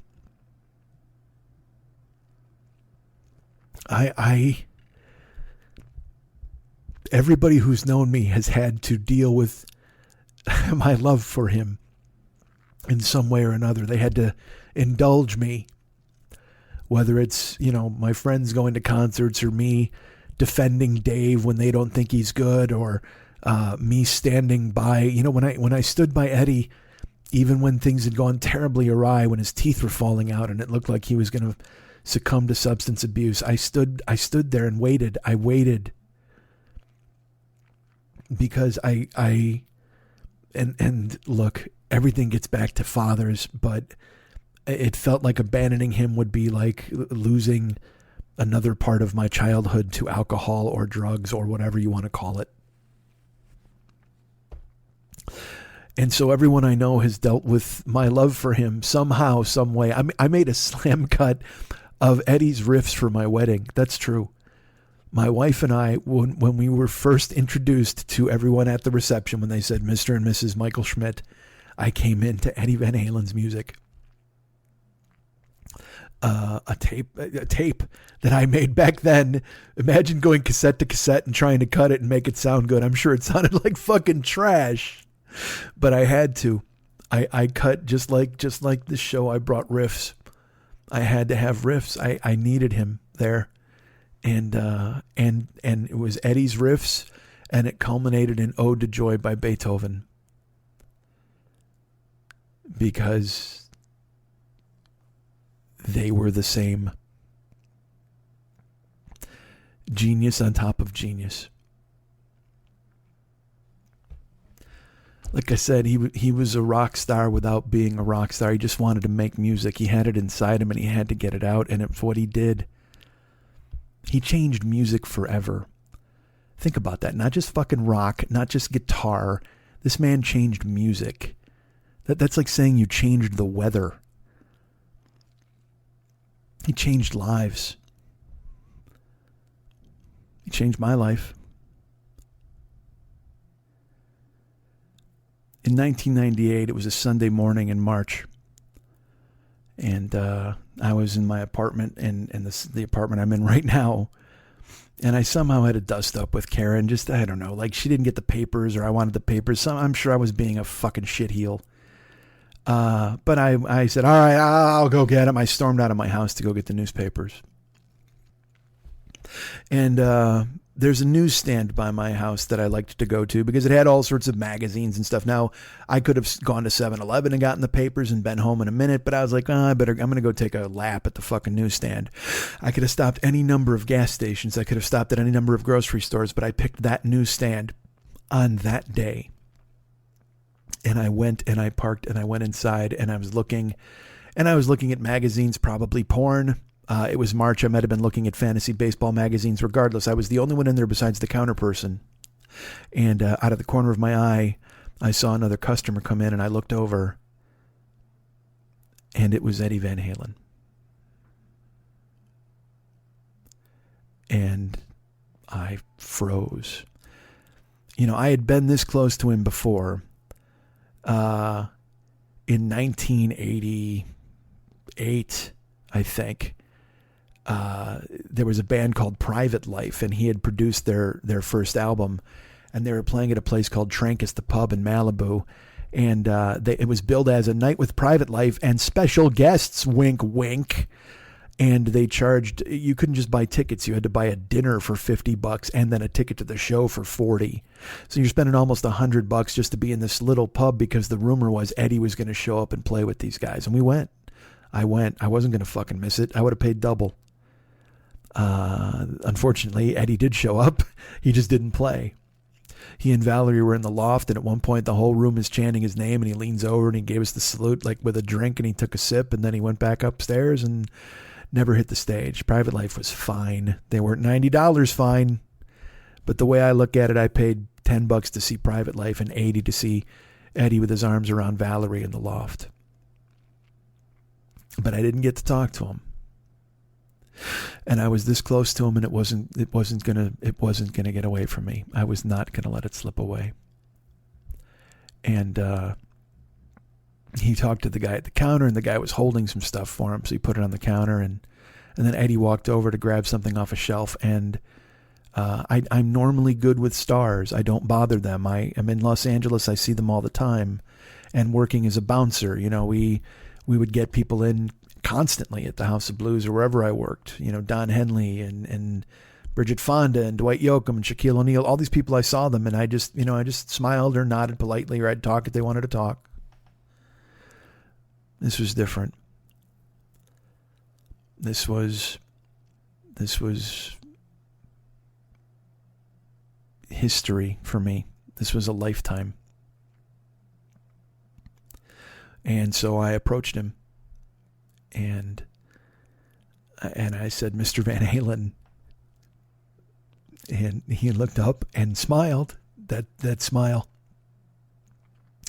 And this is right when the Cherone album had come out, the Cherone album. And I had listened to it with my brother over the phone, and I said, "Listen, I don't bother people, but I have to talk to you. And I have to tell you how much you mean to me." And he smiled and he said, "Oh, that's amazing. Thank you." He goes, you mean a lot to me too. And I go, "Well, no." I go, you've been so important to my life." I told him, I'm sure I told him about getting the first album, or the Van Halen 2. I told him borrowing it. I told him that I couldn't play guitar, but I knew every single note he had ever played. I told him he had made my life better. And I got to tell him how important he was and what he meant to me. And he thanked me, and he talked to me, and he asked my name, and he asked where I was from. And I told him I was from Chicago and that I'd seen him there. And I told him I'd seen him in Reno, all over. And we had a conversation.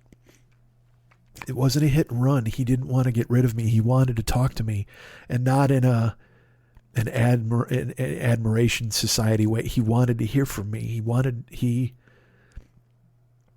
It made me think of these stories, when I think about it and reflect on it now, where he on the road would go to his hotel room and just vodka and Coke and a recorder, because he wasn't a rock star. He was a musician. And I was telling him what his music meant to me. And I think that was important to him. At least I like to think it was.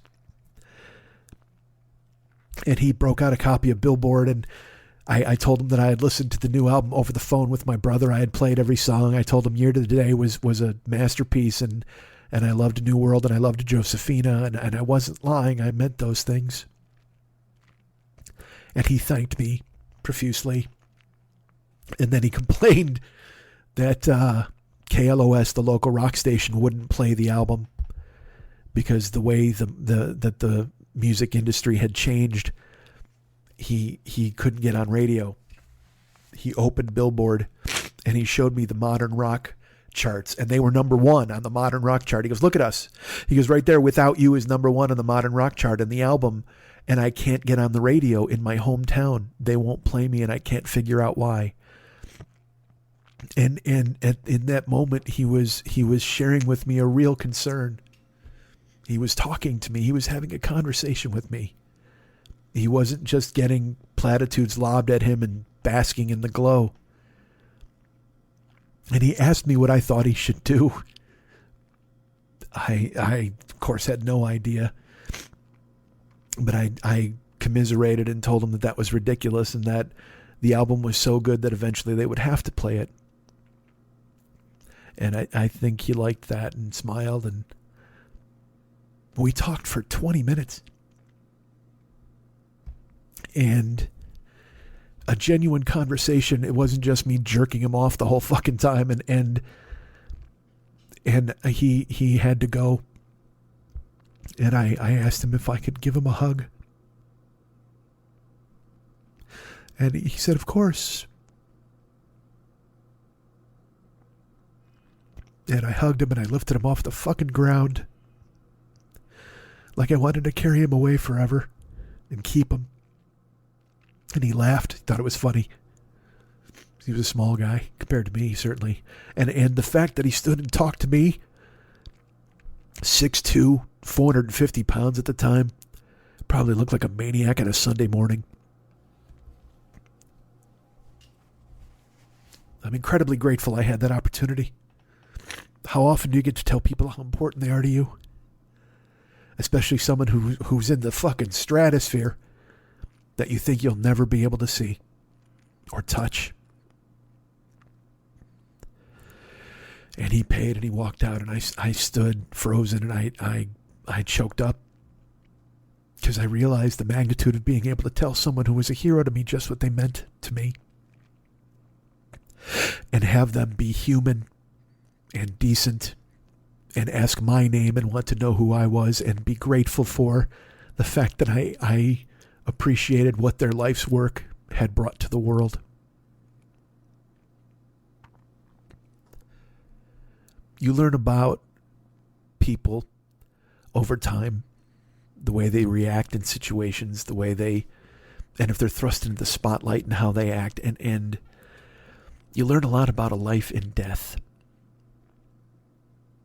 In all the tributes that have come forward about him, in addition to people fucking going crazy for his other fucking worldly talent, there's been another sentiment that has come through in every single tribute that I have seen from anyone on Twitter or Instagram or newspaper articles or music reviewers or anyone. And that he was a great guy who was loved by all he met. People like Tony Iommi, people like Steve Stevens, people, they called him a sweetheart. He's an unassuming giant. You hear about genius and how genius is tortured. We've seen geniuses act like fuck-ups and ruin their own lives and everybody around them. You hear about genius being tortured and alienating people and ending up alone. And genius punishing people for not understanding what it means to be different or special. But not Eddie. He had hard times, and he certainly had his substance abuse issues, but he overcame them. And since he got sober, he has spent the last 8 years or 9 years of his life the happiest he's ever been.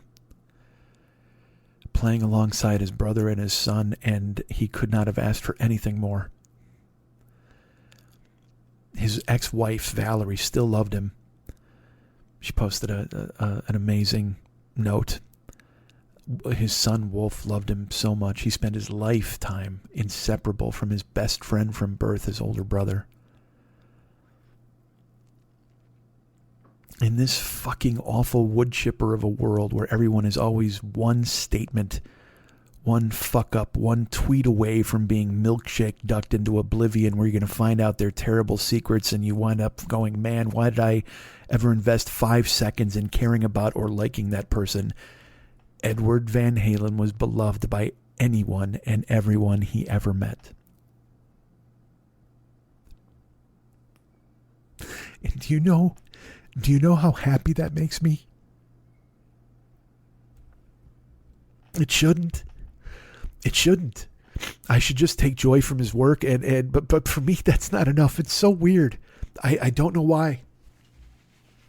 I want him to be as happy as he made me. He's given me so much that I want him to have just the same amount of happiness, if not more. He needs the world.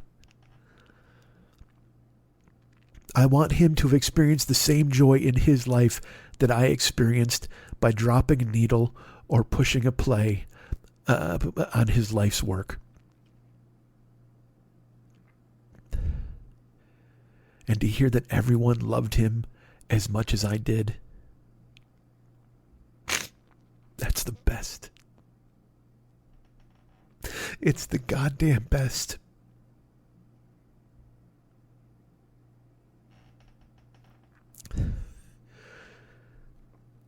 When Valerie got pregnant with Wolf, Eddie used to play a piece of music on her stomach. He'd put the guitar, he'd sit behind her, and he'd put the guitar on her, and he'd play this music. And it was a song for Wolf, and he wound up putting it on for Unlawful Carnal Knowledge. And it's called 316, which is Wolf's birth date. And this is an interesting thing. If you played your cassette from beginning on side 1 and then flipped it to side 2, when 316 ended, the counter on your cassette player was 316. So I'm going to play what was probably Eddie's most beloved, certainly his most special piece of music to take us out of here.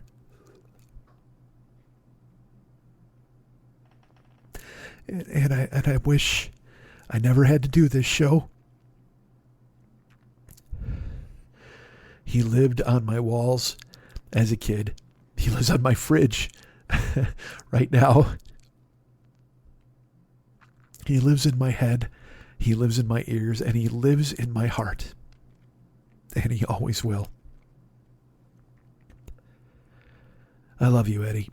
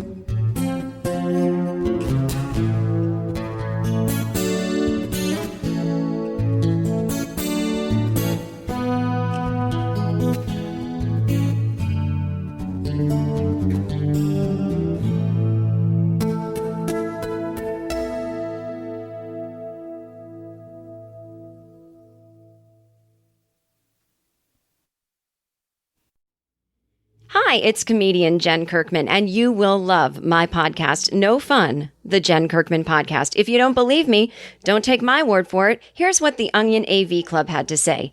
What actually makes Jen Kirkman's podcast funny is her inherent knack for cultivating conflict, even talking into a microphone in a room by herself. Kirkman is eternally embattled, but she tempers her cynicism with sweetness, and more often than not, she's right. No Fun, everywhere you get podcasts.